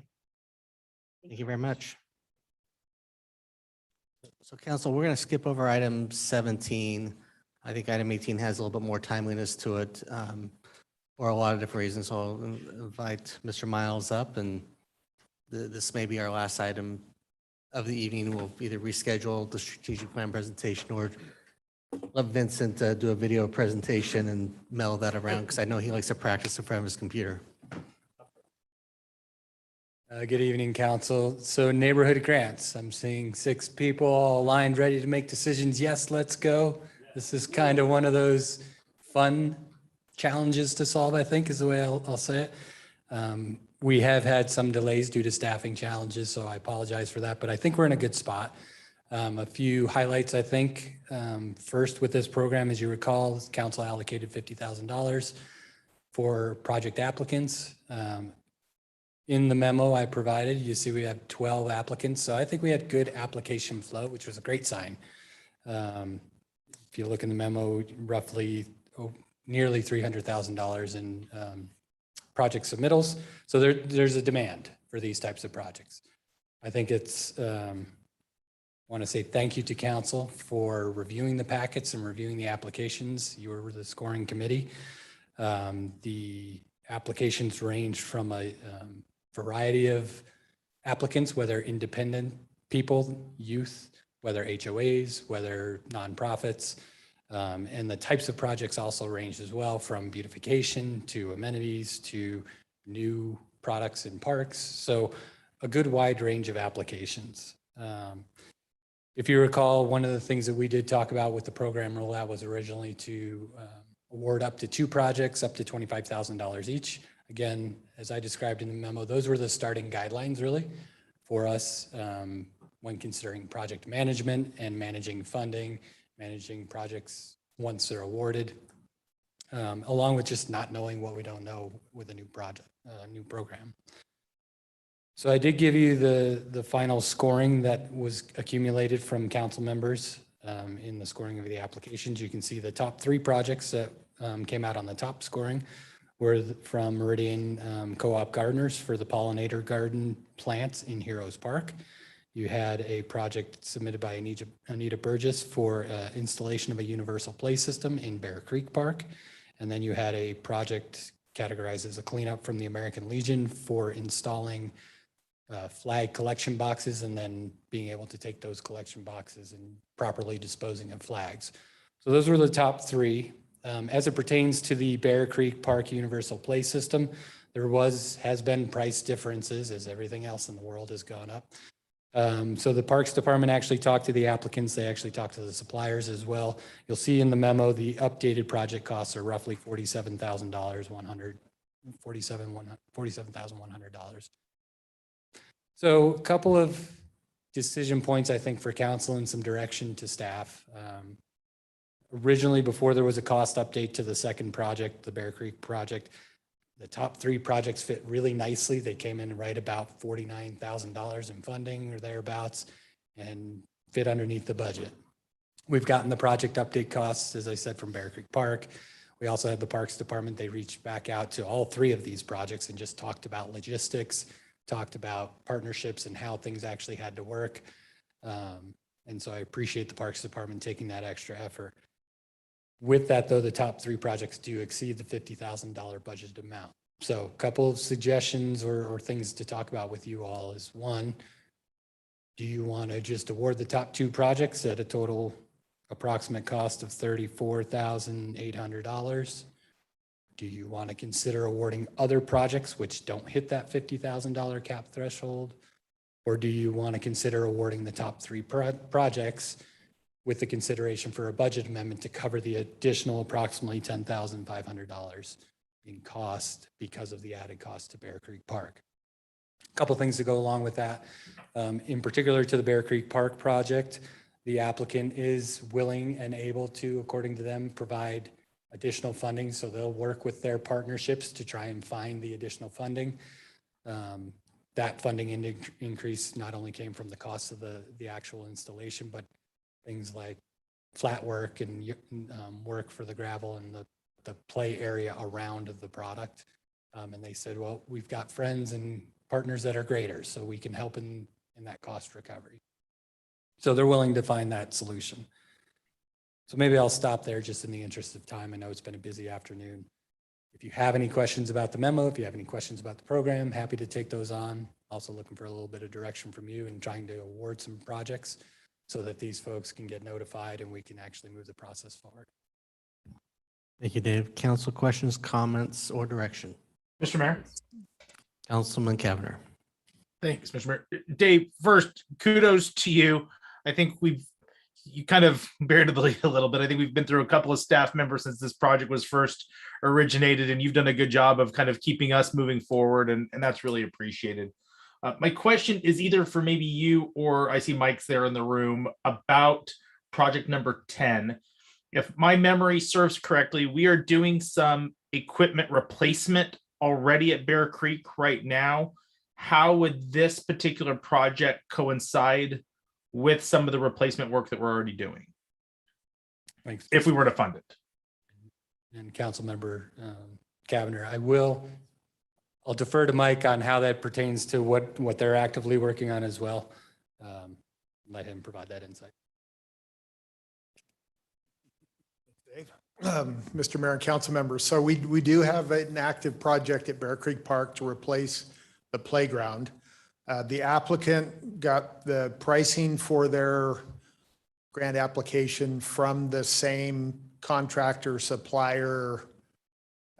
So it fits with, we didn't want an overlap where one contractor had to demobilize it and another one came in and did a small portion and then that other one came back. It would just get really complicated and definitely more expensive. So what their approach to getting the Jeep from the same manufacturer and the same supplier would put it in is correct. So we support that. Okay. And then, Mr. Mayor, follow up for Mike, if I can. Councilman Cavanagh. Mike, you and your department's level of comfort with a volunteer vendor or a volunteer group doing some of the site work out there, it seems to be a little bit of a deviation for how we've done it in the past. I'm curious kind of if you have any concern about that particular element. Yeah, I have concerns. Okay. Okay. Fair enough. Thanks, Mike. Mr. Mayor and Councilman Cavanagh, if I can add on to that, I think part of the discussion tonight is at least trying to decide who to award projects to in a conditional basis so that we can at least start those conversations, knowing that there'd have to be agreements with these folks, knowing that there has to be some paperwork involved. I think that's an additional piece of that conversation is if people can find additional funds versus finding additional contributions in kind and how that looks and what the Parks Department's comfortable with, what our legal staff's comfortable with. Okay. Mr. Mayor. Councilwoman Strader. Yeah, so if we stick to our 50,000, which is what we outlined, then it looked like with the 3 projects and what they total, we could stay within 50,000. If we increased the Bear Park number 10, we could give them a little bit more, $36,697 would take us to our full 50, if I'm doing the math right. What I really liked about that project was the involvement and willingness of the people behind the project to raise additional funds. And I thought that they had a lot of, skin in the game trying to come up with that. And so I would hope we could beat them part way. I'd be an advocate for funding the 3 projects that are in green, but putting a little bit more toward the Bear Creek Park up to our $50,000 amount. And then hopefully that'll give them a challenge to raise the rest. I felt like they were very willing to do so based on their application. Mr. Mayor. Councilman Cavanagh. Councilmember Strader is headed in the exact same direction where I was, is if they can find a way to make this work, let's do it. I like the idea of funding 3 and still coming in under our total cap. I would maybe just make a recommendation. If I remember correctly, we're going to do this potentially again next year. So if it doesn't work for any of the 3 applicants this year, maybe they resubmit next year with more data. I guess my recommendation would be is that maybe we also pick project number 3 as a backup. And should the project not come to fruition with either 7, 10, or 4, and we're able to do project number 3 still under that $50,000 budget, that we kind of use that as a backup. We've done that before with CDBG when projects haven't been able to come to light. We've kind of had another project, on the warmer that we could activate and still kind of wrap this project up by the end of the year. Mr. Mayor. Councilman Pro. So I want to back up a second and make sure I was understanding. First of all, I think this program is awesome. Great applications. So excited that we're getting the chance to do this. I was under the impression, and again, I didn't read any of the outlined. I don't know what was shared with the applicants as far as what qualifies, what doesn't qualify, and that kind of thing. I think it was kind of broad. But I looked at these as we were doing the scoring and weighed a little bit more on the ones that were actual neighborhoods, because I thought that was what our intention was. I think they're all excellent and very valid projects. I'm excited at the great information that we received and the detail that we received, but wondering the conversations you might have had with the applicants about what to expect. So I look at like the Legion, for example, and even though I think the flag project is fantastic, is that really a neighborhood specific? Like, was that the intention of what we were trying to do? So I feel like kind of about half of these met what I thought the intention of the program was, and the other half maybe didn't. So can you shed some light on that for me? Mr. Mayor, Councilwoman Pro, I think I go back to the goals. And again, Molly was having most of these discussions with folks before she left, so I don't know all the details of what you talked about. But I look back at the goals of the program, and they were, to your point, they were broad on purpose because we just didn't know where and how far this project would go. And if we were too narrow, how many applicants would we get? But really creating the long-term civic engagement by community members, working with multiple partners, whether that's HOAs or nonprofits or anybody else, and projects that leave a long-lasting impact. That's sort of what I look at. And I agree, there's projects all over the scope of this, whether it's, partner with the city and do something good for a community park versus a very specific HOA and a very specific need in their community. I do think that's a future state improvement where we'll look back as we go into next year and come back and give you a report out of where we stand today and say, these are the things that we've learned. Because that's one of the comments I had. It was, how do we want to drill down for next time in the future years, make this program better? Do we need to clarify things? And also, what type of community input can we get? How can we drive more community input, not just put out a call for applications? So those are some things I think are worthwhile to consider in the future. Mr. Mayor. Councilman Hoagland. Yeah, I like the top 3 projects, and the Bear Creek one is something that would be great to have out there. And I think if we go down that path though and say, yes, we want to do this, you're going to fundraise or you're going to find another way to help out. And of course, working with parks and making all that meet the standards. And if they bring in a contractor who's done this type of work before, that might work. But I share Mike's concern that who knows what you're going to get. So, and to start down that path and then to say, oh, no, I guess it's not going to work, go back into the drawing board. I think that does them a disservice, and I think our program a disservice. I'm more inclined to say, raise the funds, and then if there's any shortfall, we make up that difference. So maybe we budget the 60,000, whatever, to fully fund, and then back off for whatever they raise to meet that total amount. So Bridgie thought 33 and going to be more. So anyway, that's just my thought, is to let them raise funds, let them find ways to do it. And then whatever that shortfall is, we still get a great installation in the park. So. Mr. Mayor. Done with your comments? Are you done with your comments? For now, yes. Okay, just want to make sure. Councilwoman Schrader. Yeah, I think that's a good point.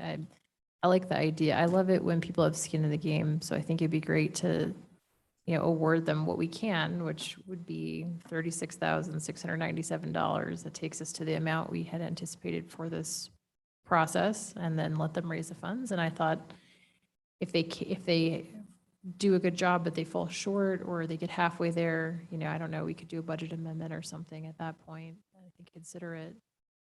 But I want them to feel, that was a part of their application, that they were going to raise private funds, and I want to see them do it. And I think that they're capable of it. Yeah.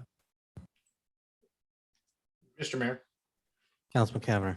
I do think too, it's important, particularly this being our first go at this, that we try and be as true to the intention and the budgeted amount that we initially set out. And if we change the budget from 50 to 60, well, then next year there's a project that's at 68,000. Are we going to adjust it again? I worry a little bit about the precedent with this being our very first go and trying to adhere to that $50,000 budget that we initially identified.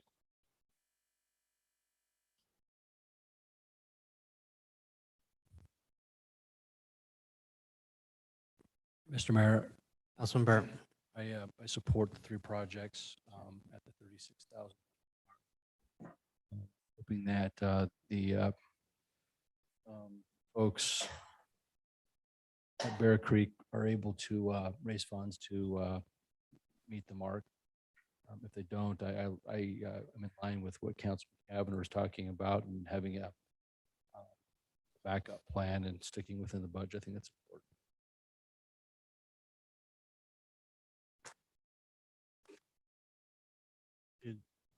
So Miles, do you have clear I guys? think or I've would you got like clear direction to move forward with the 3 under conditional terms to make sure that they can execute all their paperwork up to the $50,000 funding threshold. And if something occurs differently with project number 10, the Bear Creek Park, we'll come back to you guys and talk about it. Or sorry, we'll go to number 3. Sorry. Mr. Mayor, and also I get, friends of friends get involved with these projects. And I share Mike's concern about having volunteers work on these projects when we're, we're providing most of all of the funds. And so I hope that Mr. Barton would be heavily involved with that and making sure that, we're dotting our i's and crossing our t's. This project is goes forward the way it should. I know legal's good at doing that too. Okay. All right. Thank you, council. Thank you. With that, Mr. Mayor, Councilman Hoagland, move that we adjourn our work session. I have a motion to adjourn. All in favor, signify by saying aye. Aye. Opposed, nay. The ayes have it. We are adjourned.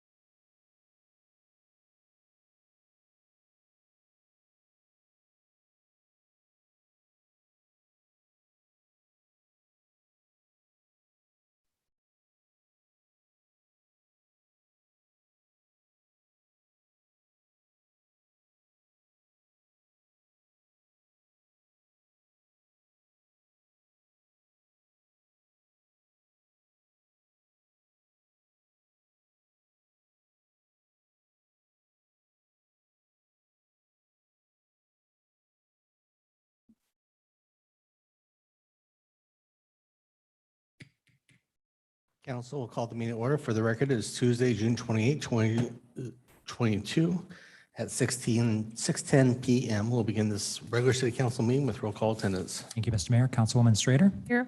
Councilman Byrne. Councilwoman Perot. Here. Councilman Cavanagh. Here. Councilman Borton. Here. Councilman Hoagland. Here. Mayor Simison. Here. Next item is the Pledge of Allegiance. If you'd all rise and join us in the pledge.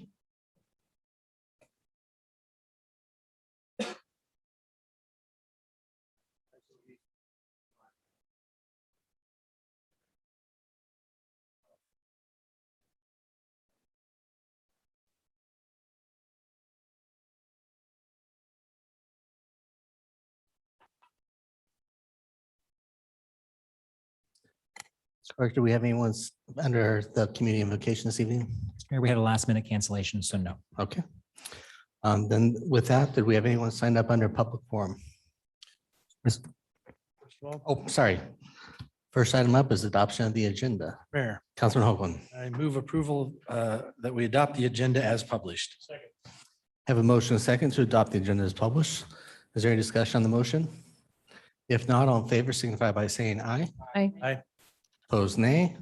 The ayes have it, and the agenda is adopted. Next item up is a public forum. Mr. Mayor, we do have 4 signed up. First is, apologies, Curtis Plaster. If you, when your name is called, if you come forward, be recognized for 3 minutes.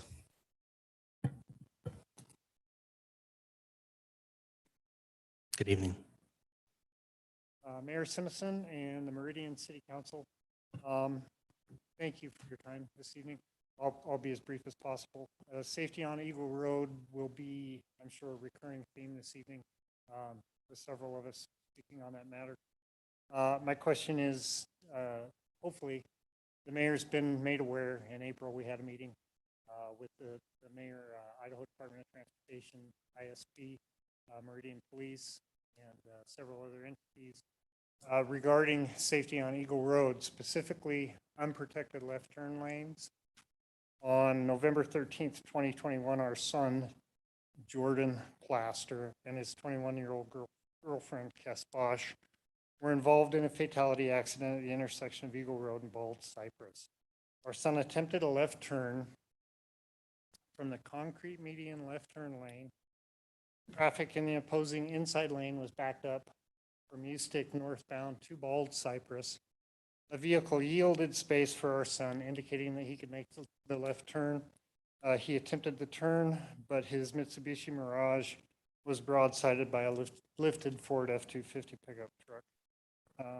By police estimates, the speed of the truck was 53 miles per hour.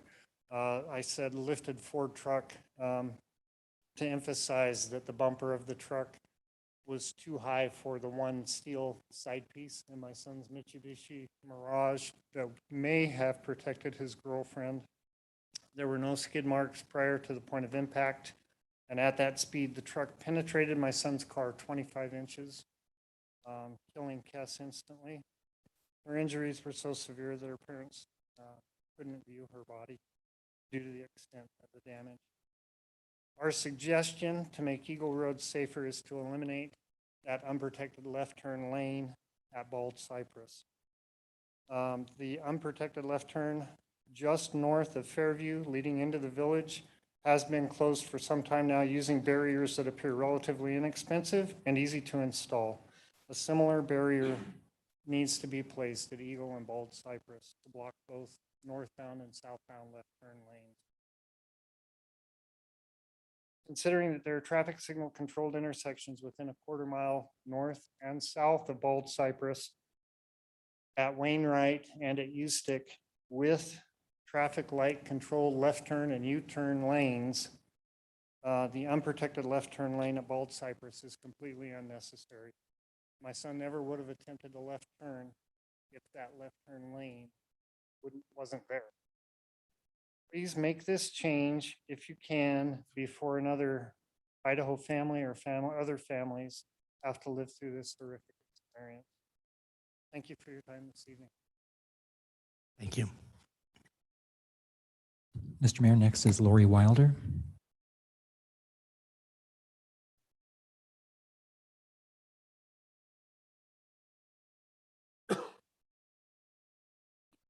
Good evening, Mr. Mayor and City Council.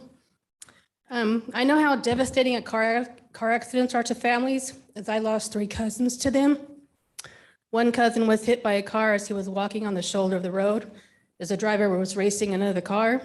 I had 3 neighbors die in the same car accident due to the driver falling asleep across the median, hitting them head on in California.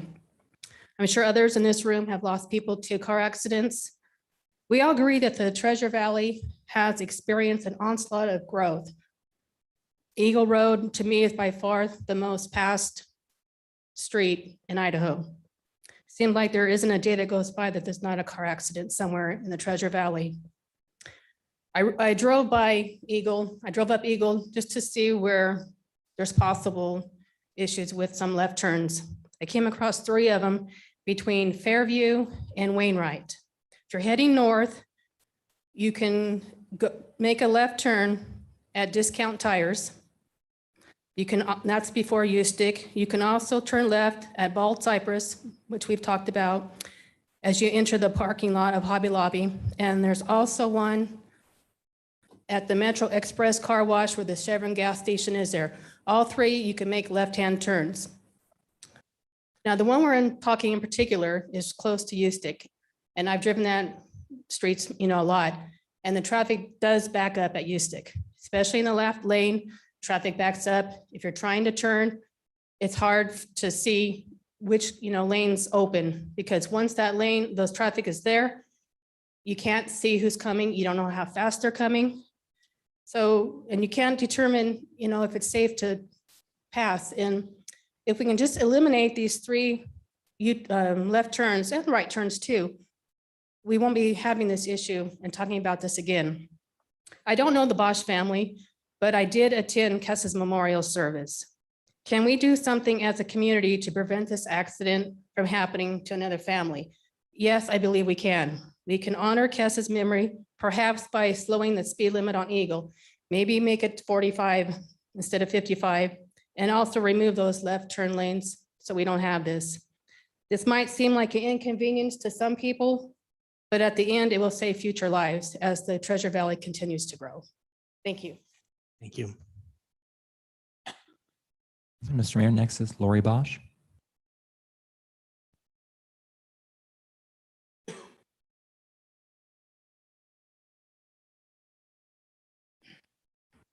Good evening. My name is Lori Bosch. I stand here tonight with my family and friends as we come together to ask you to act. To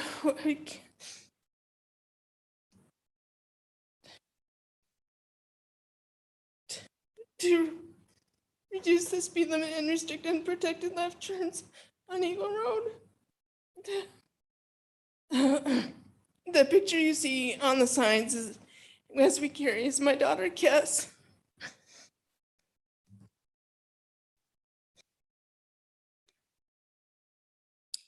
The picture you see is from late spring of 2020 when she graduated from CWI in an associate's degree in elementary education.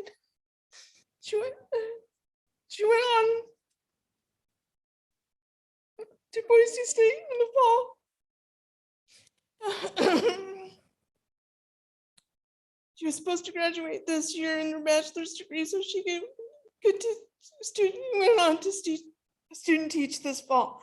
Sadly, those plans were not to become because of her sudden and tragic car accident on Eagle Road that took her life and future away on November 13th, 2021. On that November day, Kess's boyfriend, Jordan, was driving Kess to Hobby Lobby so she could buy Christmas decorations for their newly rented apartment.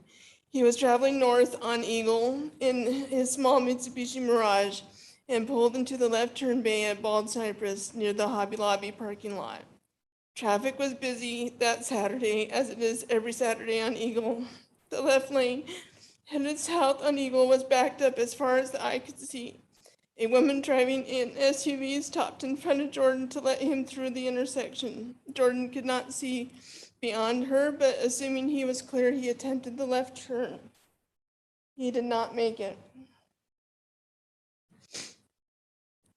The vehicle that hit Jordan's car was a Ford F-250 traveling at 53 miles per hour. He did not see Jordan's car coming. The Ford T-boned Jordan's car on the passenger side where my daughter Kes was sitting. The driver was traveling so fast that he had no time to react and did not apply his brakes until after he hit Jordan's car. Police later revealed that the passenger door was pushed in 2 feet. Kes never had a chance. She died of blunt force trauma at the scene.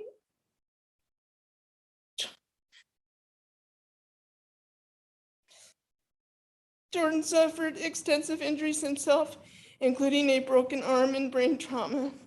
By the time police arrived to our home that evening, they weren't sure if Jordan would survive as well. Kes's death was senseless and could have been prevented. 200 feet north of Bald Cypress, where Kes and Jordan were hit, was a traffic light with a protected left turn, Wainwright Drive. 300 feet south was Eustick Road, also with a protected light and left turn bay. If Bald Cypress had been prohibited from left turns, the accident would have never happened, and we wouldn't be here today. If the driver of the Ford F-250 would have been traveling 35 instead of 53, he would have had more time to react and apply his brakes. Kes would have a much higher chance of survival. On April 13th of this year, my husband Jerry and I, along with Jordan's parents, Curtis and Beth, met with Mayor Simonson, the Meridian Police Chief, and 2 representatives from IDT. The 2 representatives explained to us that day that they have been aware of the problems plaguing Eagle Road for at least 10 years. That means for at least 10 years of meeting after meeting after meeting, discussions were had, but no actions was being taken. They knew that Eagle Road, AKA Highway 55, was the only stretch of road in the entire state where the speed limit did not drop when coming into town, and yet they did nothing about it. They knew of Meridian's quickly increasing population, which brought an ever-increasing traffic on Eagle, and they did nothing. Can you imagine 55 miles per hour going through Weiser, Payette, Horseshoe Bend, New Meadows, or even Coeur d'Alene? They do not. In every one of those cities, the speed limit drops to 35 or 25. The speed limit drops in every city and town in Idaho except this one, the great city of Meridian, making Eagle Road one of the most dangerous sections of highway in the entire state. The police chief told us that at that meeting that there was an accident every day on Eagle, every single day. If you travel on Eagle Road regularly, you know that most of the time you can't even reach speeds up to 55 because of the congestion. But on November 13th, the driver of the Ford F-250 did reach that speed, and he killed my daughter as a result. He legally killed her. Recently, Jerry and I were pleased to see Mayor Simonson's State of the City address, in which he addressed the problems of Eagle Road's speed limit. We would like to thank him for shining the light on the issue and vowing to fight for changes. However, as much as these words were much appreciated, action is still needed.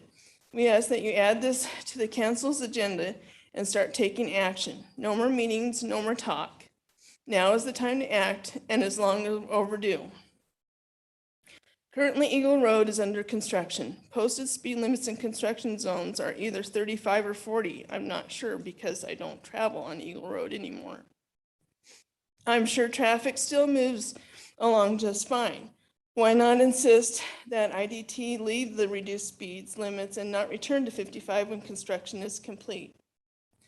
Our precious daughter is gone. She paid the ultimate price, all for a trip to Hobby Lobby. I would assume most, if not all of you, are parents. Losing a child is like going through hell. It's the worst kind of pain imaginable. It's too late for Kes, too late for us. However, we can do something to prevent this from happening to another family. We can save lives. Please help us save lives. Don't let another family go through what we have. Thank you. Thank you.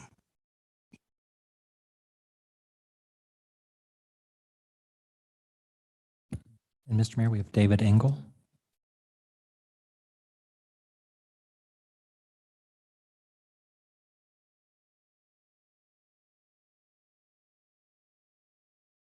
Evening, Mayor, members of the council. My name is David Engel. I'm Lori's father.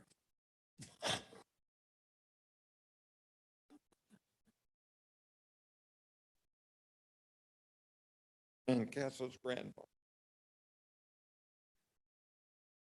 I'm not sure that I can add much to what Lori has said because I think she's said it all. We do appreciate that the mayor is addressing the speed issue on Eagle, and we hope you do come to a quick conclusion about doing something. We understand that it's a state highway, and I understand there's jurisdictional issues, and I understand all of that. But sometimes something is so obvious that enough is enough. We just have to do something. And I think it is too, not just the 55-mile-an-hour, it is the left-hand turns.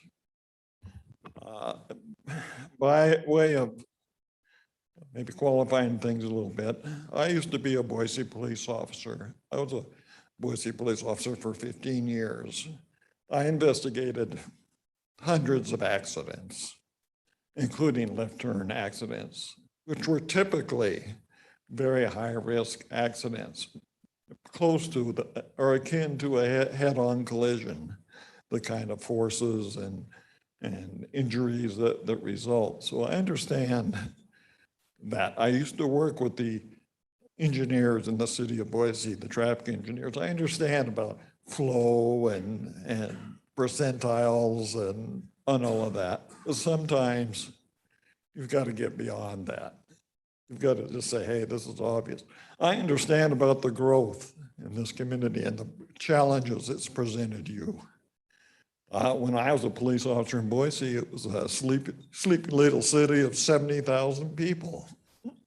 And Meridian was even sleepier, about 7,000 people. Well, that kind of dates me, but for where you've come from then to now and the tremendous growth, and I know you've had difficulty with keeping your infrastructure up, but it's not going to get any better. It's only going to get worse. As your explosive growth continues, you're going to have to find a long-term solution. I drive through cities all over the Northwest frequently, especially trips down here from Spokane to here to see family members. I've been in Coeur d'Alene, Tri-Cities, so on and so forth. They all have similar, if not as large of problems, but similar problems with highly congested areas and heavy traffic. They all, in fact, I drove through Tri-Cities yesterday to get here. There's no left-hand turns in going through the Tri-Cities. There's no 55-mile-an-hour speed limits going through the Tri-Cities, through those heavily congested areas. Same thing is true in Coeur d'Alene, where I live. The same thing is true in Spokane, where I live. Spokane's been fighting a problem for years with north-south traffic on the Division Street corridor. They've had to take drastic action. You're going to have to take drastic action, I understand, for the future. But now is the time to start. And again, we implore you to do what you can to address this issue so that another family or families don't have to deal with this situation. Thank you. Thank you to all the family, friends, and acquaintances that are here. And I'll be talking further with Council President Hoagland on what the appropriate steps forward from the city are on this topic. But no, we continue to engage ACHD and ITD. And there is a joint meeting coming up with the two of them in the not too distant future that we could probably share some information about. It might be a good way to engage with those that can make the ultimate decision. Thank you. So with that, we'll move on to our first item on the agenda, which is a public hearing for the Meridian Districting Commission, Meridian Districting Committee Resolution 22-0001. We'll open this public hearing with comments from Mr. Starman.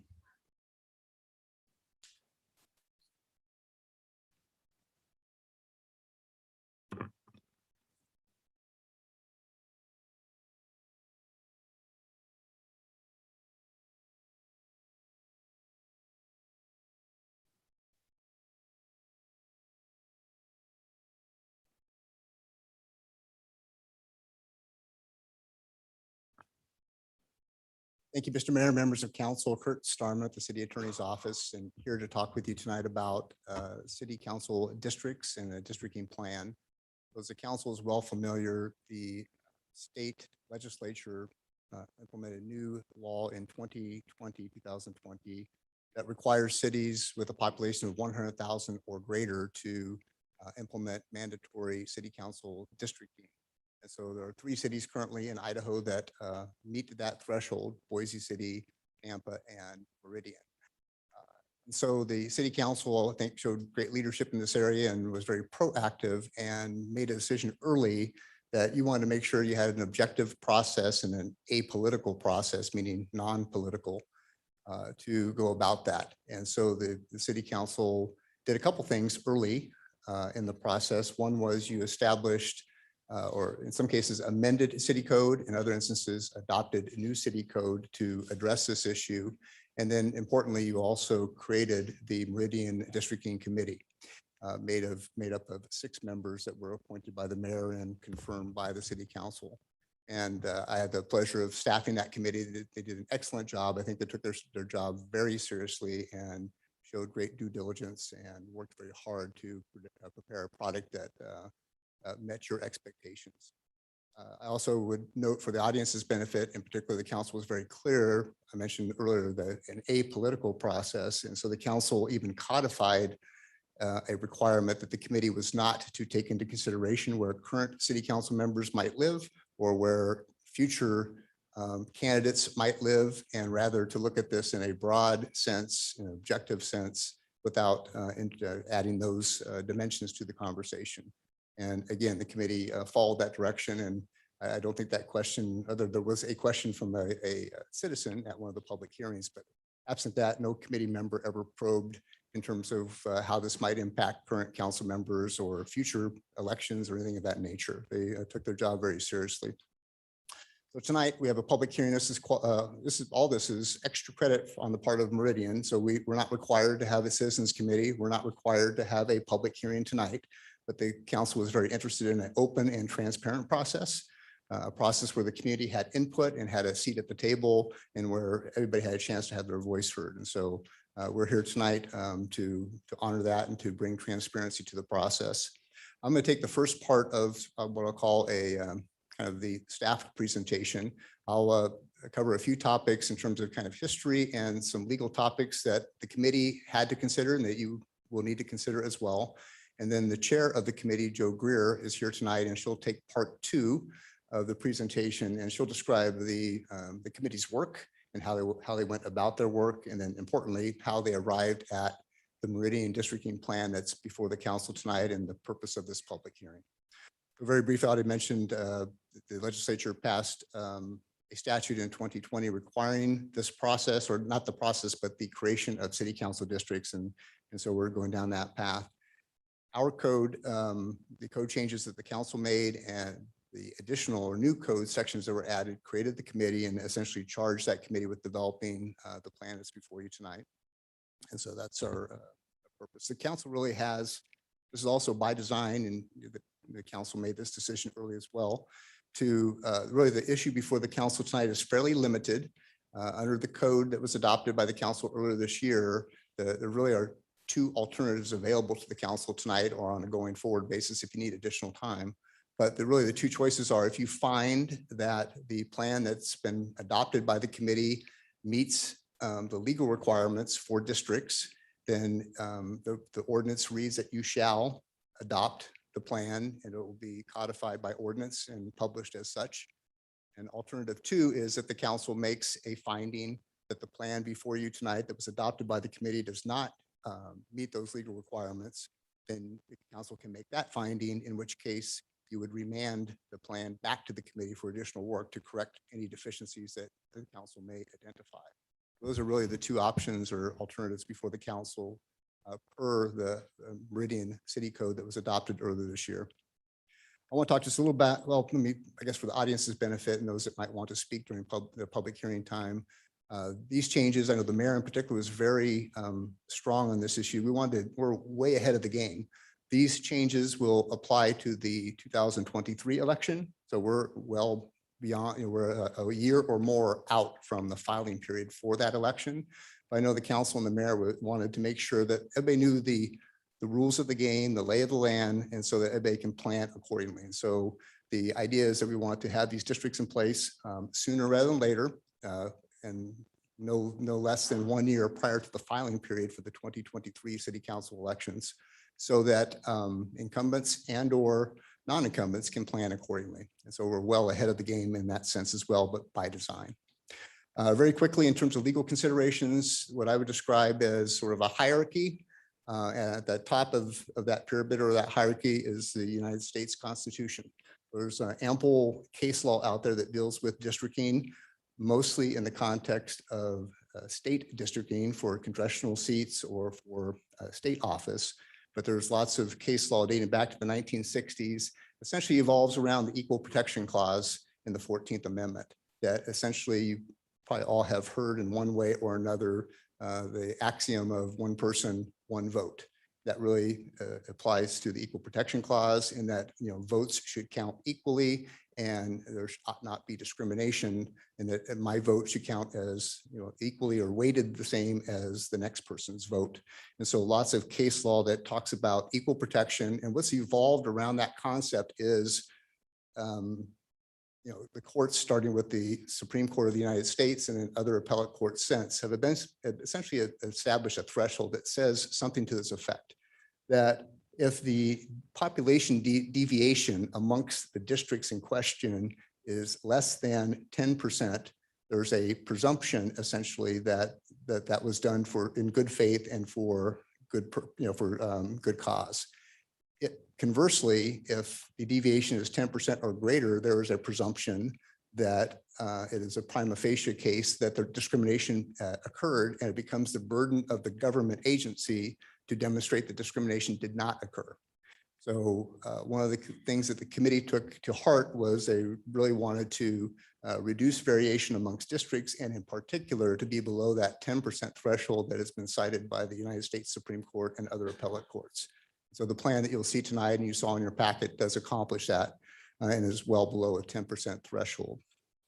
The next consideration is the actual statute that the Idaho State Legislature passed that was codified as Idaho Code Section 50-707A. And that essentially provides some additional criteria. That's my next on the hierarchy. I guess I'll also tuck in between those two things, the Idaho Constitution, although the Idaho Constitution doesn't say much about local districting. There are some sections that deal with statewide districting, and we do have something comparable to the Equal Protection Clause. And so I would say that if we satisfy the US Constitution requirement, we have in all probability satisfied the Idaho State Constitution as well. And then the next on that hierarchy of laws that we need to be all to be mindful of, and you in particular as decision makers, is that state code section I referenced just a moment ago that talks about a couple things. One is that the districts have to be created by using one or more contiguous election precincts. So under state law, in our case, Ada County creates election precincts, and they just did this earlier this calendar year. Those precincts, I like to think about them as building blocks. So those precincts become the building blocks ultimately for the districts that we are talking about tonight. So all those building blocks get configured into different districts. And obviously there's many different permutations and different possibilities of how that might occur. So it's a little more challenging and complex than it might first appear. The next piece, which very much relates to the equal protection discussion I mentioned earlier, is that the code, or the Idaho code, talks about, the goal is to have, to the nearest extent possible, so there's a recognition that you're not going to have mathematical exactness, but to the nearest extent possible, we need to try to have the populations between the districts to be comparable or roughly the same. But there's a recognition in the language that you're never going to have mathematical precision in that calculation. And there's a line of court cases, starting again with the Supreme Court of the United States, but other appellate courts that acknowledge that you're never going to have mathematical precision. In fact, there are some instances where that may not be desirable. The courts have talked about that may not be, to try to strive for mathematical precision might not be a prudent thing to do. And then lastly, we have the Meridian City Code that you all adopted earlier this year that talks about, and this comes from case law largely, but talks about all the things I just mentioned, but also talks about trying to honor other principles of districting according to law, policy, and custom. So there are lots of appellate court cases that talk about one of the reasons you can't have mathematical precision is that you need to be mindful of things like geographic compactness, for example. There's a desirability in the districting business.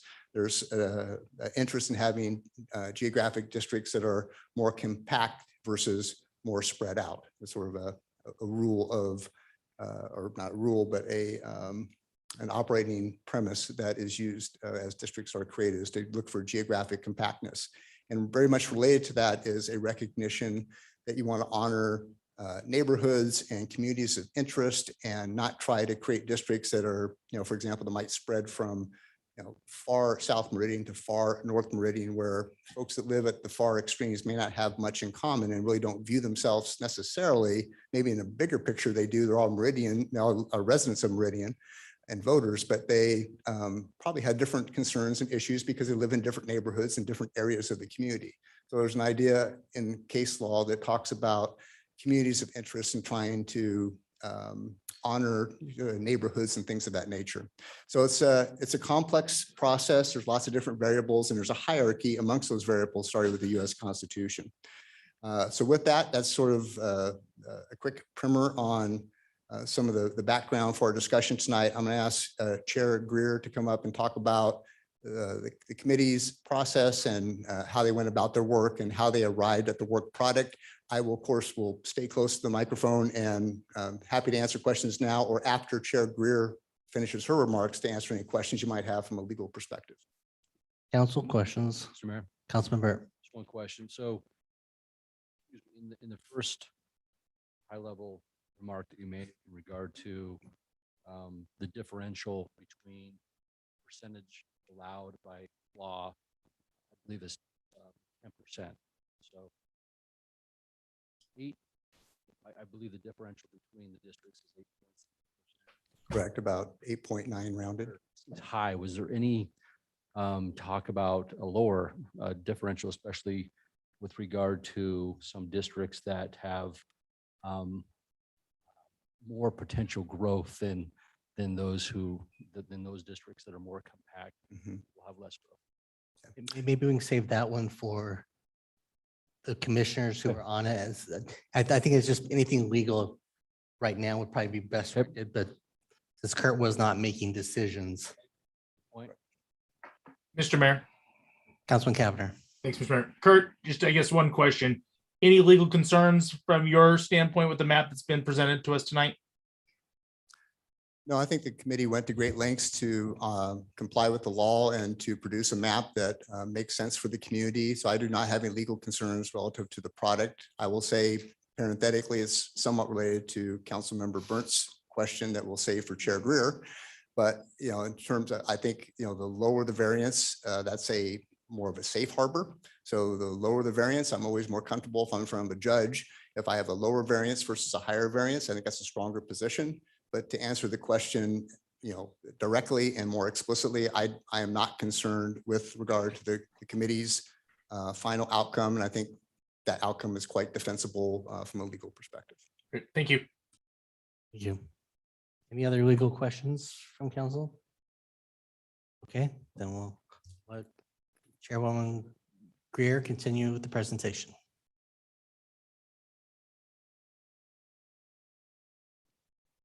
Good evening. Mayor Robert, City Council members, my name is Chair Greer. I have been serving as the chair for the City of Meridian Districting Committee, as Kurt mentioned. Our districting committee was comprised of city appointed commissioners from different areas of the city.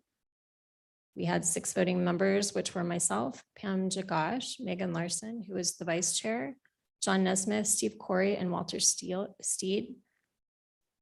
I felt that the committee was well selected and had a varying degree of expertise and demographics.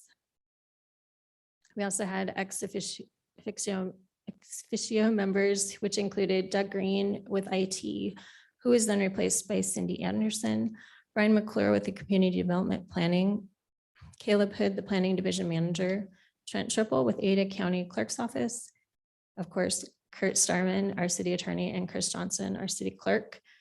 And we did have Adrian Weatherly step in for one of the meetings. The committee had held several meetings, April 18th, 29th, and May 5th, to review 3 proposed maps prepared by planning and IT. The 3 maps were shown with different pattern methodologies and different variance percentages. We did have another member, Steve Corey, who took great lengths to come up with several additional maps that did show some different variances that were closer. We had some concerns with some of the maps. And so I'm going to share with you what led us to the committee to presenting the map that is before you. So over the course of the last 3 months, as I said, we met to review proposed maps and consider different boundary options. Committee members were able to review potential map changes to see how they would affect the population variance. And while this seems like a fun game of type A, it's really very difficult. Once you move one of the blocks, it throws the variance completely out. I even tried just a couple for fun to see how that would work. The committee felt strongly about district boundaries not dissecting neighborhoods. So bringing the neighborhoods together as much as possible was a huge concern. Having more than one district south of I-84. I've been on the Parks and Rec Commission for roughly 7 years. And throughout the course of that time, I've heard numerous residents south of I-84 express concern about feeling underserved. So that was a big one for me. We also considered looking at the growth areas in our city because this is based off of the 2020 census, which, as we all know, this is not really an accurate representation as of what is going on right now. So we did try to look a little bit into the future. It was really hard with District 6, having that one huge section in the bottom corner that is 7, population 7. We were also trying to limit the districts crossing I-84. We couldn't completely eliminate that option. It just was impossible to come up with an option that kept within the 10% variance. And we wanted to keep, of course, the populations as close as possible. On the meeting on May 5th, we voted for the maps provided by staff and modified maps. 2 were selected, 1 was posted. We had a runner-up, but we also, off of the wisdom of Trent Triple with the Ada County Clerk's Office, decided to post 1 map as opposed to having 2. So that if there was discussion, if there was concern, we would have a second map to show the difference in variance, but kind of a similar situation. But the committee ultimately voted for the map that's before you. The first public hearing was held in the morning on May 20th. We had a few public comments. We had 1 resident who did ask some questions about the seat terms and dates, which most people have had that same question. At the June 9th hearing, we had no comments, no attendees.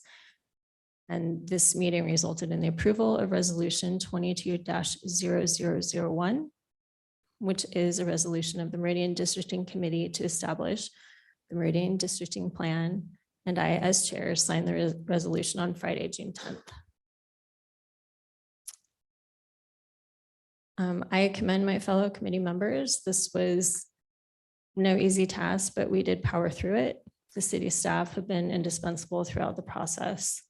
Couldn't have done it, of course, without any of you. And I just wanted to thank you for your time and this opportunity to serve the city of Meridian with this. This is a really important task, so I'm honored. Thank you, Joe. Is there any questions? Council, any questions? Got it. Mr. Mayor. Oh, we'll let her go ahead and answer Craig's question Oh, sorry, I didn't hear that. Sorry, Mr. Mayor. Sorry. first. Good. If you can just go into more detail, maybe about Oh, on other maps that were considered in variances and why this one was selected over the other one. We Like had paraphrasing that correctly? Okay. Is that what you're wanting? Okay. We had roughly, I think, 6 maps that we had before us. It was becoming evident as we had the IT staff moving some of the precincts around that the numbers quickly would throw off our variance numbers. But we did have a couple that were a close runner-up. Again, this one in particular, so we voted, and this is the one that we all voted on. There were, some disagreements, of course, but this was the map that crossed I-84 the least, but still split the southern portion of the city. Was that the primary reason over one that had a lower variance? Well, and we had the city center having the neighborhood as, downtown. We were kind of looking at neighborhoods, how they were grouped together in somewhat of a logical pattern. It became a little more difficult as you get up into, of course, the Northwest. There's a lot of development happening up here, but we also, if we ran it across the back, it kind of didn't make sense to go all the way from 10 Mile down to our furthest road, which is almost Eagle. And so it kind of formed a pattern that is a little nautical in shape. So it made some logical sense. It was very difficult. I'm not gonna lie. Council, other questions? Mr. Mayor, Councilman Cavanagh.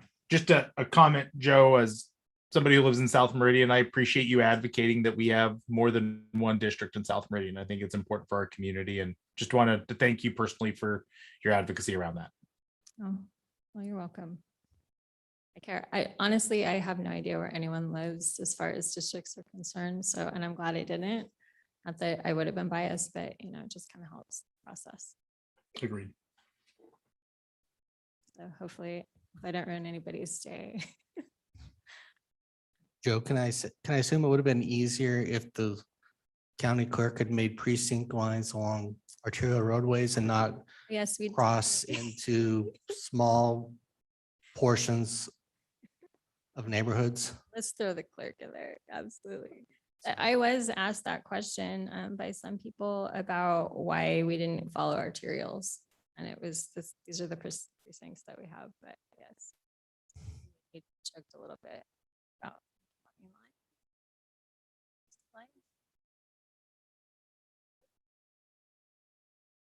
Right. See no further questions. Thank you, Joe. Thank you. This is a public hearing. Oh, sure, Kurt, come on up.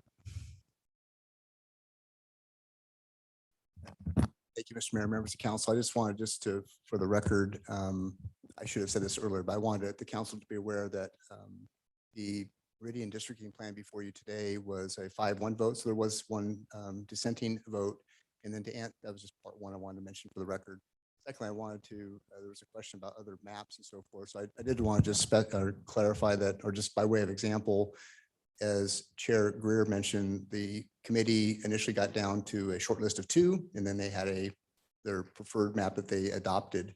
But just to give you a point of reference, the other map that was being considered, it was on the short list of 2, had a variance of about 4.9% rounded, just to give you a point of reference of what that looked like. It had some other issues that Chair Greer described, so I won't repeat that, but I wanted to better answer that question for you. Thank you, Kurt. Mr. Mayor, we had nobody sign up in advance. Okay, this is a public hearing. If there's anybody present who would like to come forward and provide testimony on this item at this time or online, you can use raise your hand feature online or come forward.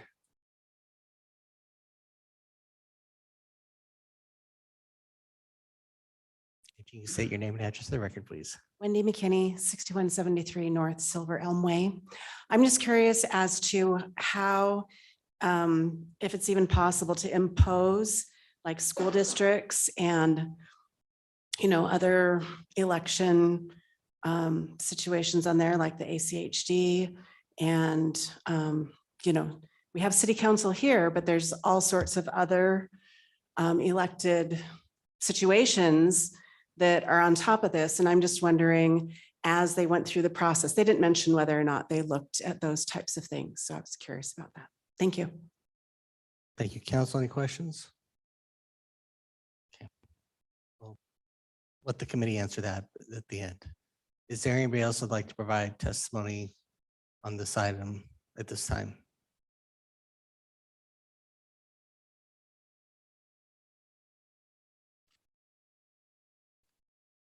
Seeing no one coming forward and no one raising their hand online, would the chair like to come forward and answer that question that was just asked by? Oh, or both, okay. Okay.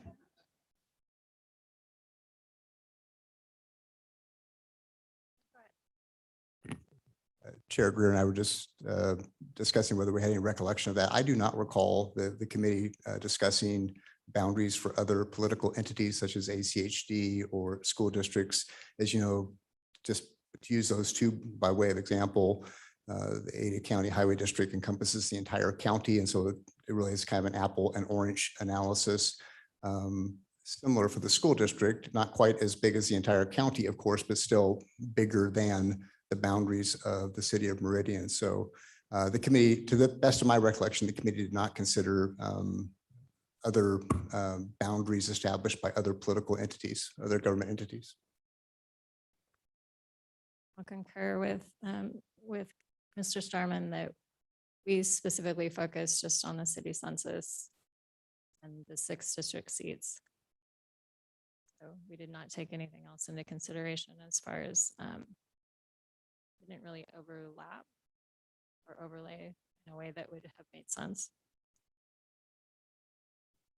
Thank you. I can say anecdotally, there is one Owyhee, one close to Centennial, one close to Rocky, one Mountain View, and 2 that would encompass most of Meridian.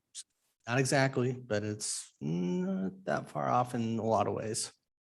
So, anyway, whether there are council any additional questions.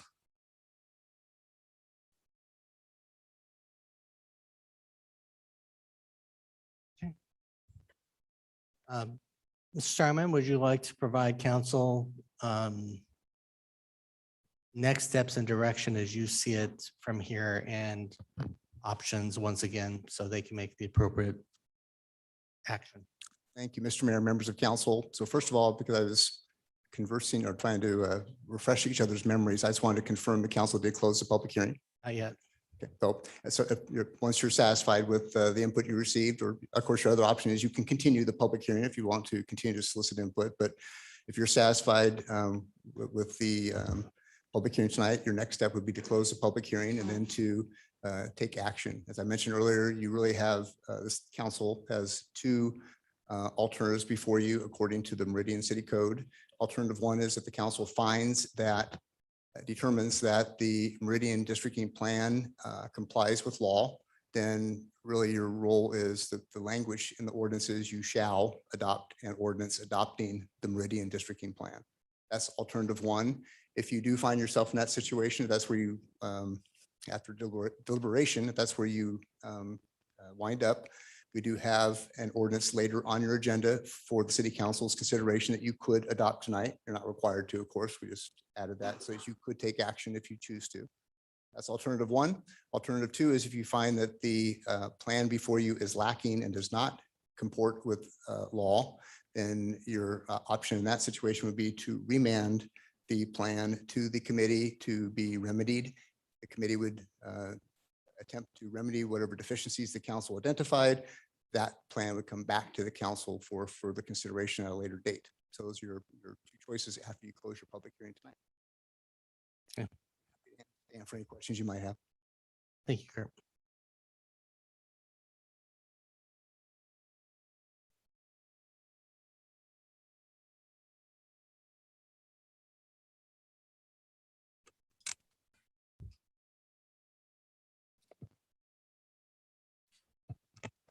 Mr. Mayor. Councilman Borton. I appreciate the presentation, the explanation. We all appreciate that. The detail of work that the committee did, the legal review to ensure that it's accurate. There's really one item on the list that the process is procedurally and substantively accurate and lawful. And you've met the mark, it sounds like. And that's kind of all we cared about. So having a public hearing, the opportunity for the public to participate in the committees was important. Today was important, whether they choose to or not. That also procedurally was important to us to make sure the result was correct. So in light of all of that you've presented and accomplished, I move that we close the public hearing on item 1, the redistricting commission, resolution 22-0001. Second. I have a motion second to close the public hearing. Is there any discussion? If not, all in favor signify by saying aye. Aye. Opposed, nay. The ayes have it, and the public hearing is closed. Mr. Mayor, Councilman Burnt. I just want to say thank you to this commission that was put together. These commissions are, they take a lot of time, they take a lot of effort, and they take a lot of thought. And it's just wonderful to see citizens in our community that care enough to be a part of it. So thank you so much to the commission. At the end of the day, it's just really quite simple. I mean, is this a lawful map or these districts lawful?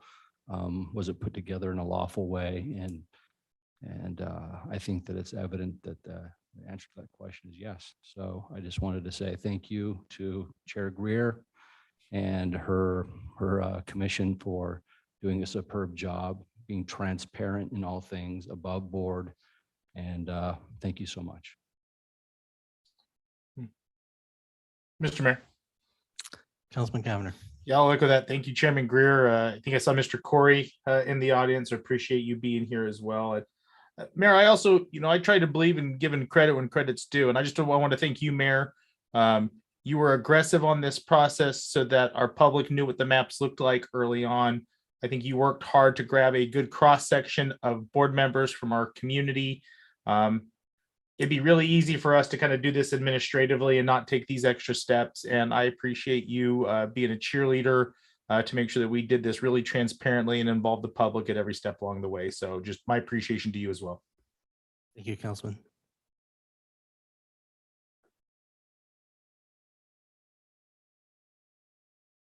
So one thing, Kurt, I didn't understand. Do you need council to make a motion, or is it just the passage of the ordinance later that it would suffice in this case? Thank you, Mr. Mayor. Yes, no action required at this point in the agenda. The action item will come when you are asked to adopt, consider, and potentially adopt the ordinances later on your agenda.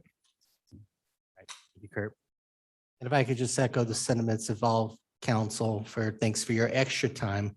I know that was pulling double duty for all 6 members of the commission from your other commission that you're already appointed to for the city. And we really appreciate your time and effort and energy. And next time we'll try to get you some better precincts to work on, so we can keep those committees together just a little bit better. So, thank you. So with that, council, we'll move on to item 2 for the evening. Public hearing for TM Creek GI irrigation easement EAC H 2022-003. We'll open this public hearing with staff comments. Greetings, Council. Alan Tiefenbach, Associate Planner with City of Meridian.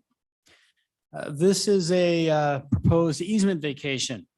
The site consists of just a little less than 2 acres. It's zoned CG. It's located near the southeast corner of South 10 Mile Road and West Franklin Road. A quick easement, but the background is this is part of the 45-acre TM Creek development. This development was annexed with a preliminary plat for 49 lots in 2014. On the left is the subdivision plat of the approved plat. The applicant intends to merge lots 12 and 13. That's what you see here, together with a parcel boundary adjustment to construct a future building. That building footprint you would see here. However, the building encroaches onto a private gravity irrigation easement. That's what you see in the yellow here. There's presently a 12-inch irrigation pipe constructed within this easement, but since it's private, they don't need to get relinquishment letters from the easement holders. They would be moving this easement to the south. That is the extent of this proposal tonight, council people. Thank you, Kirk. Council, any questions for staff? Okay, is the applicant here?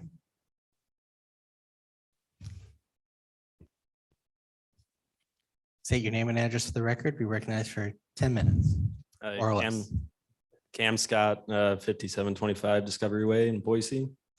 Here on behalf of KM Engineering, we agree with staff's recommendation. One correction that I believe the irrigation pipe is to be relocated to the north, not the south. But other than that, I'm willing to stand for questions. Okay. Council, any questions for the applicant? All right, thank you. This is a public hearing. Is there anybody present that would like to provide testimony on this item? If so, come forward at this time or use the raise your hand feature on Zoom. See no one coming forward or raising their hand. Applicant waive any final comments? Applicant waives. So council, do I have a motion to close the public hearing? Mr. Mayor. Councilman Borton. Real quick, Alan, the notes, planning notes reference moving it to the north as well. I'll double check on that, but it is being moved to the north. I think he said it was mentioned that it was south, but it's actually to the north. North.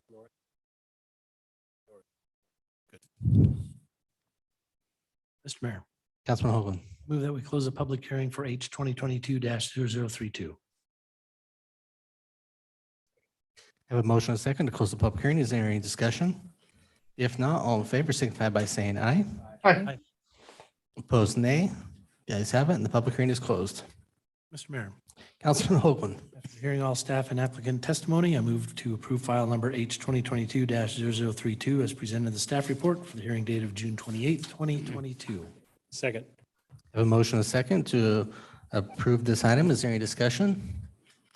If not, clerk, call the roll. Thank you, Mr. Mayor. Strader, Aye. Byrne, Perot, Aye. Cavanagh, Aye. Borton. Aye. Hoagland. Aye.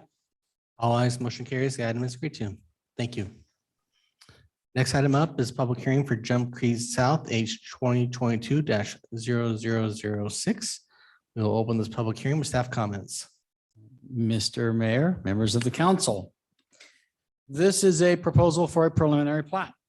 Site consists of just about 3.5 acres zoned R8 located at the northwest corner of West McMillan Road and Black Cat Road, Jump Creek South, this is called.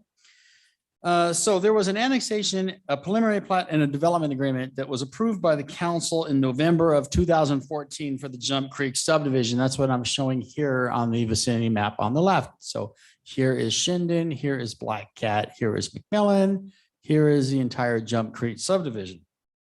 This was 318 single-family lots at the time and 2 multifamily lots.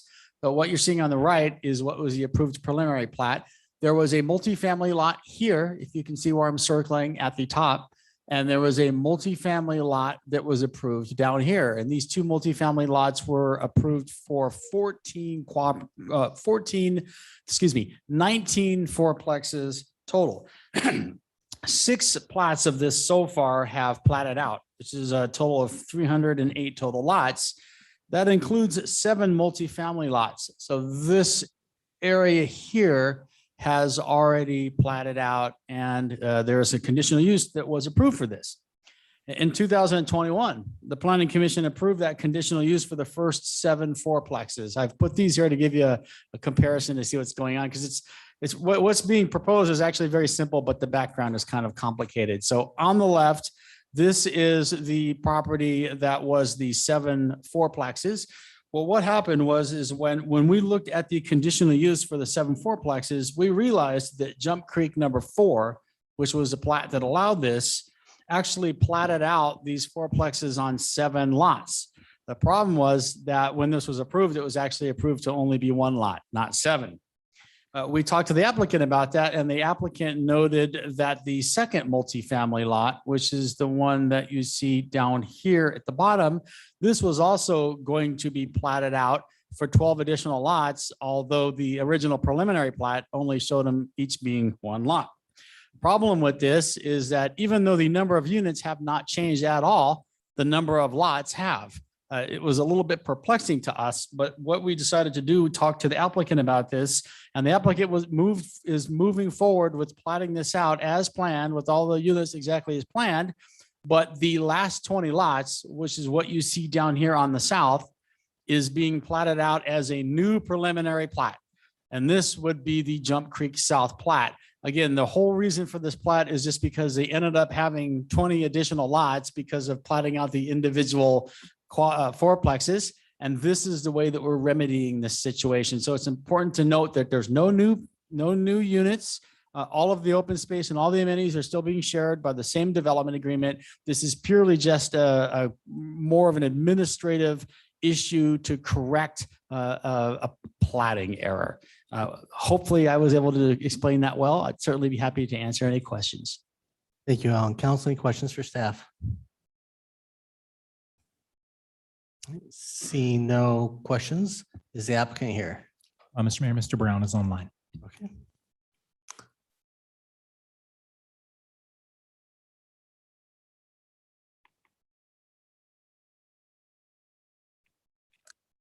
And they're ready for you if you want to unmute.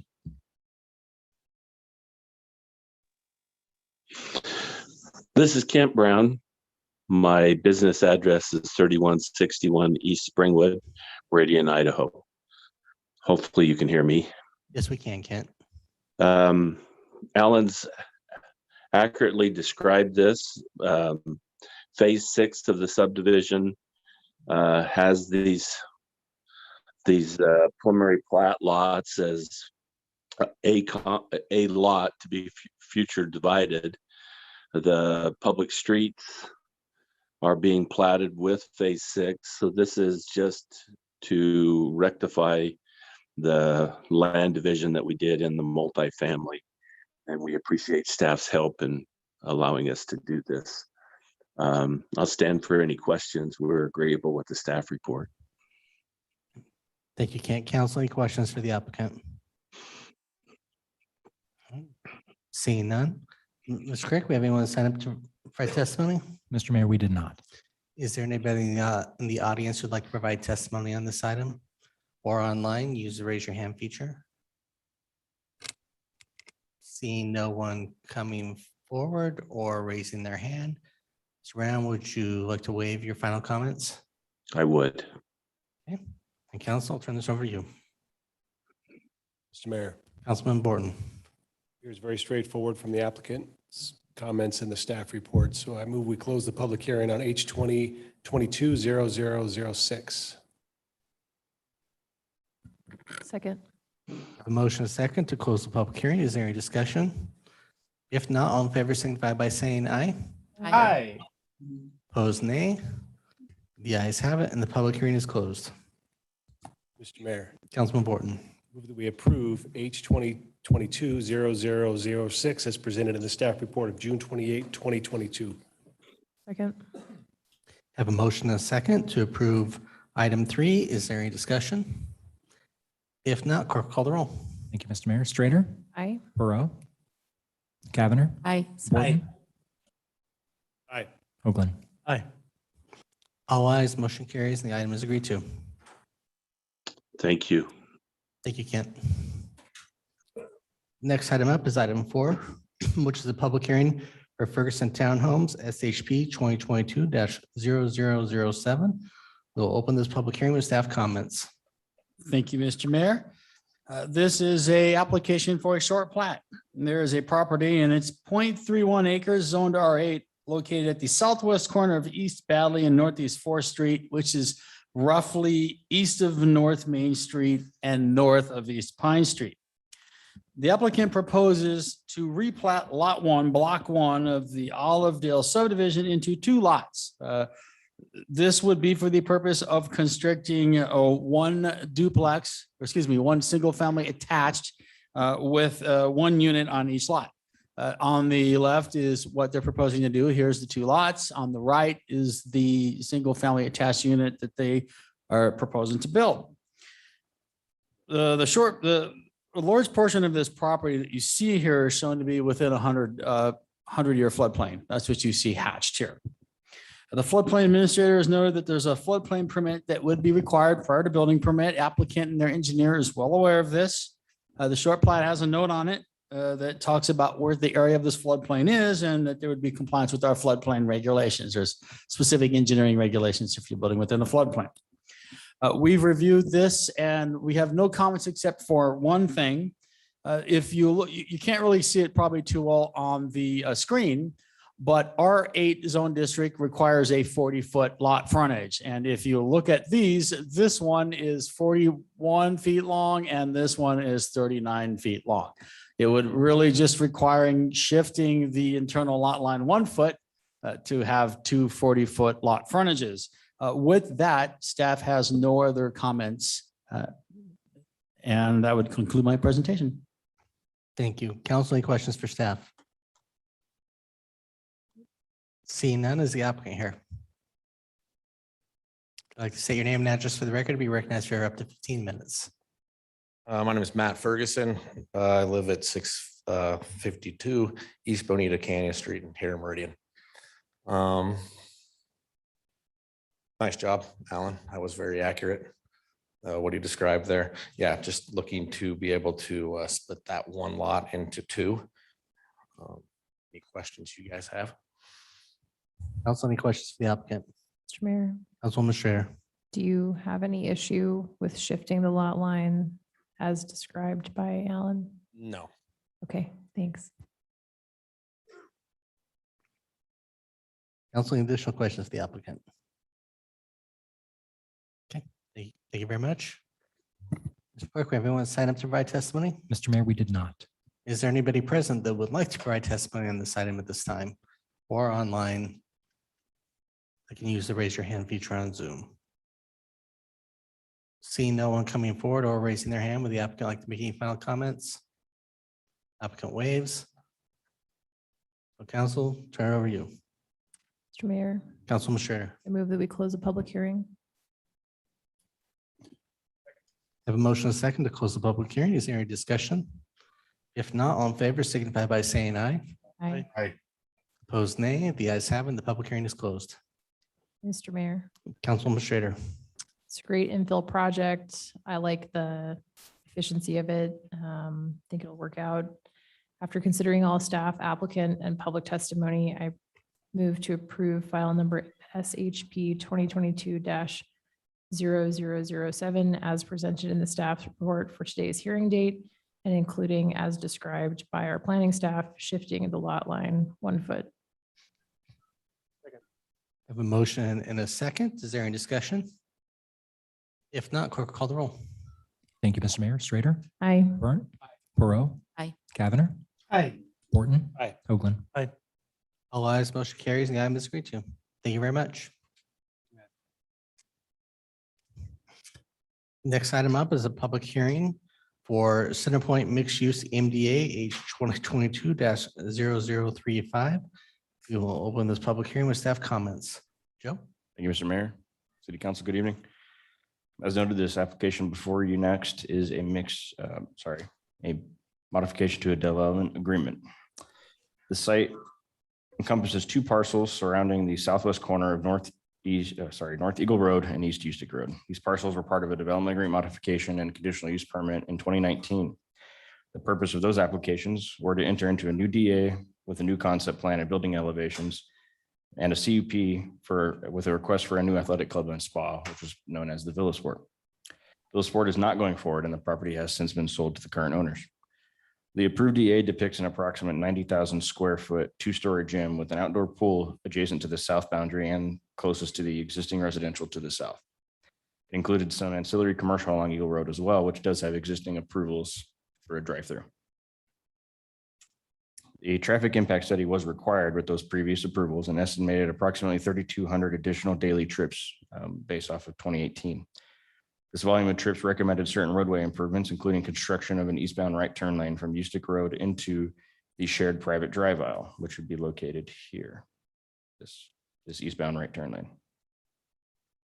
This drive aisle is technically unnamed as it is a commercial drive aisle, but is essentially an extension of North Cajun Lane, which is a private lane right here. The right turn lane and internal drive aisle connection to Cajun Lane is constructed and fully functional today. The subject DA modification is for the purpose of terminating the previous DA in order to enter into a new DA consistent with a new concept plan and provisions. Before getting into the details of that plan and the perspectives, I find it necessary to analyze and discuss the project in a broader scope and in terms of the future land use designation. Subject site is designated as mixed use regional on the future land use map and as part of a much larger mixed use regional area along the Eagle Road corridor that includes the Village, Regency, River Valley Apartments, as well as multiple other commercial and other undeveloped areas. Specifically within the mixed use regional area in this southwest corner of Eagle and Ustick, there's Jackson Square development and commercial buildings to the south and on the hard corner to the northeast. Comprehensive plan discusses that projects should not contemplate uses across arterials, even if they share the same future land use designation, as it is not anticipated for users or residents to readily walk or bike across these major transportation facilities. However, staff finds it prudent to analyze all projects in this area with at least the four corners along the Eagle and Ustick intersection, because in reality, the transportation impacts and the expected users will come from and go beyond just this southwest corner. Staff believes that the proposed project is generally consistent with the mixed-use regional designation because the subject mixed-use regional area currently consists of a number of retail, restaurant, office, and residential uses available to the region, and the addition of these units should not oversaturate this area of residential. The submitted concept plan depicts 5 multifamily buildings with internal access, they're not garden style, and 2 commercial buildings. The multifamily is split into 3 4-story buildings, which are in the larger area, and 2 3-story buildings here. And then there's originally showing 2 commercial buildings along the east side. This is the plan that was submitted. The applicant and I have discussed other comments that I made in my staff report, and they've proposed a slightly different concept plan, which I believe they will have in their presentation. The submitted plan depicts at least a 25-foot landscape buffer along the entire perimeter of this site, except for the very southeast area of the site that abuts commercial uses to the south. Further, it appears that no building is proposed within 150 feet of the existing residences to the south. And that includes the 25-foot buffer, carport parking, a drive aisle, and surface parking between the proposed 4-story apartments and the existing homes. For comparison, Willisport was approved approximately 65 feet from the existing homes. So it is more than double the distance. Staff finds the separation should significantly help mitigate any issues with the height disparity of these existing 2-story homes and the proposed 4-story apartments. ACHD did not require a new TIS since it's 1, an MDA, and 2, there's already an existing TIS on the site. Instead, they requested an abbreviated study, which with turn lane analyses, parking analyses, and an updated trip generation for the multifamily use. The applicant performed the requested analyses and provided an abbreviated TIS to ACHD and staff. According to the document, the proposed project is anticipated to generate approximately 1,249 daily trips, which is a reduction of nearly 2,000 trips per day from the previously approved use. Therefore, the proposed project is anticipated to generate less than 40% of the previously anticipated vehicle trips. This is a significant reduction of vehicle trips for the adjacent local and arterial, local and private streets, as well as to the arterial roads. Staff did note concerns in the staff report with the overall open space and then the layout of the southeast area of the site. Staff did meet with the applicant, as I noted. They presented a couple options that do comply with the minimum code requirements that I had available. Again, this is a DA modification, so I did not dive into those because I don't have every specific detail, but the applicant did submit a site plan that was much more detailed as in terms of a concept plan. As of around noon today, there was one piece of written testimony from a neighbor, I believe. Their concerns were as follows, that the proposal before you tonight is vastly different than existing approvals. Issue with the proposed 4-story buildings in comparison to the 2-story homes. Concern over increased traffic at peak hour times for residential versus the previous approved use. And an assumed increase of crime for vehicles on the west side of Center Point Way in this parking lot. And these are just some of the perspectives that were submitted that show what they are proposing. Specifically, the one on the top left shows from the center point, and I cannot remember what that street is. Oh, Pickard Street, yeah. Looking kind of east to northeast. I will stand for any questions at that point. Thank you. Thank you, Joe. Council, any questions for staff? Councilman Hoagland. Mr. Mayor, Joe, the traffic impact review does show the reduction, but do they take into account time of day for those? Like I would think a business versus housing has a different impact. Yes, sir. In the analyses, sorry, Councilman Hoagland, they actually do specifically label the AM and PM. I didn't put it in my hearing outline tonight, but there was a reduction in both of those as well. I think the percentage reduction of the overall to the PM is not as great, but there is, because the overall trips are less, there was a reduction in the PM and the AM peak hour traffic, according to the study. Yes. All right, thank you. You're welcome. Councilman Schrader. That's okay, Mayor. I'm going to hold my question for later. Any other questions from council for staff at this time? Mr. Mayor. Councilwoman Pro. Thank you. Joe, you did a great job with your staff report, by the way. Thought it was very thorough. You had mentioned on page 4, I believe, a list of 4 things that you believe needed to be modified. And one of those was going to basically have like a domino effect. So if the density changes, parking changes, open space changes. I didn't see anything in the file from the applicant addressing these 4 items.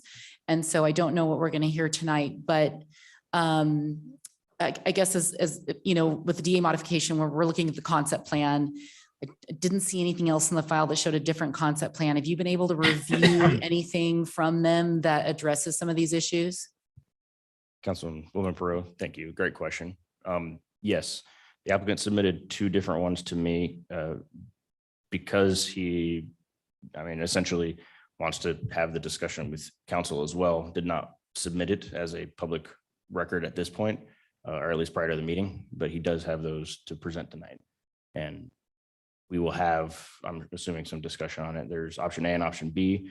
Both are much more compliant with those items that I noted. 1, open space, 2, parking, and the buffer along Eagle. Specific note about the open space. 1, I didn't note it specific enough in my staff report that the open space along the arterials can count if it's done through the CUP process, which would be their next step. I didn't note that. So my initial statement of it shouldn't count is not entirely accurate. It can, but there's no guarantee. Secondly, we are proposing a updated code change to make that provision in current open space code go away anyways, and have it more in alignment with the single family open space standards. So basically, if they have some enhanced landscaping along the buffers, then it can count anyways. So my open space qualms initially in my report are not as serious as I initially stated. I will note, just because the density and I didn't have dimensions on everything, I have some concern overall, and that frankly would be handled with the CUP, as we know, with the Planning and Zoning Commission. And once I have a more detailed open space exhibit and site plan, I can dive into that more. But the applicant, the specific things I noted in my staff report, as I did note in my staff report, you could skin this cat 17 different ways and propose something different, which I think is why the applicant didn't want necessarily something submitted on the record right before the hearing as a response. He has a preferred, and I think it works. It's, I think, going to be kind of the flavor of what council wants tonight. Mr. Mayor, one more question, if I may. Councilwoman Pro. Thank you. So we had heard an application for the property to the north recently, and with the volume of information I've read this week, I can't remember if we continued that, or if what our vote was on it. But I do remember there being a proposal for 2 more drive-throughs immediately to the north. So it concerns me now that we might have a Starbucks drive-through. And then, so would you remind me the result of that application? I apologize for my memory lapse. No problem, Councilwoman Perot. I actually wasn't here for that hearing. I think Bill presented that for me, which I appreciate. It was denied actually by council as a DA mod because it was a change from 2 retail buildings to 2 drive-throughs. My understanding, they have not submitted yet, but my understanding is they are going to propose a different DA mod with only 1 drive-through and not 2 for that actual hard corner. But there will probably be 1 more drive. Everybody wants a drive-through right now because of post-COVID. But this drive-through on this site already has an approval from Sadie Creek Commons CUP. I think this Planning and Zoning Commission did a while ago. So as long as they don't make any major changes to that site plan, which especially with the revised site plan that I saw earlier, they shouldn't. They could build it right now if they wanted to on this area, the very southeast corner. So I understand your comments, but there's not really anything I can do about that piece of it. You're welcome. Council, additional questions? All right, then would the applicant like to come forward, please?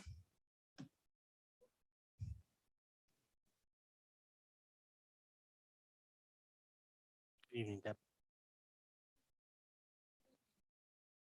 So are you working to pull up my? Yeah. Mine just took me a minute.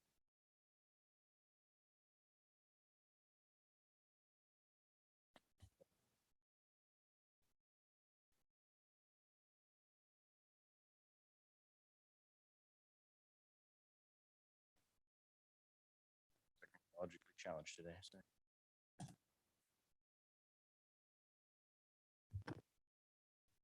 Thank you.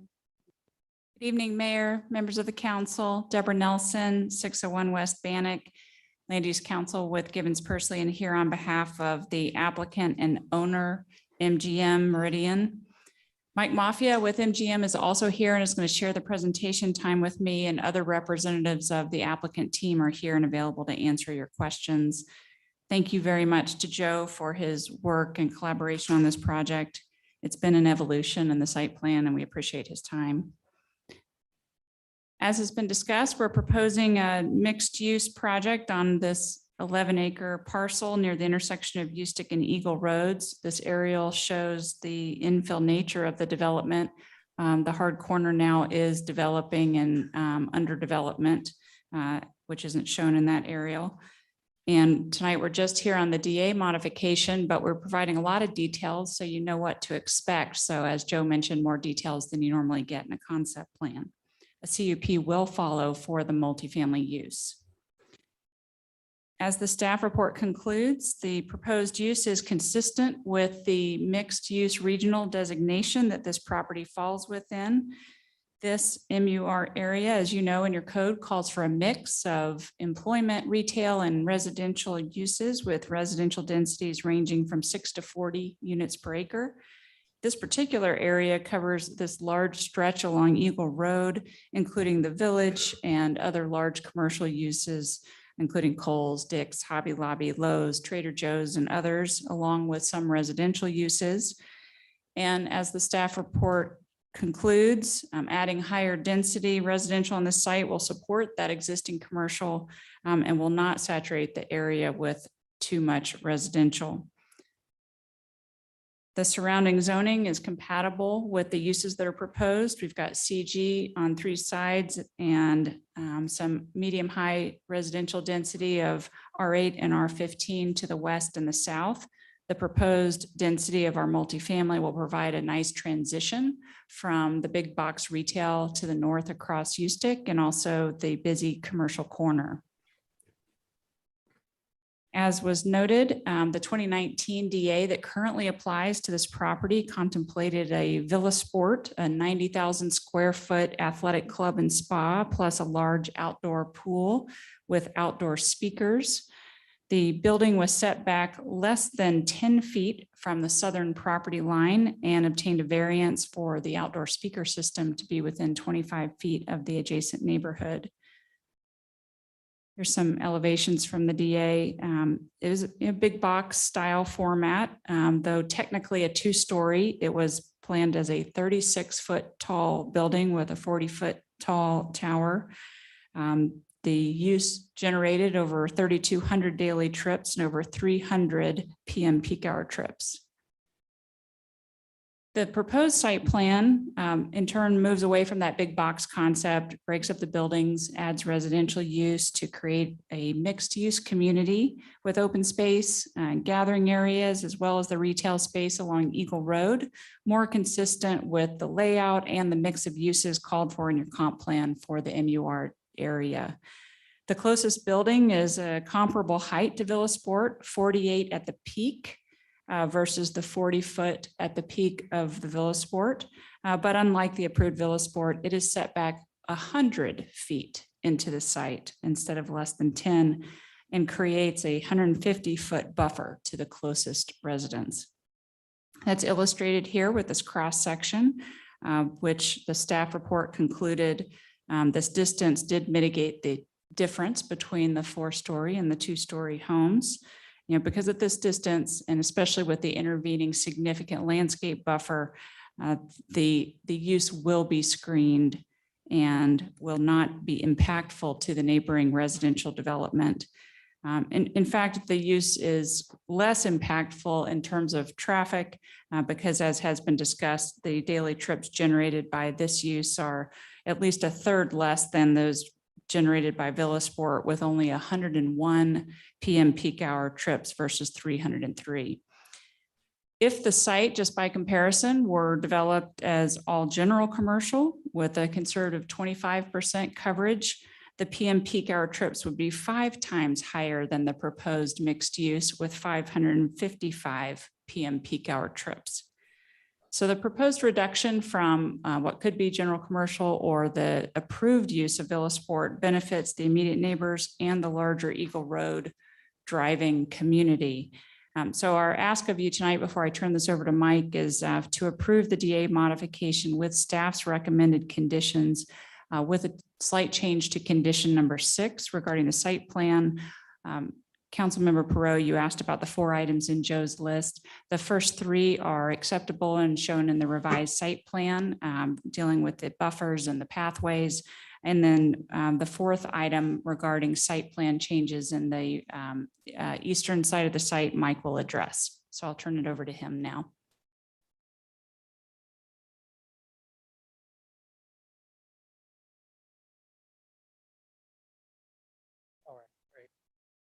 Good evening, Mayor, council members. Thanks for allowing me to present this evening. I'm Mike Mafia. I'm the owner of the 11 acres there.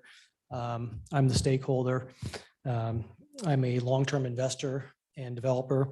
I'm very passionate about development and look at projects for the long term, multiple generations to build functional properties that are going to survive, the passage of time, not 10 or 20 years, but 30 or 40 years.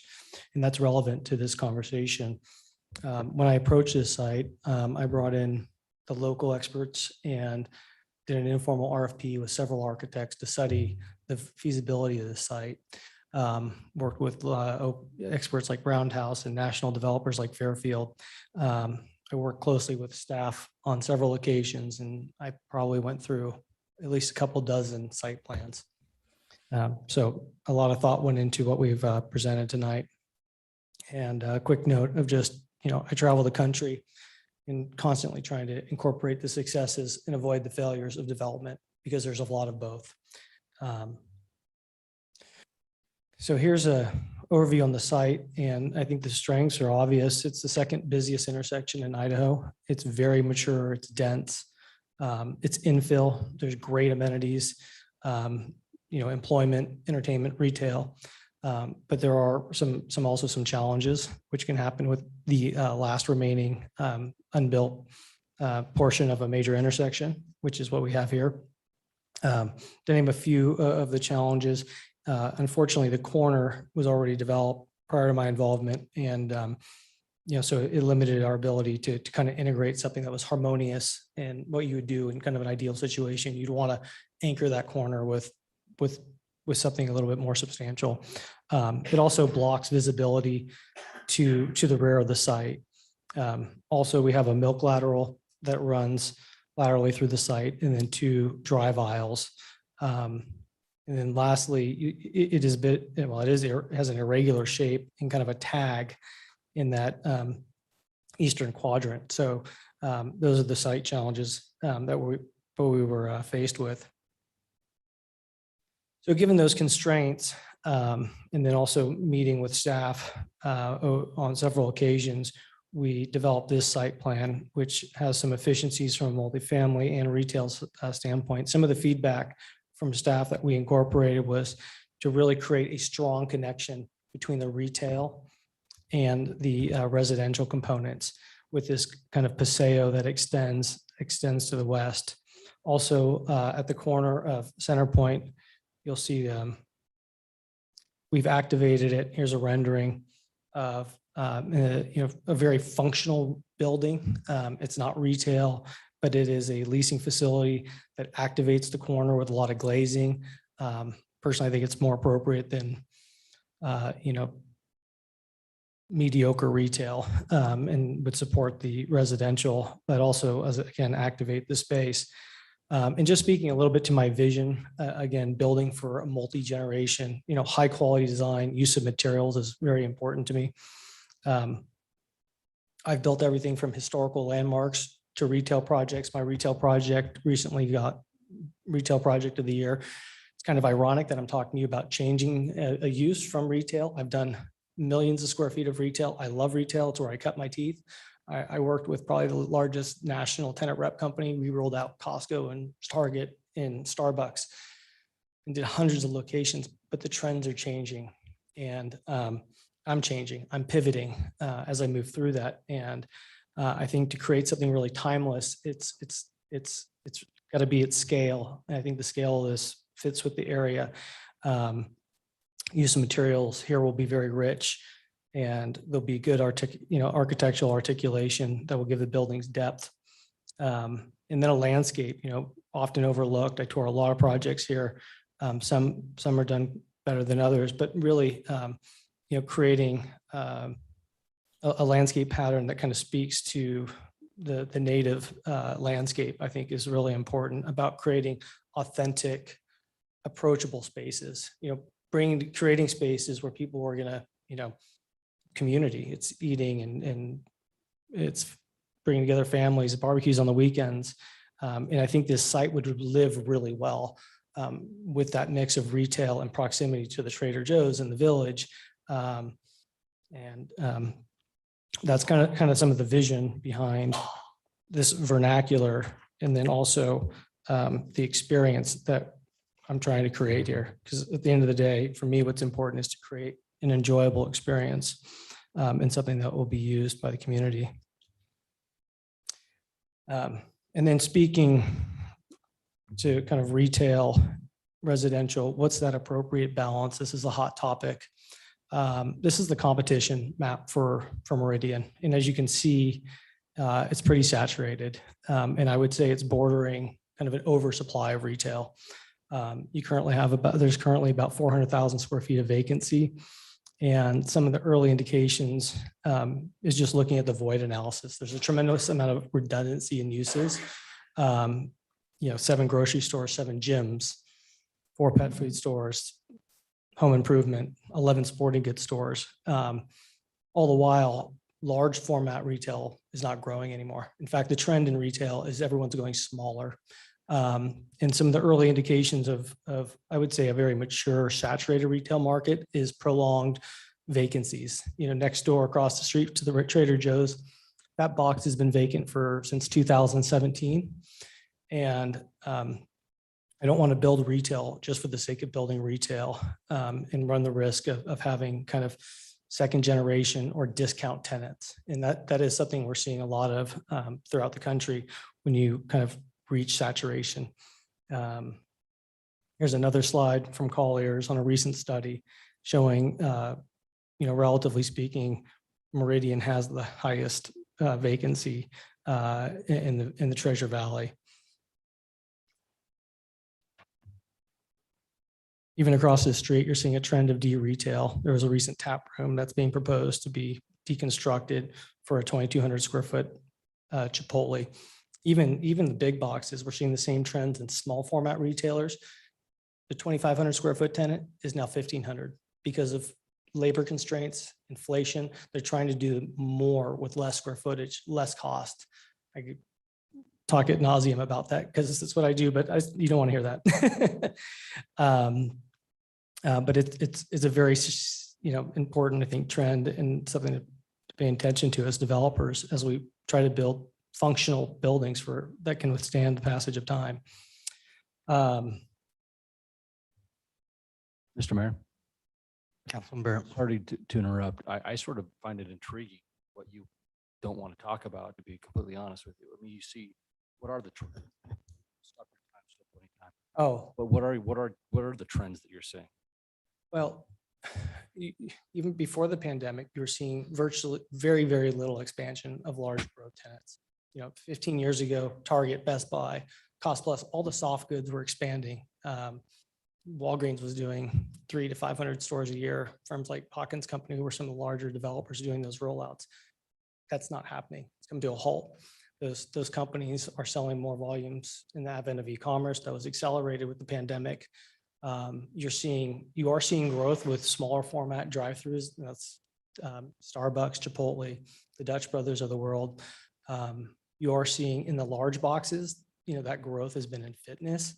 It was second generation big box, like discounters, like DD's, trampoline, swim schools, tenants that need a lower cost basis. So that space across the street next to Trader Joe's is at $14 a foot. You could never build at those rents on a large format. And, in retail, what I've learned, and I mentioned that project I got a recent award on, is we build smaller buildings. We don't build 10,000 square foot strip buildings anymore. We build 6,000 square foot buildings. If you want to activate the streetscape, we try to do it with great active retailers, and we try to get people to wrap outside the Paseo. I'd have to show you a site plan, and I can show it to you when we get to it. But I've had a lot of success with how close do you push that building to activate the street, and is it the glazing? I mean, there's so many examples of failures where developers stand up before city council and they say, oh, we're gonna activate the street with all this glazing, and you're gonna see through it, and then ultimately it gets built and there's film on it. So I think it's important to build smaller buildings with great tenants and get those tenants to kind of wrap the outside of the buildings. And that's a whole other conversation about design, but you'll see a lot of long buildings, and you'll start noticing, maybe now that I've mentioned it, that the interior ends up with kind of less desirable tenants, and it loses its energy. And I speak a lot to national tenants and grocery store owners about the right mix of retail box to shop ratios. I mean, when I got into the business, we walked the milk departments and we counted how deep the cartons were and how much tenderloin was in the store, because we care about volumes, and we really care about how successful these companies are, not just, are they there? And that's how I think about long-term viability for these projects. So, anyways. And your time was stopped, but you are down to 1 minute and 25 seconds for the remainder of your time. Oh, gosh. Just so you're clear. Okay. But you're Sorry about that. No, I'll go fast. Okay, so one quick slide on multifamily. It's the opposite story. It's scarcity. There was a recent report from Michael Wilkerson's that came out. Basically, it shows that the Tri-Valley the Treasure Valley market is short of 50,000 units. This was a presentation by Colliers. You can see how it compares to other large Western metros, that it's, there's a scarcity. And I think it's important to build housing, for the current and future generations. If you want to keep your households local, I've seen this trend in other areas. I've been on school boards where we can't hire superintendents because they can't afford to live there. And it's a real problem. Rents have gone up 8 to 15% a year. And the best way to help with rising rents is to increase supply. I strongly believe that. Okay, to the site plans that Joe and I have been talking about. The staff recommended removing building D. And we explored 2 options. I think this is the more elegant solution. We really like Cajun Lane is a divider on the site, and we really wanted to bridge Cajun Lane. It's one of those challenges, bringing the multifamily over and then to the retail, and adding parking to the south of the one building is that my 10-second warning? That's your time's up, warning, but if you can just wrap up. Okay. So this is the site plan I like for that reason. Joe suggested removing building D. My one concern about that building is the functionality of removing it, and that it's going to create this island between 3 parking fields and a drive aisle. The residents for the multifamily are going to go to the more greater amenity spaces for the clubhouse and kind of that live work plug and play space. The retailers, in my experience, are not going to go over there. They're going to eat where the restrooms are, where the utensils are. And if they do gravitate to that area, they're just going to bring trash with them. So thank you. Thank you. Council questions for the applicant? Mr. Mayor. Councilwoman Schrader. You walked me through the parking. That's probably my biggest concern looking at this. And we've had another example of an apartment project where if you have a big field of parking that's not convenient for people to get to their apartment, then they start really clogging the street. I'm kind of worried about people perhaps parking to the south of the site within the neighborhood and clogging that up. Yeah. Maybe walk me through that. So, it's a pretty rigorous parking requirement. This modified plan, previously we had 450 parking stalls. We now have 487. So by adding that parking field I'm bringing it up to the south of that building, we've added, like I said, it's increased from 457 to 487. Mr. Mayor. Never required, sorry. So, and then we have another issue we've had actually with a different layout, but help me understand are these carports, are they garages? Are people paying extra for the carports? Because we've had you wouldn't believe the issues we've had with parking. Not typically as a line item. It's assigned to the unit, but the covered parking are the darker parking areas, and then as shown on the site plan. Okay, and then help me understand if you could talk a little bit more about what you were just discussing, which is a modification to your site plan. Are you proposing removing building D? Is that the updated plan? Help me understand the changes. And just a general comment, I encourage applicants to, if you're going to change the site plan, get that out earlier, so people can give you feedback and kind of comment on it and digest it. I don't love that members of the public and planning and city council, just get an updated one right at the public hearing. Doesn't sound like huge changes though, but yeah, walk us through that again. Yeah, so I think we got our staff report like Tuesday of last week, and then I had already some revisions just for discussion purposes. I didn't want to bombard Joe with it tonight. So we kind of worked through this, and we've worked through many site plans. So I worked as quickly as I could, but just to walk through the changes. In order to, increase the parking, we removed, or we shifted the building to the north and increased the parking field there to the south. So it increased the parking.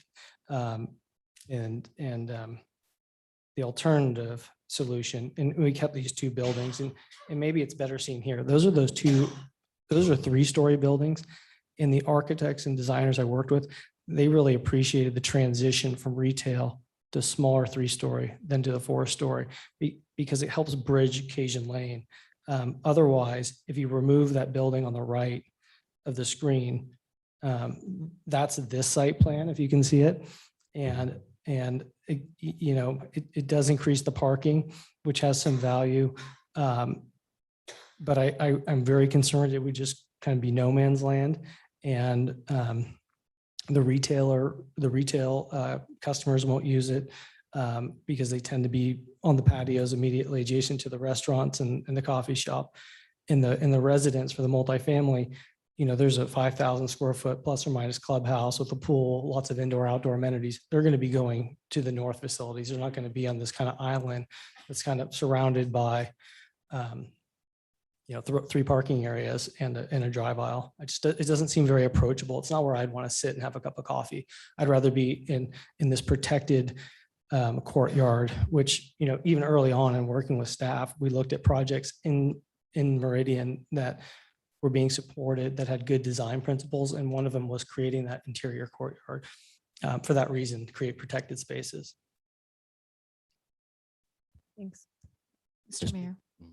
If I could just follow up on kind of related, Councilman, I keep looking at this, I just get confused by all the parking on the west side of the road. What other options were looked at related to the that's where I thought that she was going, because it just seems so far removed that I don't know why someone would park there unless they were forced to. And is that going to be the closest thing for them to park at compared to other things in the area based upon those elements? But was other things considered for that quarter or section? We looked at various solutions and that was the most efficient. It was also previously the parking field on the previous site plan. I think from a practical standpoint, it will be used for kind of secondary parking for guests.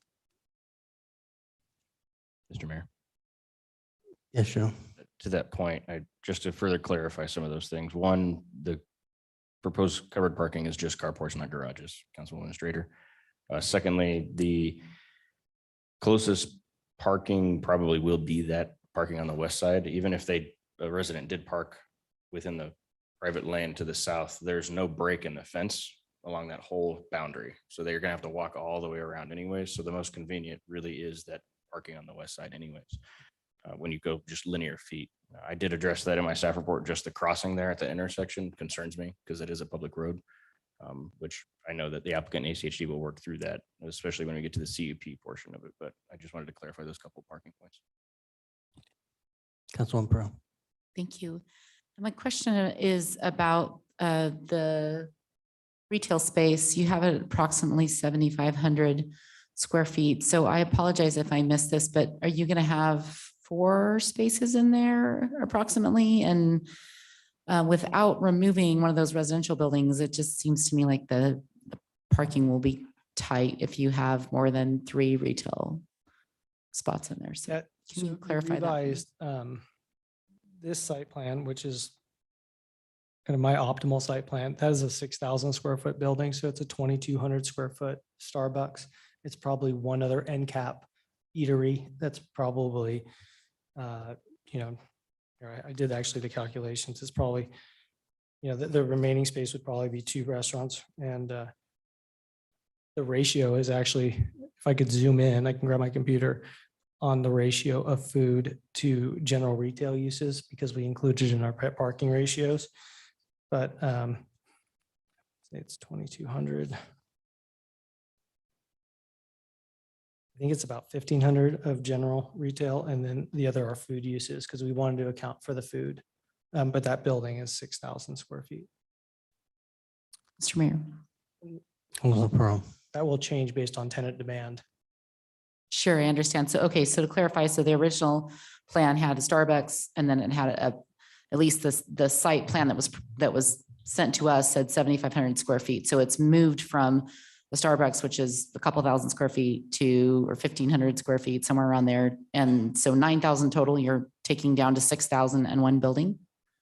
Is that correct? Correct. Okay. And then the plaza space is still there, right to the south of the building? Absolutely. Okay.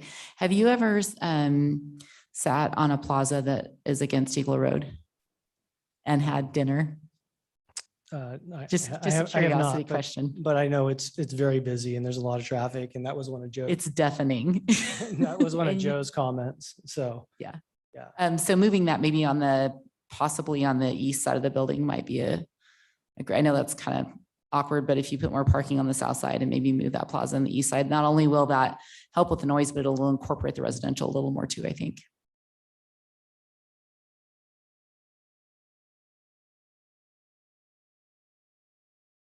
Council, additional questions for the applicant? Mr. Mayor. Yes, sure. Sorry, I did want to comment on the different site plans because I know the question came up before. I did have time to look at it. This site plan versus this one, this is more of what I was envisioning in my mind's eye. However, I cannot speak at it 2 sides of my face. From a planning perspective, this would create that island of this plaza, and that is something that in planning we really do hate to do because they do generally not get used. It is interior to the site, but when people don't like usually eating and sitting in a green space that's surrounded by parking, it's just typically not what people tend to do. So I understand Councilwoman Burrow's point, especially along Eagle, which is why I brought it up in my staff report. With adequate landscaping, as well as the separation, that was the other point I was going to make. This revised site plan does include the additional escape lane and 10 further feet of landscape buffer along Eagle. So he did those shifts to further remove the plaza area from Eagle Road, which is nice. You know, that extra 20 feet makes a difference there, especially if they do appropriate landscaping along Eagle. But I too prefer this revised site plan, even though it is minor revisions. I prefer this over the other one to not create that island while introducing more parking to this area. If the applicant does have more eateries later on, that is something that staff will probably analyze more than likely at each TI level when they submit for building permits, and we will verify that they have enough parking. If they don't, then they're either going to have to create it with a new CZC, or they're just not going to have that tenant in that space. Mr. Mayor, Councilman Pro. is there any consideration? This is the first time we've seen this, and this is the modified plan, and it's such a small visual. Was there any consideration made of moving one of the residential buildings to that full parking on the west side and just having one there with the parking, and then kind of shifting that parking and splitting it up, dividing it up a little bit within the development on the section in the southeast corner? We did. We had a site plan with townhomes over there. And like I said earlier at the beginning, when I approach a site, I bring in the experts. And I brought in Fairfield Residential, who's built hundreds of thousands of units, and Roundhouse. And after vetting all of these, the efficiency from an operating standpoint, because these are like living organisms when you start running them, there was efficiency in this sign in particular. They wanted the residents on the other side of Cajun. Also, without that, it will really creates to me that the kind of the bridge between the retail and the residential. Mr. Mayor. Yes, Joe. Thank you. Councilman Pro, great question again. In addition to what Mike has said, staff has also told or requested that the applicant not put residential on the west side of that, specifically because the previous approvals that went through Villa Sport, the residents to the west were vehemently against having residential along their boundary. And they wanted that buffer as well as a wall, et cetera. And so the applicant did take some of that into account by not proposing a use over there to help mitigate a potential nuisance of a residential, especially multifamily, because of its negative connotations in communities along that west boundary. Mr. Mayor. Councilman Pro. I understand that. I remember townhomes to me, though, seems like it's a pretty mild transition compared to, maybe it's considered multifamily from a planning standpoint, but I don't think of townhomes as multifamily myself in that sense, right? I think of multifamily as like typically at least 3-story. So I understand where you're coming from. I understand that you've run this by numerous folks. I don't know if they're local here or not. If they're not local, maybe it's, I don't know. But I think it just seems disjointed to me. And I also think that, I don't know how large the residential buildings are, but was there any consideration made of dividing those up into like 6 buildings instead of three huge buildings and having a gap in between and some walkability in between? It just, again, very hard to tell from the information that was provided specific to this. It doesn't look like the center area changed at all, correct, on this site plan modification. So the renderings that were included, that's supposed to give that a fairly good idea of that. I do have to say that I agree with Councilwoman Strader. One, I really would have liked to have reviewed this before we got here. It doesn't give me a lot of time. This is pretty significant use, pretty significant corner. I also think it would have been great for the public to review before this meeting. So at this point in time, I'm not inclined to make for myself a decision this evening. I would have liked more time, and I would have liked the public to have more time for any specific modifications, especially if you're taking buildings out, putting buildings in, adding parking, moving plaza spaces. They're not small. It's not like, hey, we added 10 parking spaces. They're pretty significant concept plan site changes. Although if somebody makes a motion, but I'd like more time myself. Council, any additional questions for the applicant? Okay, thank you very much. Yeah. Mr. Clerk, do we have anyone signed up to provide testimony? Mr. Mayor, we do. First is Janet Bailey. Your name is called. If you can come forward and be recognized for 3 minutes. And if you're online and want to provide testimony, please use the raise your hand feature. Good evening, Mr. Mayor and council members. I've been here before for Center Point. Can you get close to one of the mics? Sorry, I feel like this is a constant with that corner. I think I'm a better traffic study than whatever study they're doing. They have not sat there. I live on Center Point. I live within 400 feet of the proposed 4-story apartments, which I think are terribly obnoxious. They're 4 stories, 487 parking lots. I started Neighborhood Watch. I've been in that house 10 years. I started it 10 years ago.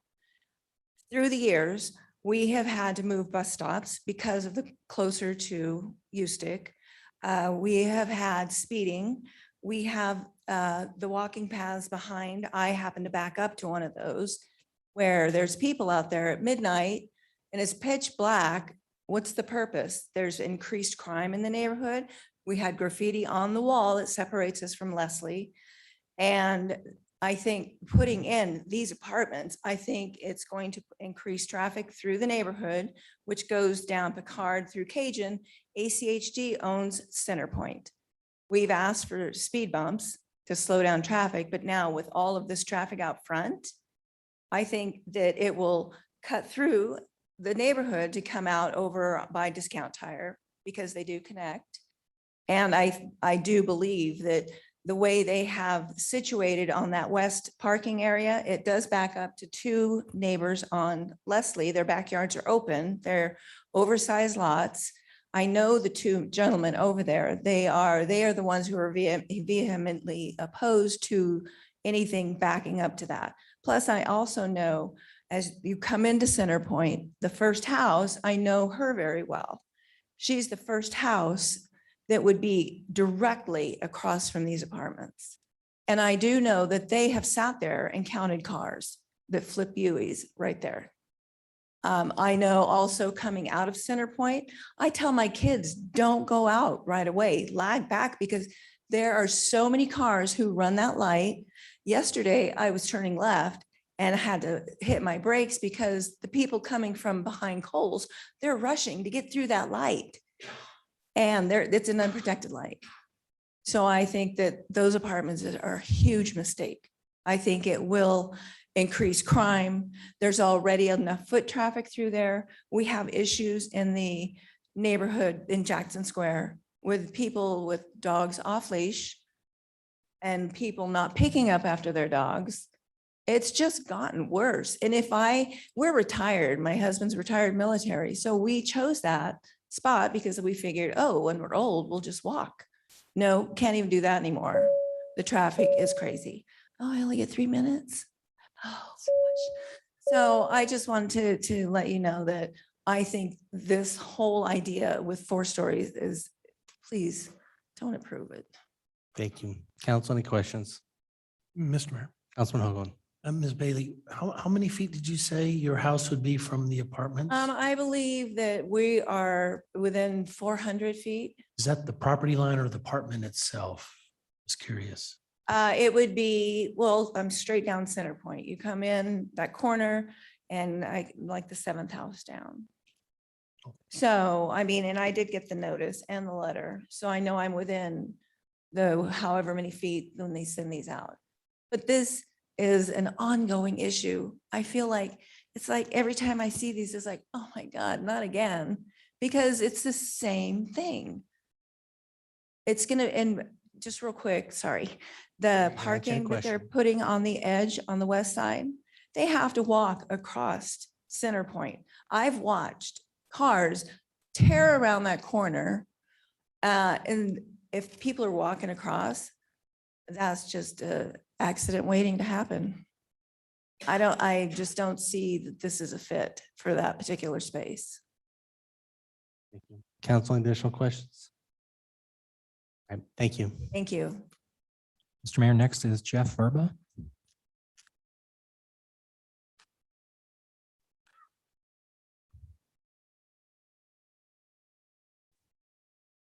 Good evening. Mayor and honor councilman, I'm Jeff Verba, live in 3005 North LeBlanc Way in Meridian, Idaho. I'm vice president of the Sunbird or the Jackson Square subdivision there. Couple main concerns we have is with the 4-story building going in there. We know it's going to get developed sometime. Our subdivision was put in 11, 12 years ago, started there. We knew what was supposed to be going in on the corner. Every time we have these meetings, something's changing. They're changing buildings, changing now. Now we're looking at residential areas going in there. 4 stories, when we talked to them before in a meeting, they were talking 296 units going into those units. I don't know if that's still what he has planned. So you're looking at that with 2 cars per, you're looking at almost 600 cars parked in that area. Depending on the pricing of their places, if you got single people trying to move in there, there might be 3 to 4 people living in an apartment. I see it down the street, right across the street from me, because we do have some duplexes over there that get rented out. Some of them do have 3 people living in there. So if they have 3 college kids living in there, you're up even more cars in that area. The other thing we're concerned with is if they're rental and they do keep prices down low enough, we might have issues with the people moving into that area and stuff.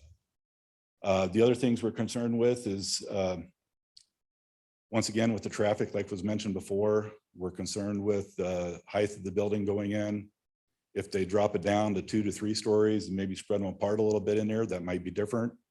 If they are using the parking on the other side of Center Point there, you got people walking across Center Point there, or they're going to be parking on the Center Point. Center Point is basically enough room for 2 cars to get up and down.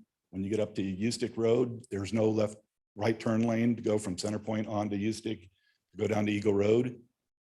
So that gets backed up there. I know the traffic light could be changed with Ada County. They could adjust the timing in there, but there's constantly, like was mentioned before, people going through that traffic light faster than they're supposed to. I know Meridian Police Department, they're doing an outstanding job in that area when they see them. I live right there, 2 houses in from on LeBlanc Way there. I see the cars getting pulled over on Ustick, on Eagle Road right there, that they're turning right on the red lights when they're not supposed to. The other thing we're concerned with is with the extra traffic coming through on the private roads. Myself as a homeowner, we have to pay for that private road if we need to do something to it. It's between Jackson Square, Center Point Square, along with the commercial development just right in that area that was already developed. We got to pay to have those roads maintained. Now we've got all this extra traffic coming through there. And it's not fair to our homeowners to have to do the chip sealing and stuff on that side. I appreciate your time, and got any questions for me or any other comments? Thank you. Council, any questions? Thank you very Thank you all much. for your time and everything else. Mr. Mayor, we have one online, JR. You should be able to unmute yourself. Hi, Mayor, City Council members, I appreciate the time. My name is J.R. Schofield. I live at 1566 North Leslie Way. My property is one of the ones that backs up directly to the parking on the west side of the proposal. As many of the others have stated already, traffic is a major concern. We already have major issues with Leslie Way being blocked by traffic with the current patterns we have. When we looked at, and it was approved for Villasport, their traffic patterns were not consistent throughout the entire day. They weren't hitting the prime times of morning rush hour and evening rush hour. So their traffic flow was started at 5 p.m. and went clear until basically midnight. And their employee parking was what was slated for the west side of the property against my property, which employee parking is a great deal different than tenant parking, where you often end up with cars being abandoned, left for days on end, and being separated from the facility. You oftentimes have people over there, whether it be drinking, drug deals, whatever it may be, even though this is supposed to be higher end. This does create high concerns where they back up right to where I have 3 little children in the backyard playing. So there's a lot of safety concerns. When I bought this property, it was not with the intent of having a parking lot for apartments in my backyard. This, to me, it does devalue my property and the appeal to potential sellers or potential buyers in the future.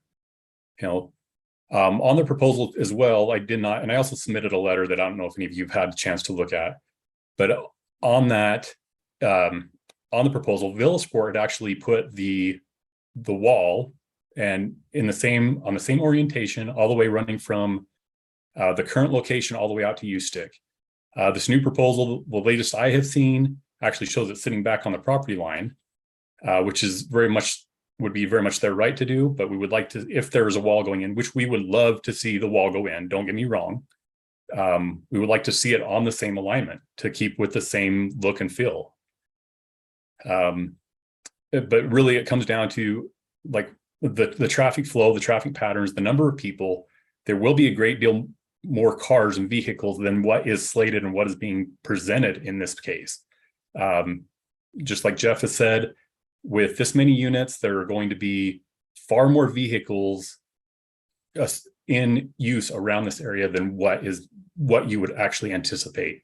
And you can see this anywhere you look. You go north on Center Point, behind Coles, the roads are consistently packed over there because they do not have room there is not enough parking physically in the facilities to accommodate those townhomes. So there's a lot of issues with this and the height overall. I want to see this property developed at some point. I really do. I think it would be great. I think it's great for the community. I just do not feel that this is the best fit for our community. This is Meridian, Idaho. The reason why most of us love it here is because this is a rural country environment. We didn't move here with the intent of having a large city, which is unfortunately where we sit right now. This is. JR, your time has expired. If you can wrap up any final comment. Yeah, sorry about that. Thank you. But yeah, this is, let's keep this Idaho. Let's not make this California. I appreciate it. All right, thank you. Council, any questions? Okay, thank you very much. Is there anybody else that'd like to provide testimony on this item at this time? Like to come forward, and if you're online and would like to provide testimony, please use the raise your hand feature. Hello, my name is Wendy McKinney. I live at 6173 Silver Elm Way in Meridian. I first came in front of City Council years and years ago talking about Linder Village, which was in my backyard. And I have watched as the city has grown in the 10 years that I've lived here. I think there's a lot of really wonderful developments that are going on, but there's also some things that can be tweaked a little to be better. One of the things that makes for good development is a good transition. So you want to go from a 1-story to a 2-story to a 3-story, sometimes to a 4-story, not necessarily. This doesn't do that. It goes from 2-story to boom, the 4-story. One of the concerns that we had in our neck of the woods in Chinden and Linder was homes that had existed in Paramount subdivision for more than 10 years suddenly might have someone looking down into their home and into their backyard if they did apartments. That's a concern. I think if the developer would even just make building C and B 2-story, making building E and D 2-story as well, making building A 3-story, you'd have all your problems with parking gone. You'd have some of the concerns gone from the neighbors. An even better fit would be more of a professional buildings and then apartments closer to the larger roads. One of the things that I see is the concern of the neighborhoods. So when you have a neighborhood that has been there for a while, when you add all these new people to the neighborhood, you're going to have an island of 11 acres. They're not really going to blend with their neighbors if it's developed this way. And if that's the intent, fine.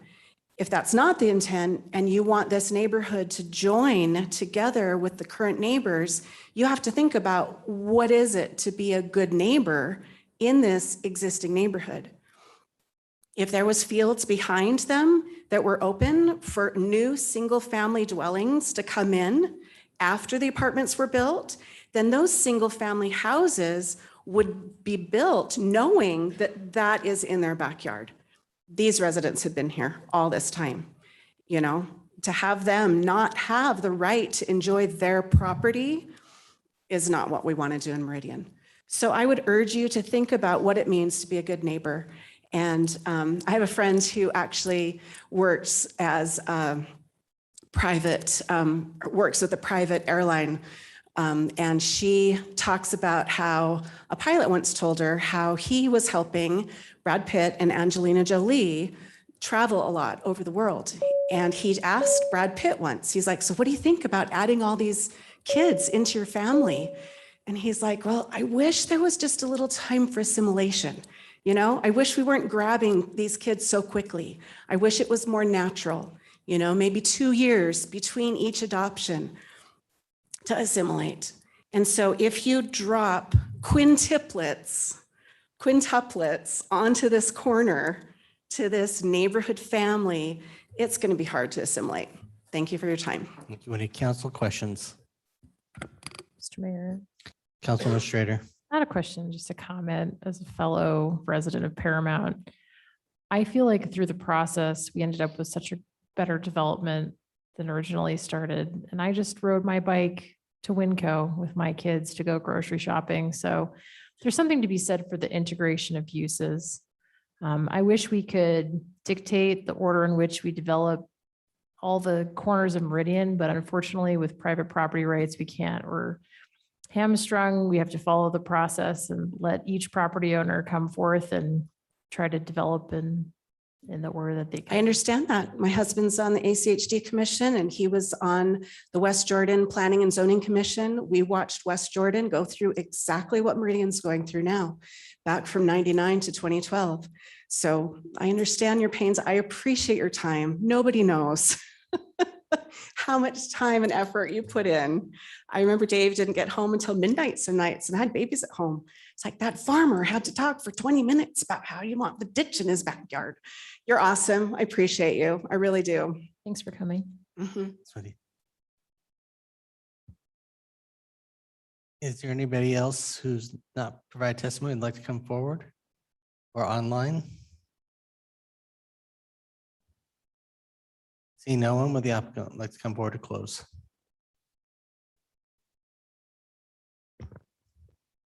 Mayor, members of the council, to respond to some of the comments we heard, starting with traffic, there was already testimony in our presentation, but to recap, the proposed use would have 1/3 of the traffic of Villa Sport from a PM peak hour and overall trips, and 1/5 of the traffic that would be generated by a conservative estimate of general commercial on this site. And so we're trying to create a use that will benefit the neighborhood and the larger driving community. Looking at height and kind of the intensity of the use that the neighbors commented on, this is a comparable height to the Villa Sport, except that it's set way further back. And so from a visual impact, it's going to have a lower impact. It does provide a nice transition. It is an infill site. It's vacant now. And so currently these residents are viewing, Kohl's across the street of Ustick. So we hope with the landscaping and the nice architecture that it will actually create a nice neighbor and buffer some of that noise from the roads that these neighbors surely experience now. Also, as was discussed, the design of these buildings is intentional and designed to create that interior courtyard and nice amenity space and balance it out. It's a great location to have this kind of density where you've got these two major streets at the second busiest intersection in the city. As was testified about, you certainly need more housing in Meridian and in the larger valley. And what a great location to put it, where the traffic can be handled and accommodated in a way that is not disruptive to the neighbors. There is no cut through on the existing residential. That's an unusual opportunity that's created here, where it doesn't go through their site. It's similar to what the council considered recently just down the street with new apartments at the Village, that in the right location, it does make sense to have taller buildings and higher density, where you had 4 and 5 story buildings there and 40 units per acre. We suggest this is also one of those great quality locations.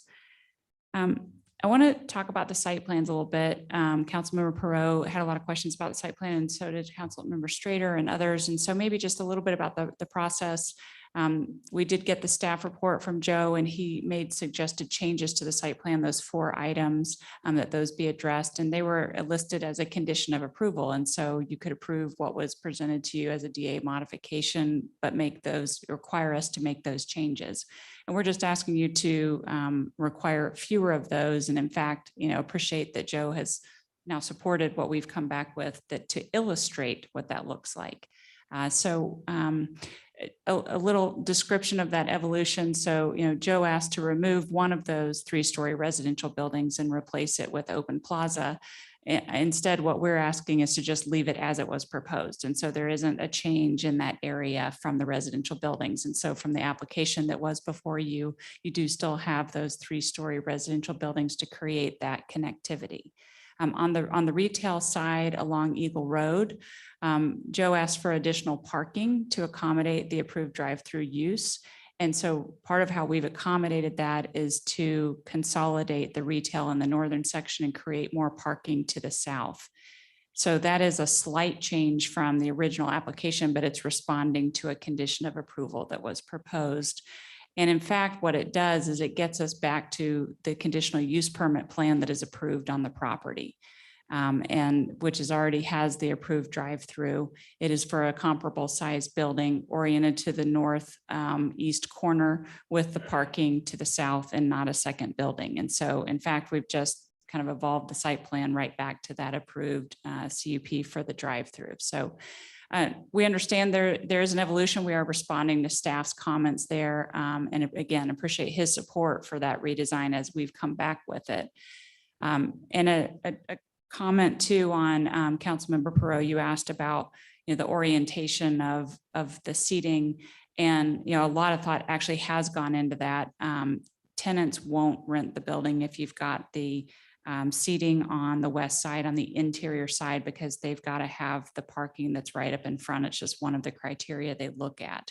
And so instead, as Joe suggested, with the increased buffer and substantial landscaping, that feel, and it is an urban feel to be along Eagle Road, but with that significant buffer, the feel is to have the patio to the south, and that's the preferred design.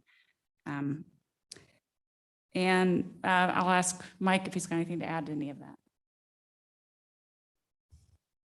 Okay, then we would stand for your questions, and thank you very much for your time and thoughtful questions. Thank you. Maybe a hypothetical for Mike.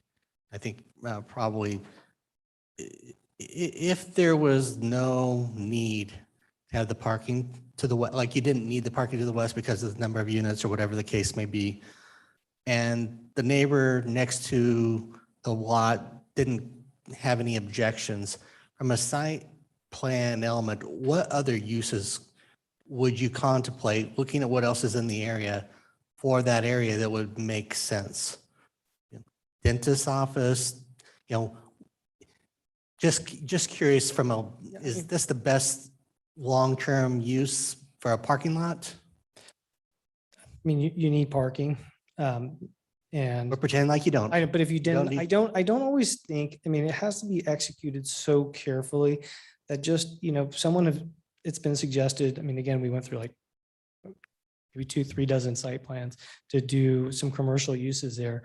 And I just don't think in this environment necessarily having commercial next to residential. When I say commercial, I'm talking like flex office, is going to be as approachable and with kind of that lifestyle theme of what we're trying to get here. I mean, these are high quality kind of units where people, you know, in very rich amenities with pools and gyms, and you know, you saw that rendering of the leasing facility, and we're trying to really embrace that kind of that lifestyle. And it's an extension of living there, going to the Villa Sports. So to bring in uses like flex uses where maybe it's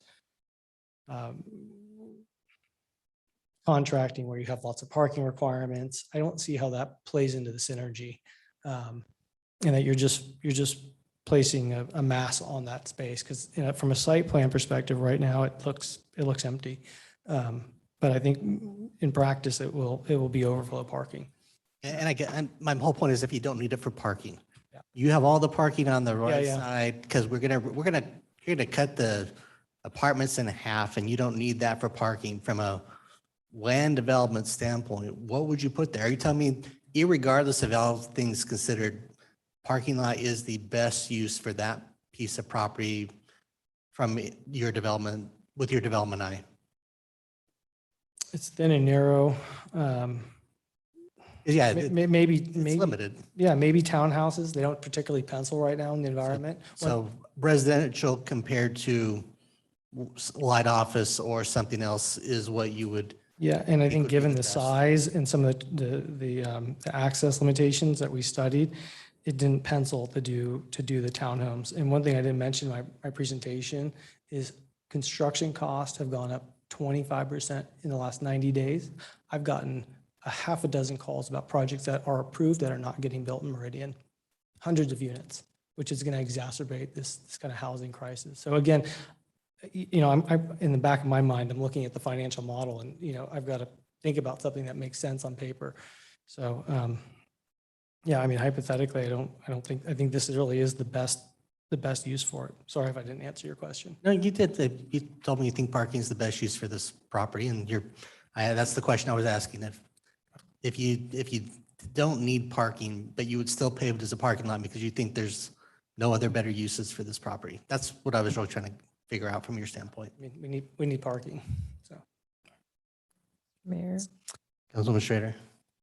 Yeah, so my overall concern is similar. So I don't view that westernmost parking lot as a good highest and best use. I appreciate what you're saying about the cost of building townhomes. And you know what, as they say, like the cure for high prices might be high prices, right? We're in a macroeconomic environment that is changing. The Federal Reserve is increasing interest rates. There are going to be a lot of knock-on effects on commercial real estate and residential real estate. So that's all stuff that you have to think about as an investor, but not stuff that we can think about. What we can think about is, what do we want to see on the land in the city? And for me, having that entire corner be an overflow parking lot with a poor pedestrian plan for safety, I'm really struggling with that. So I'm having an issue there. I would like to see, if you're going to move forward on multifamily, I'd love to see the main multifamily portion of the site have all the adequate parking it needs right there. And then, you know, if you wanted to wait on that parking lot area, maybe townhomes could come in the future when it makes more economic sense. But I'm just struggling with the layout. It feels disjointed. I'm really concerned we're going to have a big pedestrian issue with people parking there, then trying to cross at night. Yeah, it feels very disjointed. And we've had previous multifamily developments where we've run into big issues where the parking is not totally thought out. And that just gives me a lot of pause. I'm not a yes on this tonight. I'd love to see it reworked a little bit. That's where I'm at. Mr. Mayor. I would comment, we did highly vet this. We thought a lot about parking. You'll see a lot of proposed projects where those three buildings are a U, maybe one are larger buildings, or an L. And that's why we created that. One of the reasons we created that drive aisle between the three buildings was to bring parking more immediate to the residents there. I know that doesn't address the parking to the west, but that the parking was very, very much vetted in the site, and why we have this current layout. Or one of our original site plans we looked very hard at, again, did not have that interior drive aisle and parking, so. Mr. Mayor. Councilwoman Schrader. So let me ask you a question. So if you didn't have the parking lot to the west, would you have adequate parking for all the multifamily buildings? Would it stand on its own 2 feet? No. Okay. Yeah. So you need that, but that's the challenge, is you need that parking. I'm just really conflicted about the location of that. I feel like I've voiced my concern. Thank you. Councilwoman Pearl. Thank you, Mr. Mayor. So I apologize if my last comment sounded a bit blunt. It's just that this is the only time we're going to get to touch this. We will not get to see this with the CUP. That will go to the Planning and Zoning Commission. And so when we don't have, really the biggest part of our decision this evening is the concept plan. And so not having time to review that is it's concerning, and honestly, we might have had a different process had we had an opportunity for that, kind of think through it a little bit more. And this happens a lot where when we have these DA modifications, we struggle to not try to redesign this for you. So I'm going to try not to do that. We'll tell you what we'll share the concerns that we have about it, and you can do that as the experts. I agree with Councilman Strader that I don't think that's an efficient use of space. I don't know if you're familiar with Heritage Grove, that's at the corner of Locust Grove, near Ustick. That's very well integrated, single story commercial. It's not retail. It's more like dentist offices and daycares and whatnot that's integrated with housing, that they do a phenomenal job. I think that something like that would be much more beneficial to the neighbors to the west. And so that is my thought on that. But I just, this is the only opportunity that we get to look at this concept plan, and that's such a critical corner. And, I don't know what the pedestrian movement is like across Centerpoint Way. I can imagine that it is a challenge. I've driven through there several times. I've never tried to walk across and see, but I can say that if I lived in that area, there's no way I'd be walking across the street to get a Trader Joe's, the only grocery store on that corner. I would get in my car and drive over there. So there's, it's kind of tough because this is mixed use regional. This is a really big use for a really small acreage, right? And that's probably one of the hardest things about this site. We've had these conversations numerous times in different corners where we have these big uses. They have high density meant for larger commercial uses. And now we've got to scale that down because the site is too small. And the same thing with the multi-story at the Village. There's, no one wants to walk across that intersection on the north side to get to Albertsons because it's scary. So you almost are going to have to make your own little development as an island, even though that isn't ideal, because I don't see folks actually accessing any of that commercial in a pedestrian way. So in my opinion, having a little bit more commercial retail restaurant space in this would be more beneficial than having as much multifamily, because for that reason. Yeah, I think in 5 years, 10 years from now, this area is going to be more dense. Even a project recently was approved at 400 units on 10 acres. When we originally looked and did an RFP to various architects, we saw everything from low density to Texas wraps and, 5-story product, which was recently approved. Right. Project. I understand your concerns about the parking field. That's where it was with Villa Sports, and the site has constraints. It's got 2 drive aisles through the middle in this kind of irregular shape. And as much as I'd want to develop a utopia, I want to live in that utopia. Actually, I want, like the perfect market and gym. People, it doesn't exist and work that way in development. You need a large format grocer. There's already 7 of them in the market. There's no demand for it. There's only room for one Orange Theory Fitness that's across the street. So, we'll build a high quality gym here for the residents. And I think it's still better, even if you do get on your scooter or your bike, maybe you don't, maybe it's your car, it's still better to travel a block than to drive, miles to your retail services in terms of master planning. I'm doing the best I can with, I think, a challenge site.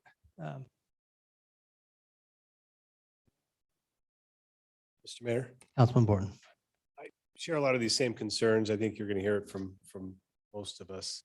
But one comment that Deb made with regards to cut-through traffic, is it, if I looked at the site plan, couldn't the residents choose to go south? To then get to Eagle Road to go south to the interchange? Whether they would or not, but it connects.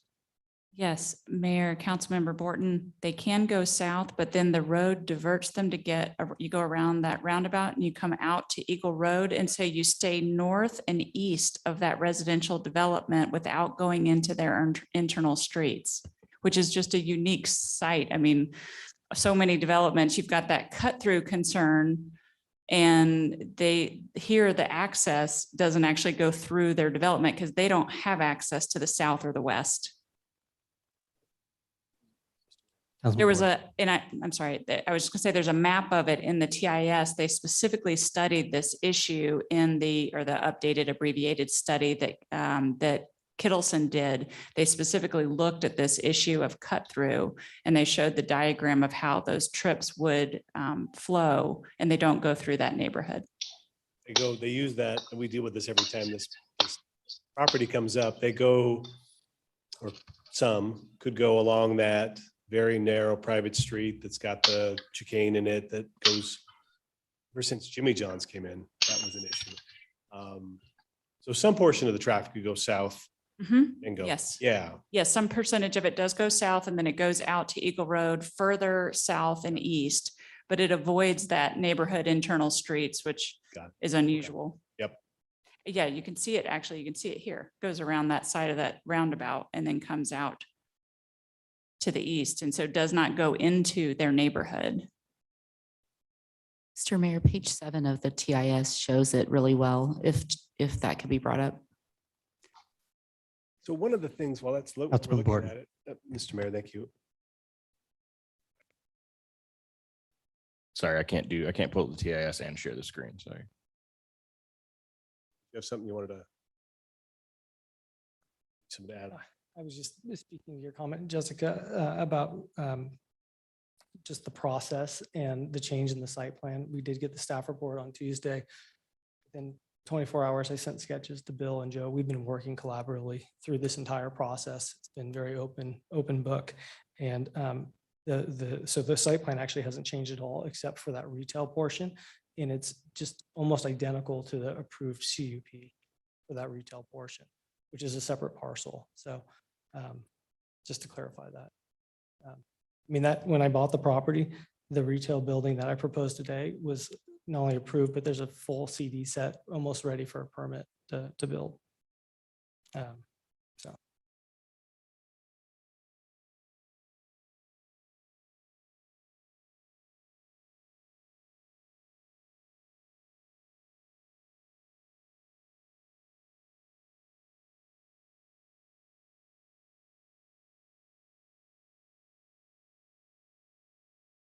Mr. Mayor? You beat you, Councilman Borton. Got in front of somebody. I guess I was closing out my comment was, if traffic doesn't cut through to the south, and it probably won't, definitely not through the neighborhood, but maybe a little bit. If it's all going north, one of the disconnects we see, and Deb, you've always seen this in a lot of these projects, is we have this objective metric on with the TIS and traffic counts, but when this gets approved and you go out there at 7:30, Ustick Road's going to be, and this roads are all just going to be backed up 30 cars. So we've got them on every project like this. I don't know how you're going to get out of this and turn right onto Ustick in the morning and to turn right on Eagle Road, for example, right? So it's one of the, can't really answer it in today's application, but one of the disconnects seems to be the practical reality of everyone leaving larger multifamily projects during the morning, and they're just going to be queued up forever. So, I mean, if there's a way to go south, might actually been better to relieve some of that, but you're right. I agree with you. It's not designed for that road to go south. So Mayor, Councilmember Borton, I mean, certainly some trips will go south. I'm not suggesting they won't. I just Right. was suggesting that when they do, they don't go through that neighborhood. But absolutely, people will go south, and that would be an appropriate way to turn right onto Eagle Road as safely as possible. Obviously, you could turn right onto Ustick and then turn right at the light as well. But yes, it's a dense, intensely developed area. It's infill, that's part of what makes the, kind of matching that intensity of use a little more appropriate. It creates this transition between those high intensity uses and the existing residential uses. And frankly, I think it's going to reduce trips, and that's part of what, we're reducing trips from the uses, from Villa Sport, from any other retail uses here. But as everybody's discussed, when you have retail near you, you don't drive as far. So it is great to bring in users of the existing commercial intensity in this area and support them. We had Kittleson run the numbers this afternoon on retail versus multifamily on this plan. And it was 500 trips in the evening versus 100, 555. So, it is substantially less than a commercial, full commercial use. And that's, again, one of the. That's important. Thank you, Mr. Mayor. I keep just cutting in. It's just anecdotal that every time a project like this is, I'm not picking on you, but a project comes in and the Kittleson report will say exactly what you said. But when you go there and you're there at 7:30 in the morning, those reports mean nothing. There's 60 cars backed up and they're miserable and pissed.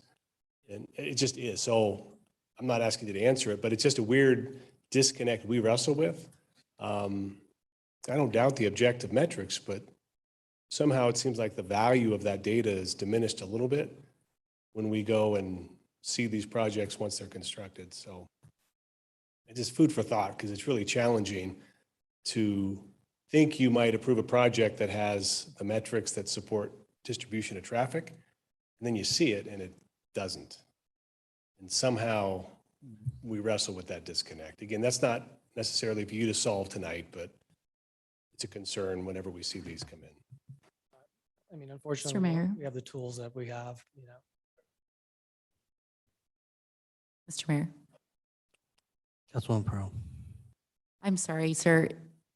Many times you've spoken and haven't addressed the mayor to get permission to speak. And so it's fine. It's just, it makes it a little confusing when who's supposed to be speaking and who's not. I think Joe said that you have the screen there. Can you bring up page 7, please? Because I think it's really important that be shown. Page 7 of the Kittleson report.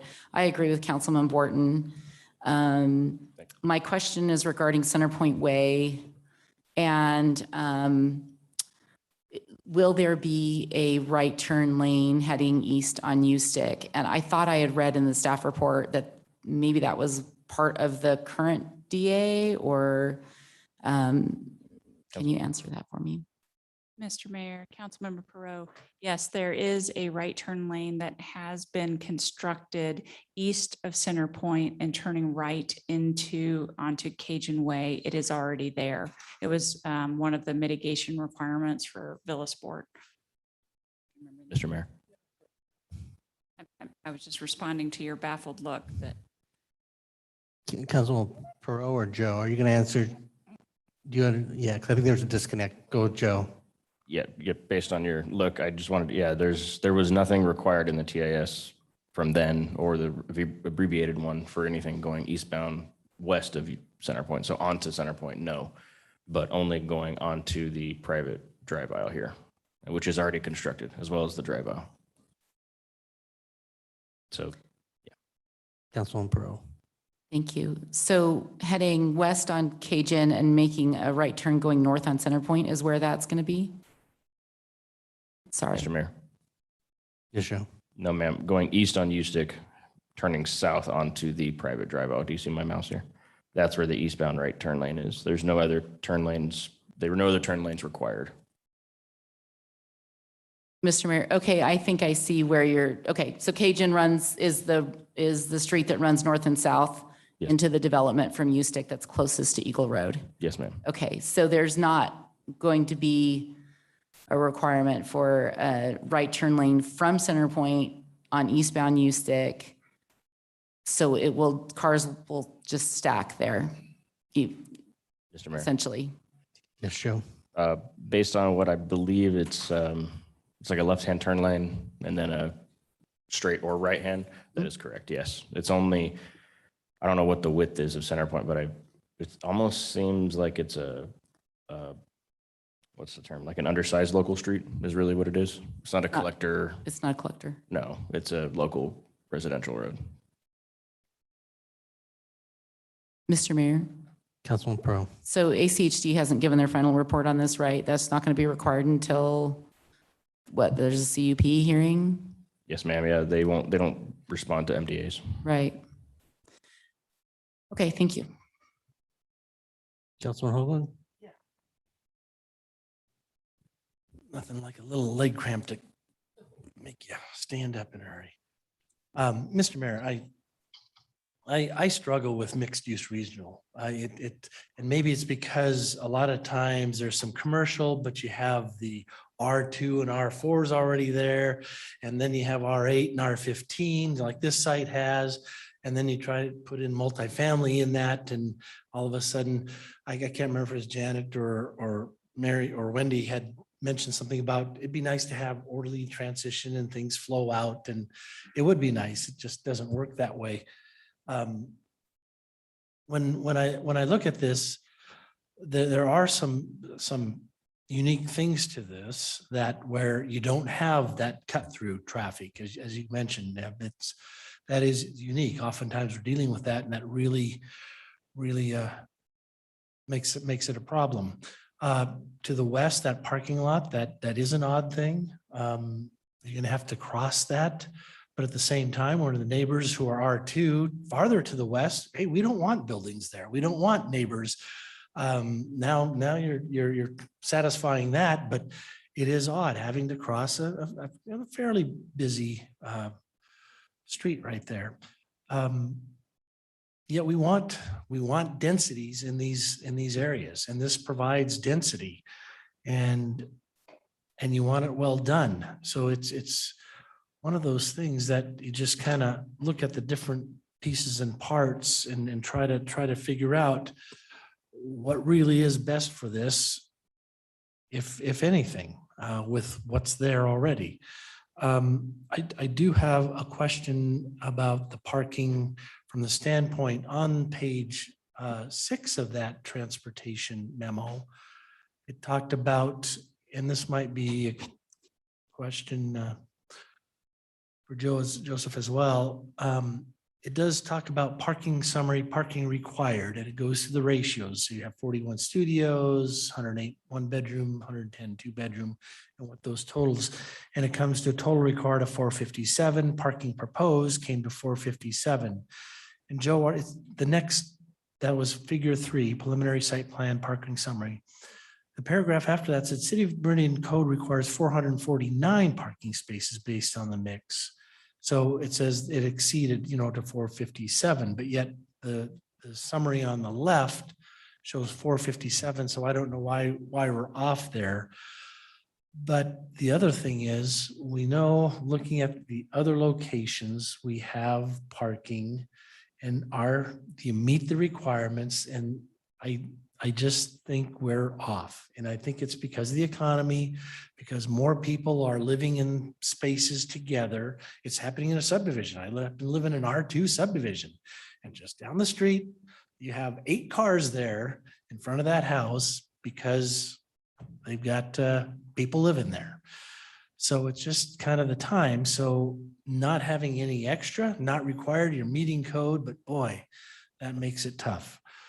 I do see, so if you would speak to that, but I want to tell you there is one benefit about the parking to the west off Meridian Road when we had that expansion and how they talked about service delivery vehicles.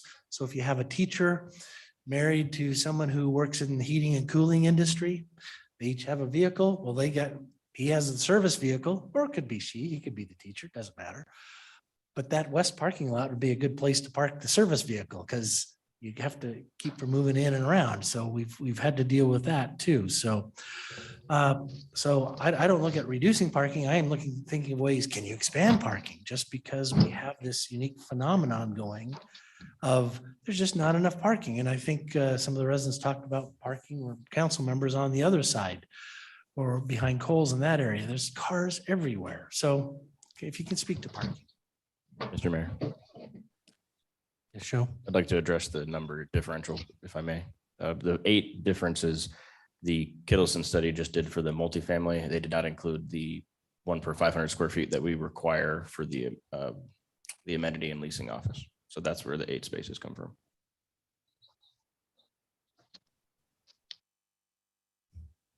Councilmember. So I'm sorry, Mr. Mayor. That's one. And Mike, yeah, I'm making it harder. Where can you get more parking? Yeah, Councilman, when we have on the revised parking, we have 487 versus the required of 478.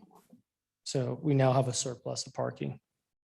And as you may know, Meridian already has a fairly stringent parking requirement. So we are now in excess of that, where previously we were matching it. So we thought that would help. Mr. Mayor. All right, we got one thing solved. Thank you. Yes, Joe.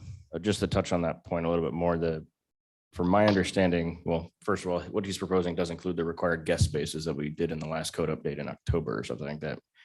My understanding is none of the developments that have been under that code have been built yet. So we don't really have a visual data like we do some of the other multifamily projects that show that required guest parking.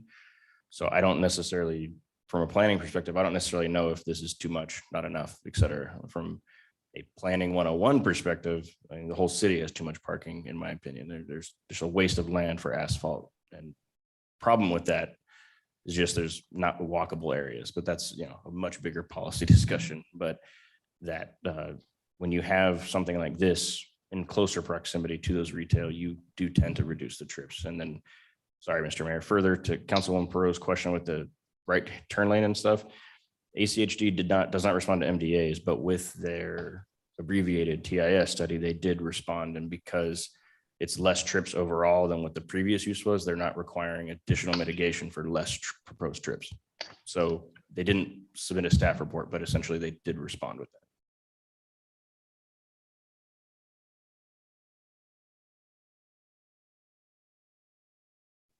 Council, additional questions, comments?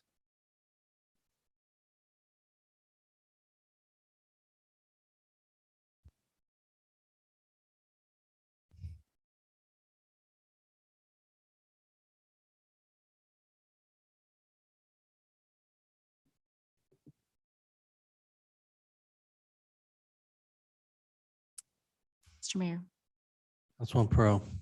I just want to say that nearly every time that we have had an applicant go through this process a couple of times and refine their site plans with taking the questions and thoughts that we have into account, we've nearly every time had a better plan come out of it.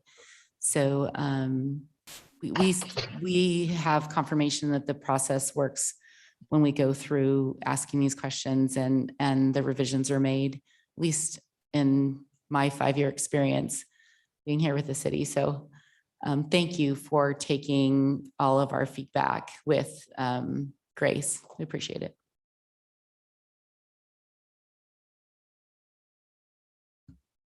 Mr. Mayor. Councilwoman Schrader. What do you guys think? You've heard a lot of feedback from city council. Do you want an up or down vote on this? Do you want maybe a continuance to take some of the feedback into consideration and rework it a little bit and come back? It's your call. It's your property.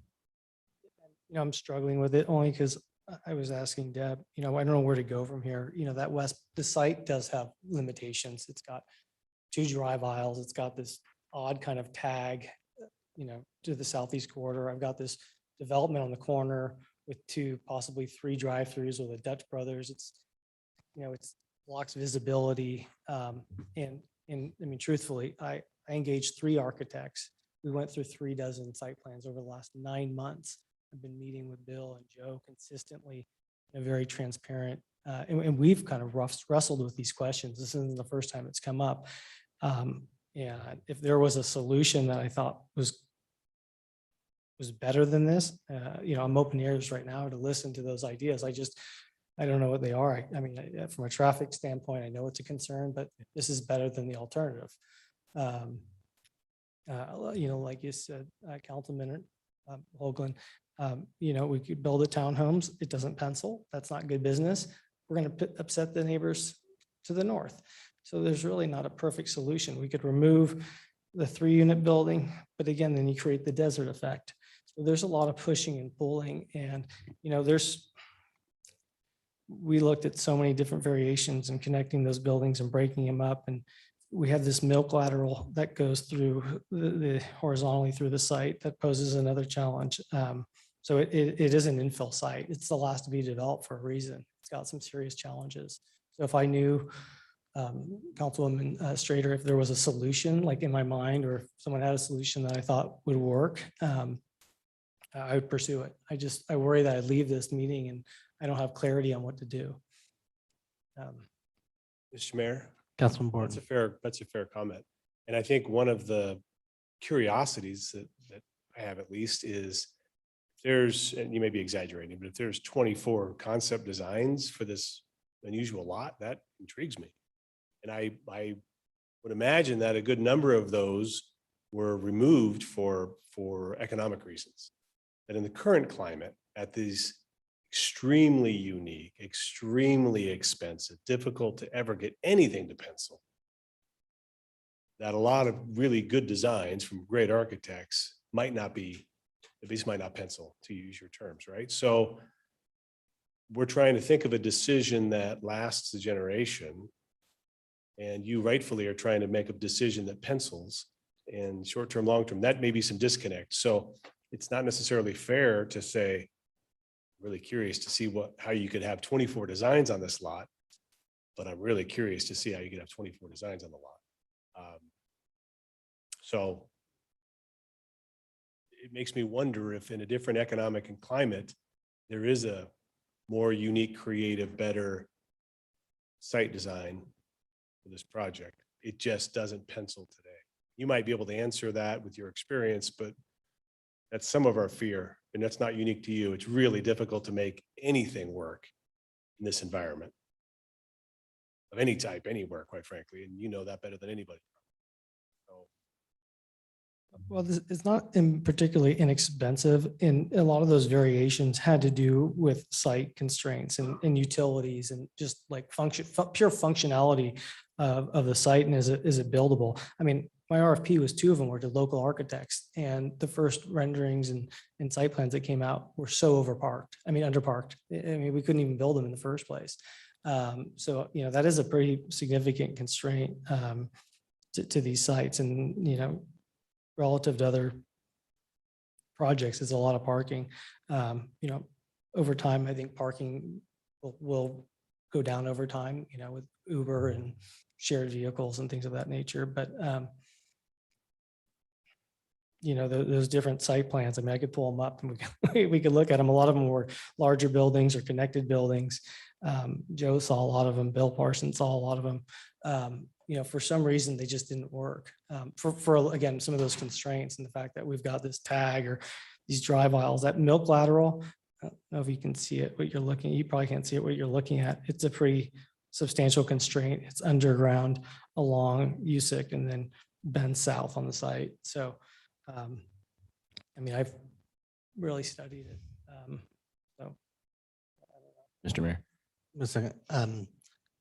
Mike, I'm going to go back and try to get you to answer Council Administrator's question to the best of your ability. Up or down or continuance to you at this point in time, just so council can help formulate their direction tonight. It's been a long day for everybody, and no one likes to make bad decisions and duress, but I think I'd like to know how you'd like to proceed this evening.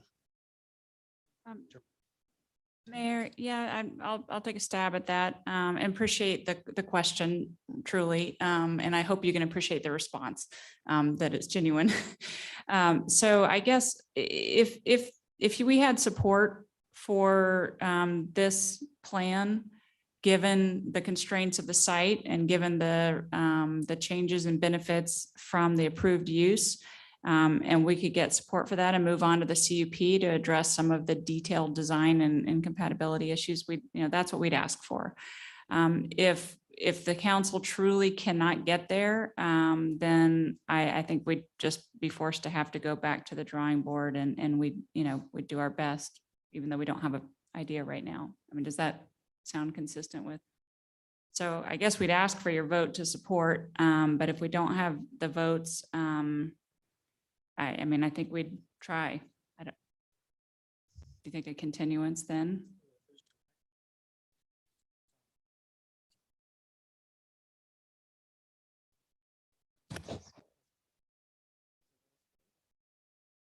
Mr. Mayor.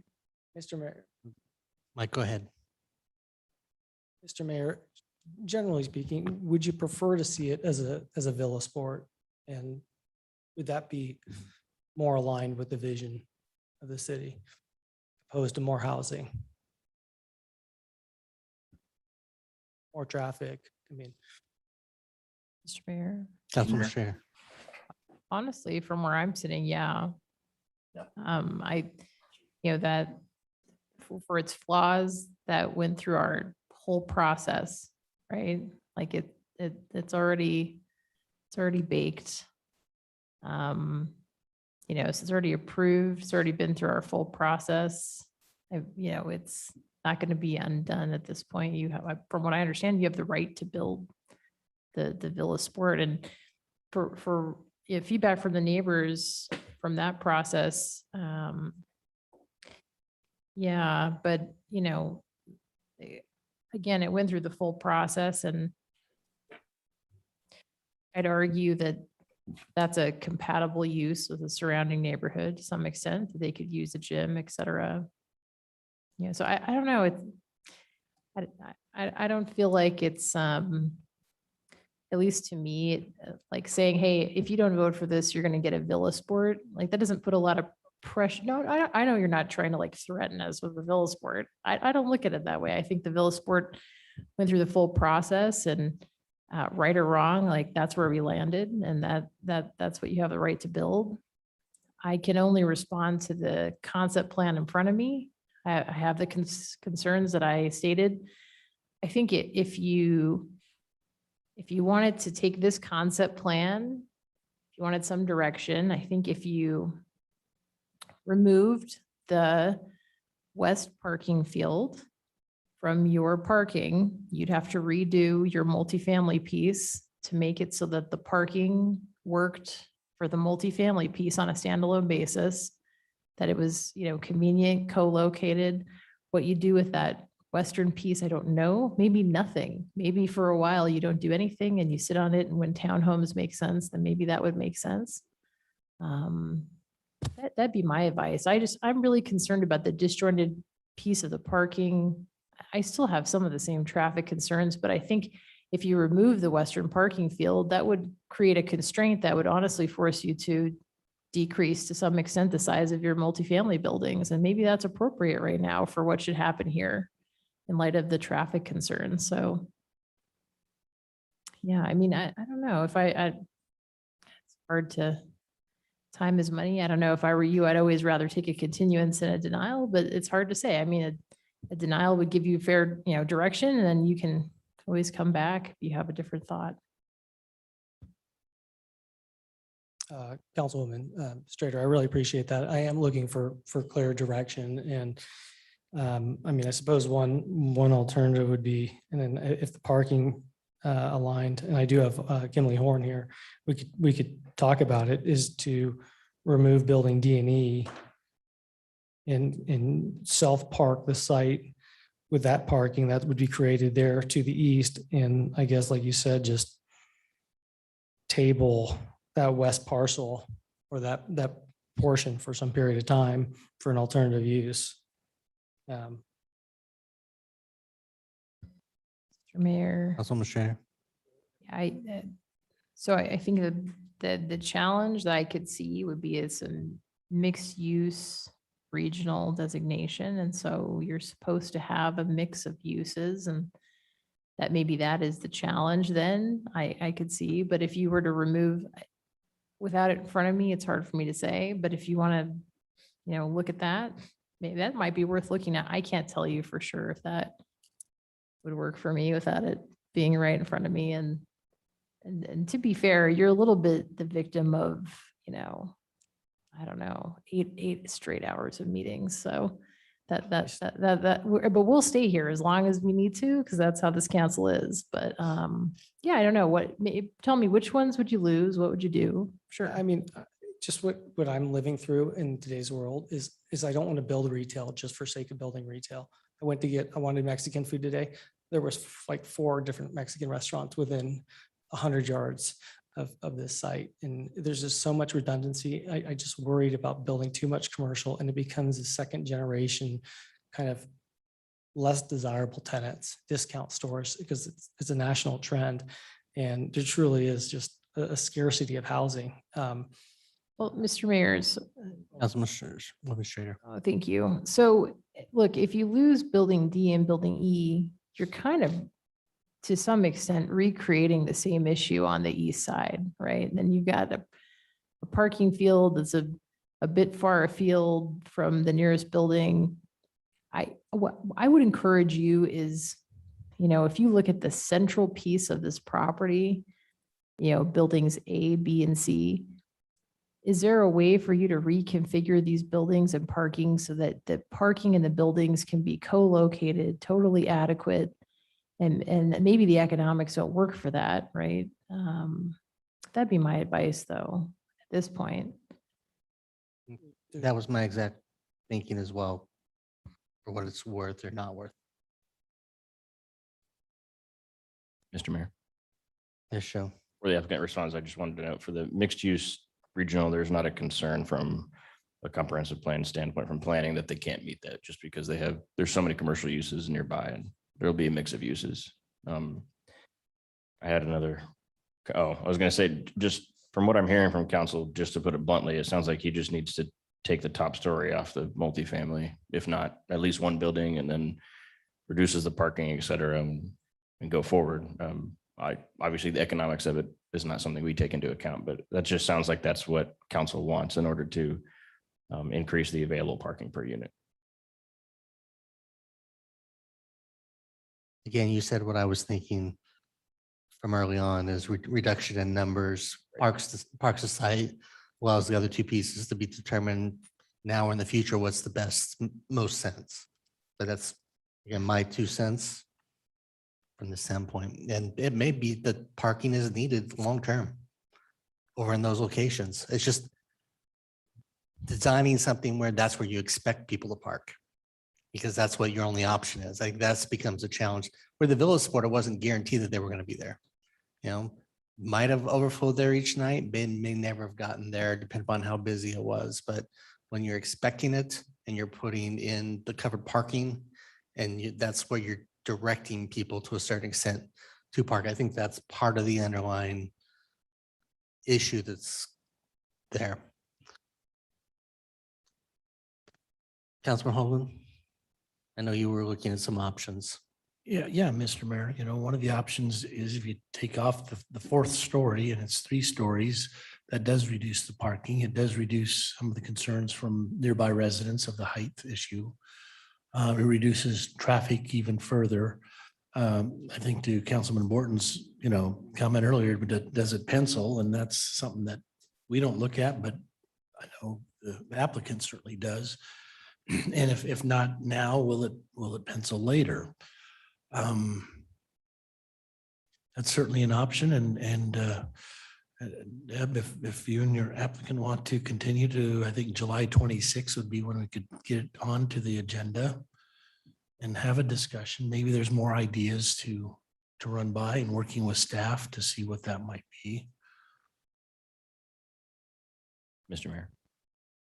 Yes, sure. In terms of continuance, I mean, that's up to the applicant, I guess, but I also just want clear direction as well, because after we get continued, then I get the same questions. So I need to make sure that I can answer them as well, and where I don't have to sit there and design projects for applicants either. I'm not good enough for that, frankly. So I just want to make sure that I have clear direction on what council's looking for to best help both the city and the applicant. Mayor. Yes, We could make one proposal in follow up to the suggestion about lower density that Joe and the mayor have mentioned. The building that's to the south that aligns against the neighbors that they've got the most concerns with. If we reduced the top floor from that, that would reduce the parking burden. Then we could,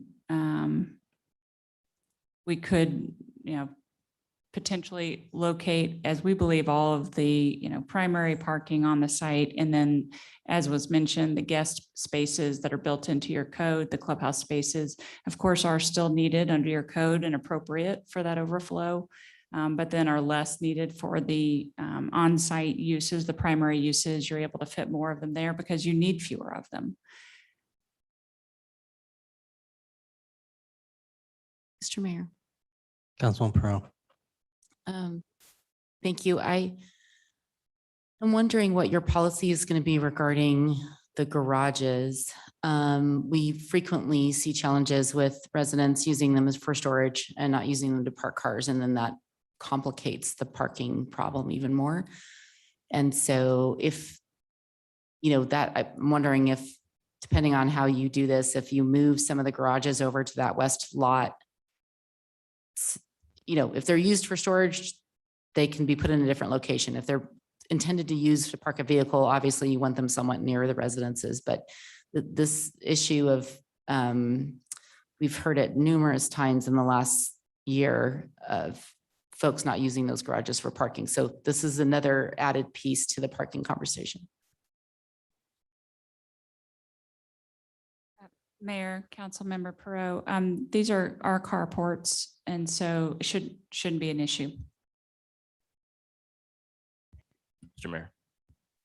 Yes, sure. Just to further clarify, yeah, all the gray, dark gray, those are all just carports. And then there are some tuck under garages for just a few units here.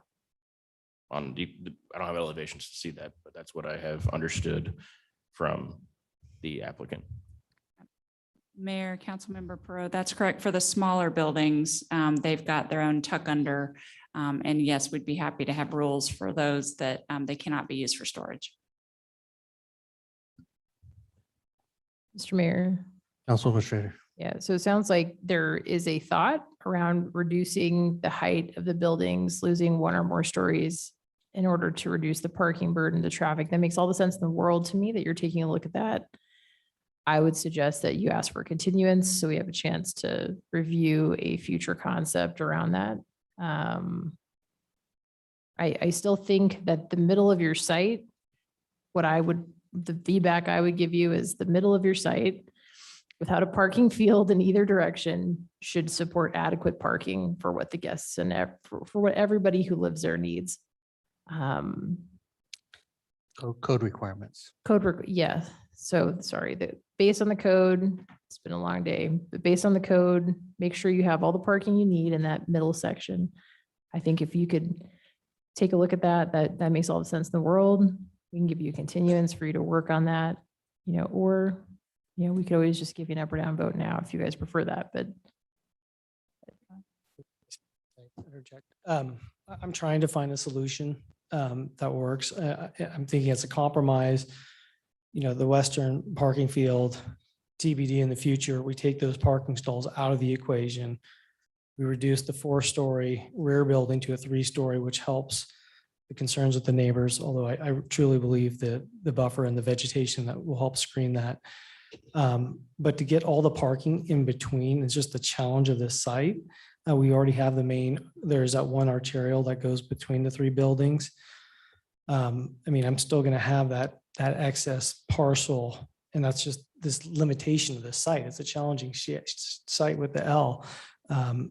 It's going to be a parking field one way or another, whether we allocate those parking to the multifamily or not. So I don't know I think on the western site, maybe if you do townhomes in the future, but the other parcel where building D and E is, it will be, I think it will ultimately be a parking lot, whether you assign those parking spaces to the project. And from a practical standpoint, you still have that issue. If that makes sense. Mr. Mayor? Councilman Hoagland. Yeah, I don't mind if the west parking lot, and this may complicate things, but the west parking lot still exists, but it's not a main use parking lot. I see it as the service trucks. People who have bigger trucks have a place to park. You may have parking garages. You might even want storage units there and can, for an extra monthly fee, people can utilize those as an option. But and then if the time comes, townhouses are back, they still need parking. So half of it's parking, half of it's townhomes or whatever's still works for the neighborhood. But yeah, I don't have a problem with that being an ancillary use as opposed to main use. But that still makes it harder to, how do you come up with parking to primarily fit everybody in that space? And if guests can go over there, that's fine, because they aren't there all the time, but so running the numbers, if building C loses one story, what does that do? If building B now is staggered, you got 4 and 3 to make it fit, I don't know, but and then it's got to come to that ROI for you in the end. So what will those look like, and is that something we can buy off on? I guess it sounds like to me, the west parking lot is an issue, not so much for me if it's not main, but for others it is. But you don't have to worry about the mayor if you get, a majority vote, anyway. I just got to remind them of that every now and then. I have no role in this, but I also am mentally counting in my head what I know from what council said. So, And the mayor's correct on that. So, yeah, it's just, and there's been other things mentioned that there's concern about. And if you need clarification and we need us to go through one by one to say, okay, here's the things I need, but start with Councilwoman Pearl, right, Mayor? Councilwoman Pearl. Thank you very much. I know we keep throwing these things at you about, but we're just, we're just sharing the things that we hear from our public and code enforcement and, just experience. So we're really truly trying to help you and not make more of a challenge. So I lived in a 3-story apartment building about 1.5 years ago in transition between homes, and it taught me an awful lot about how traffic moves through these and has helped me be a better council member. And one of the things I learned is that my parking spot that was assigned to me wasn't anywhere near as far as what this one will be. If you do assign parking in that west, it doesn't sound like that's your intention, but if that's what you end up doing, and I would still pull up in front of the building, put my hazards on and unload my groceries, because I'm not hauling my groceries that far when I have, 10 bags, right? So I've also lived in Europe and I've learned how to haul groceries a really, really efficient way. But I mean, that's just a common thing. So if it ends up that the parking stays farther away from the buildings, I would just recommend putting some like 15-minute only parking spots or something for unloading areas, because what happens in these tiny drive aisles, they're really small. You've got people packing out of carports. They can't see because there's poles in the way. And there's individuals stopping and putting their hazards on to unload things because they have to park way away from their unit. It creates challenges with wrecks and traffic issues. And this is going to be private property, so the police can't really, come in and do anything about the disagreements between parties. There's just a lot that we see. So this is just a big picture conversation than just like, we don't like the way that it flows in the concept plan. Mr. Mayor. Councilman Ward. In fairness to you, I'm somewhat supportive of a continuance, even if it's a week, 2 weeks, whatever short. I'd like to give this some thought. I wasn't certain. You asked a great question amongst them, the Is the existing entitlement better than this? And that's a great question. And that's kind of one of the mindsets that we bring into it. And you both have presented lots of good considerations to want to make the right decision. And there might be some pivots that you want to try and address it now, but in fairness to you also, reducing a story is a big deal and changing lot configuration is a big deal. And it takes a week or 10 days to do that and get it right. By all means, we've been here for 9.5 hours. And yeah, I don't want to make a rummy decision and you don't deserve a rummy decision. No, That's my concern. I absolutely appreciate that, Councilman Borden, and I'm flexible. I'm listening to you. I think, Councilwoman Pearl, you just had a great suggestion about short-term parking. What I'm trying to get is clear direction, because I'm going to call Joe and Bill in a couple of days, and I'm going to say, where do we go from here? Even taking off a top story is a big move for me. I can explore, and even tonight, I would be fine with getting rid of eliminating the parking field to the west and self-parking the site. But to eliminate the parking to the west and the east, I mean, ultimately, I think, early in my discussions with Bill and Joe, it was about strengthening this connection between retail and the multifamily. I mean, we spent a lot of time with that exercise and the importance of it. And I think, you can build retail up on Eagle, and then it becomes either it's multifamily or it's parking. So it's kind of a no man's land. And this is really the crux of this site plan. And I thought this was the most elegant solution. But I guess my point is, if it becomes parking, and whether it's a parking field where those parking stalls are counted towards the density in the middle of the site, or if it's just a parking field, it's still a parking field at the end of the day. But I'm just hoping to walk away from his direction. I'm fine with the continuance. Otherwise, I'm gasping at straws and for the site. Mr. Mayor. Councilman Borden. So that your concept of self-parking it, eliminating the need to the west, seemed to be the most sufficient solution? Correct. I'd be okay with removing the parking field to the west and designating that for townhomes or some alternative use, but not using those stalls, removing a floor from building C. And then I'd have to pick up some parking, I think, where D&E is. And I have Kimberly Horn here tonight that can verify those counts. But it keeps the core of the project, those 3 buildings, where we do believe there's a lot of efficiencies in that four and then a 3-story building, creating that corridor, protecting the amenity space, and then still having the one drive aisle down the center, providing some direct access parking. It is a good site plan.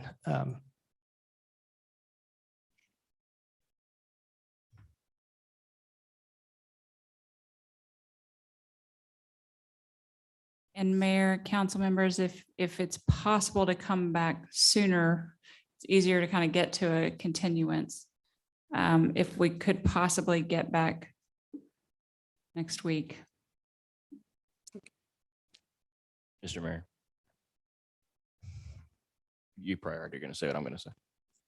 Well, in theory, we don't have meetings for the next till 3 weeks from now, which is part of the challenge. Correct.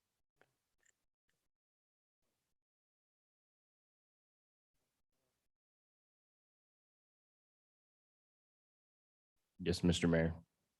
If we Yes, also had support for the concept that Mike just rolled out, we have to go through a conditional use permit still.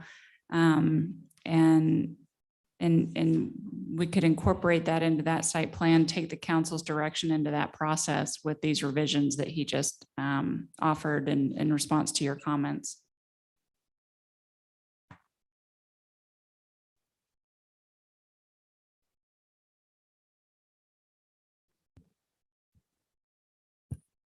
I address you because they just did the math to remove. I mean, it's a dramatic change to remove the parking field to the west. It's 98 stalls.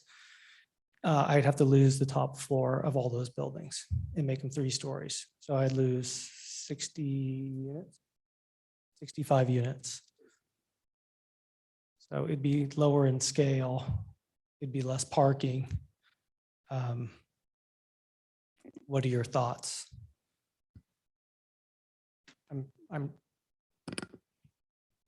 Because I think that's what we'd come back with in a month. And there's only so much optionality other than just blowing it up and going commercial.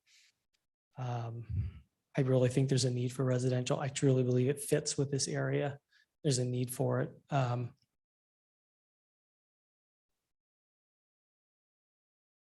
We'll build something very attractive. This is not my first development. I'm a long-term investor. I'm not a merchant. I think these are really important considerations. And the 3-story would certainly help address that transition. Although being the second busiest intersection in Idaho, this is going to get dense over time. And the 3-story, I think, will be, lower in scale. Mr. Mayor. Councilman Pearl. Joe, can you share more with us your thoughts on having those buildings in between the commercial and the large multifamily as a transition? I just, in this situation with mixed use regional and the way that the property to the north is developing, I don't see, I guess, the great benefit of those not being some sort of business use rather than residential use. Given that there's a street dividing them, that street's probably going to be pretty, Cajun's probably going to be pretty well used with a Starbucks in there. That's one of the things that I just keep mulling over in my brain is like, I want to see actually a little bit more business use than residential use in this location.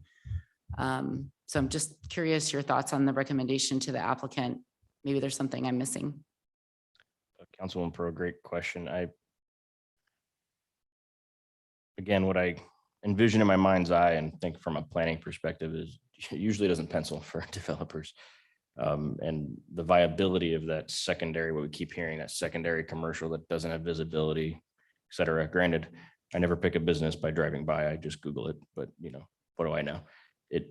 I don't necessarily see a winning solution on that end. I don't want it to be just an island of parking on a purely principle of, do we really need all that extra parking?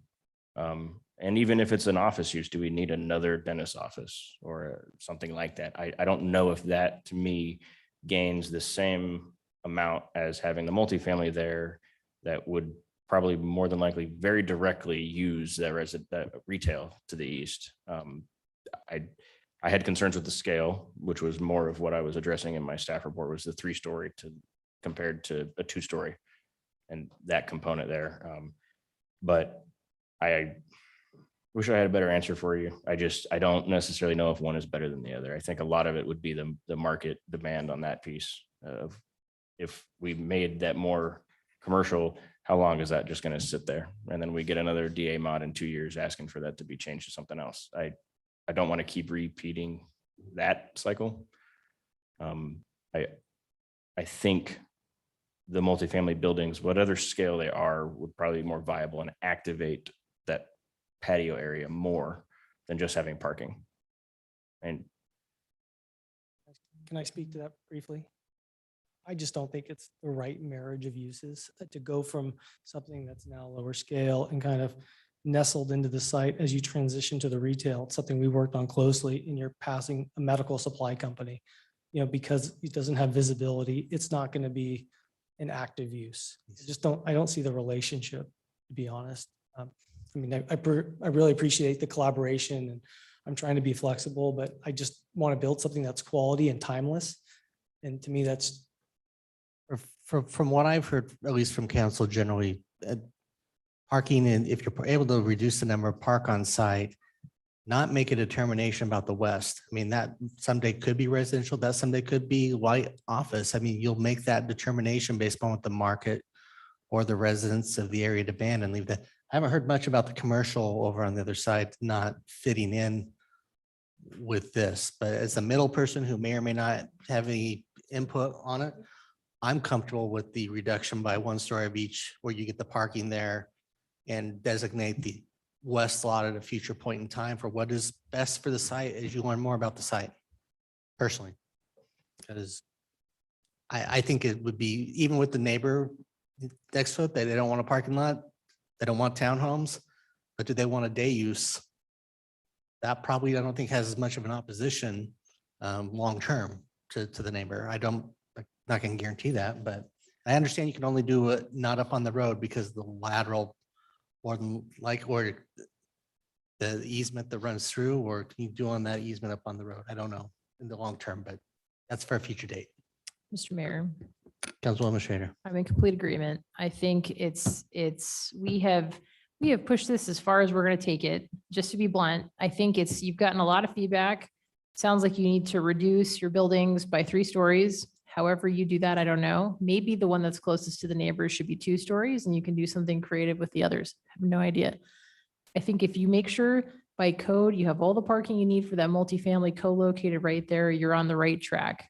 Then maybe that other thing is a bonus overflow. Maybe it becomes a different use in the future. I think that's where we're at. You need time to come back.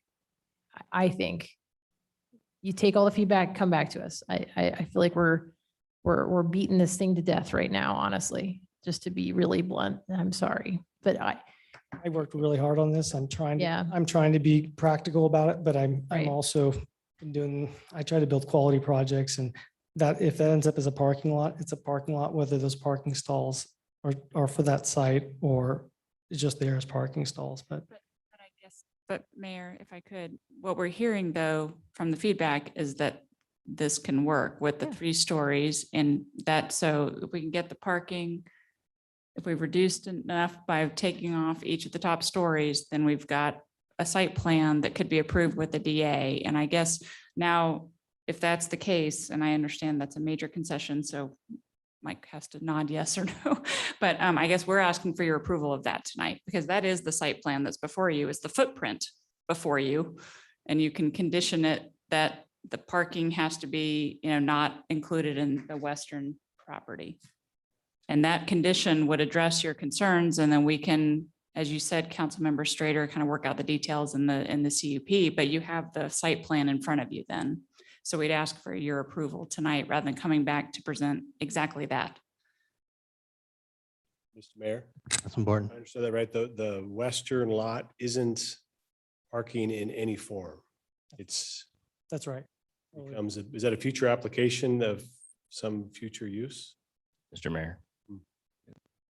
That was going to be my question of how does council want to handle that today, or if we continue it or whatever. It typically with a concept plan, we try to adhere to them. So if it's just a blank slate, do they have to do another DA mod later to propose a building? Or do we include a provision that says it's allowed to be I don't know, multifamily or a parking lot or something? That's where I understand the applicant's desire to get an approval tonight. That's where I don't know if council is ready to say yes tonight, because I don't want to speak for you, but typically they like to see what it is that they are approving in its final rendition, especially for a development agreement that is so heavily tied to the concept plan. So I would like clarity on that piece of it, of how we would address that western piece as a future application. Mayor, we are comfortable having to come back for a DA mod if we put on anything there that's not already allowed use. So townhomes are currently an allowed use there, so that would be a future development that we would ask that would be allowed. But anything else, if we put something there that requires a change in the use, we understand that that would require a future DA mod to respond to Joe's concern there. This is Mr. Mayor. Councilman Board. This is the stuff that drives me nuts. You may be right, you may be wrong. I hate doing this 9 hours in. Again, it's not your fault, but that's the challenge with not buying a little bit of time. Because we're going to try and cram in some answer to this and have a condition with a condition. So that's what's hard. Mr. Mayor? Councilman Hoagland. Yeah, and I don't know how early you were here, but we started a budget workshop at 1 o'clock today. So we have been at it since then. So that's why, and running those numbers and our discussions we had was always a challenge, but it's good. In checking with the members, we weren't able to have a quorum based on travel plans for the 12th. And checking through things, it looks like we can have a quorum for the 12th. And to Councilman Borton's point, I don't want to miss something. I don't want Joe to go, oh, I didn't think of this at that time, because we're just going through this and and trying to do the best we can. And you guys are trying to do the best you can. We get it. The neighbors, hear things like, well, wait a minute, townhouses are going to be on that west lot. Wait, So we just need to make sure we take the time to go through it, make sure we get the details right. So if Councilman Borton can call in, I know you're traveling for the 12th. I think Councilwoman Strader, your plans have changed for the 12th. And then Councilman Kavanagh possibly may be able to call in or be here, depending on some changes in his plans that he's recently had. So I think, Mr. Clerk, that'd be the only thing we'd have that night at this time. If we're going to have a meeting and other things come up, we could probably take them up. So just nod of heads, thumbs up. Are we good with continuing this to the 12th? Okay. Mr. Mayor. Councilman Hoagland. I move that we continue the public hearing on Centerpoint Mixed Use MDA H 2022-0035 to July 12th. Second. Have a motion, a second, continue the public hearing. Is there any further discussion? Mr. Mayor, Councilman Borton. this process, as clumsy as it's got, is trying to make this thing right. I think we're taking the time, like you take the time to get it right. I know it may be frustrating, but I think it's all with good intentions, and we don't want to be tired and deny a project, quite frankly, candidly. So in fairness to this good project, I think this is a better decision. So I appreciate your patience, both of you. Is there further discussion on the motion? If not, all in favor signify by saying aye. Aye. Opposed, nay. The ayes have it, and the item is continued till the 12th. See you back here then. Thank you. So council, that brings us to item 6 on your agenda, ordinance number 22-1982. Mr. Neri, are we asking the clerk to read this ordinance by title? Do I need to have a motion from council to take up the ordinance? So, yeah, Mr. Mayor. So, the direction is either if you're comfortable going ahead with it tonight, you can. Clerk can read the title. If you want some more time to think about it or notice it for another hearing, if that's the council's desire, we can certainly do that on the 19th or the 26th. Okay. So it's your call. That's council's call. Council, what's your direction on this item? Mr. Mayor, Councilman Kavanagh. I'm happy to move forward, and unless council feels like that we need added public hearing, this is somewhat of a unique issue before us because I think the question is the map legal? We heard from our legal counsel that it is. I think we've had 3 public hearings. I'm comfortable as one who always tries to advocate for more public hearings. I think 3's been sufficient, so I'm happy to move forward tonight. Well, then with Councilman Pro. I agree with Councilman Kavanagh. We had a pretty narrow, specific issue that we were considering, and Mr. Starman did a great job of making that presentation. So I'm going to make a motion that we approve ordinance number 22-1982. I think we need to have the clerk read it first, but we'll come back to you after we do that. So with that, if ask the clerk to No, read we're the too ordinance tired. number 22-1982 by title. Thankfully, this is brief. This is an ordinance adopting the Meridian districting plan, adopting a savings clause and providing an effective date. Thank you. Council, you've heard this ordinance read by title. Would anyone like us read it in its entirety? Hearing none, do I have a motion? Mr. Mayor, glad we didn't miss that. Councilwoman Pro. I move that we approve ordinance number 22-1982, an ordinance adopting the Meridian districting plan, adopting a savings clause and providing an effective date. Second. Have a motion, a second to approve ordinance number 22-1982. Is there any discussion? If not, clerk call the roll. Mr. Mayor, Mr. Neri, do we need to mention waiving the reading rules, or is that implied? Okay, thank you. My apologies. Strader, Aye. Burnt, Perot, Aye. Kavanagh, Aye. Borton, Hoagland. Aye. All ayes, motion carries, and the ordinance is agreed to. Council, anything under future meeting topics? Mr. Mayor, Mr. Mayor. Councilman Burt. point of privilege, please.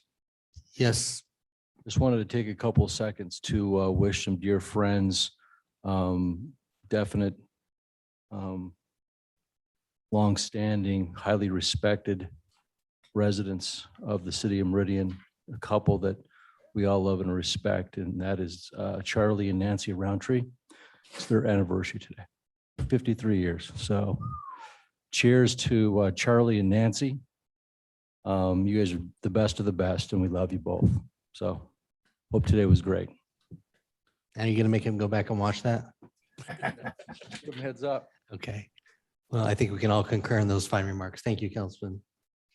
Mr. Mayor, I think a very emotional public hearing or a public comment section to start our meeting today. It feels like that was maybe yesterday. It sounds like you've had some good coordination with these individuals with ITD and ACHD, but in light of that information, perhaps a informational update at a future workshop about what's been planned or discussed and what action the council can take to maybe support some of the recommendations that came from our citizens tonight. Mr. Mayor. Councilwoman Schrader. Yeah, just an update, something I'm working on. I'm really taking a look at urban agriculture as something that our city could focus on and some possible code changes that might support that. Just a heads up. I don't think it's quite ready for discussion, but maybe at some point late August, early September, I think it would be. Thank you. Thank you. Anything else or do I have a motion to adjourn? Mr. Mayor, I move we adjourn. Motion to adjourn, all in favor, signify by saying aye. Aye. Opposed, nay. The ayes have it. We are adjourned. Good night, everyone.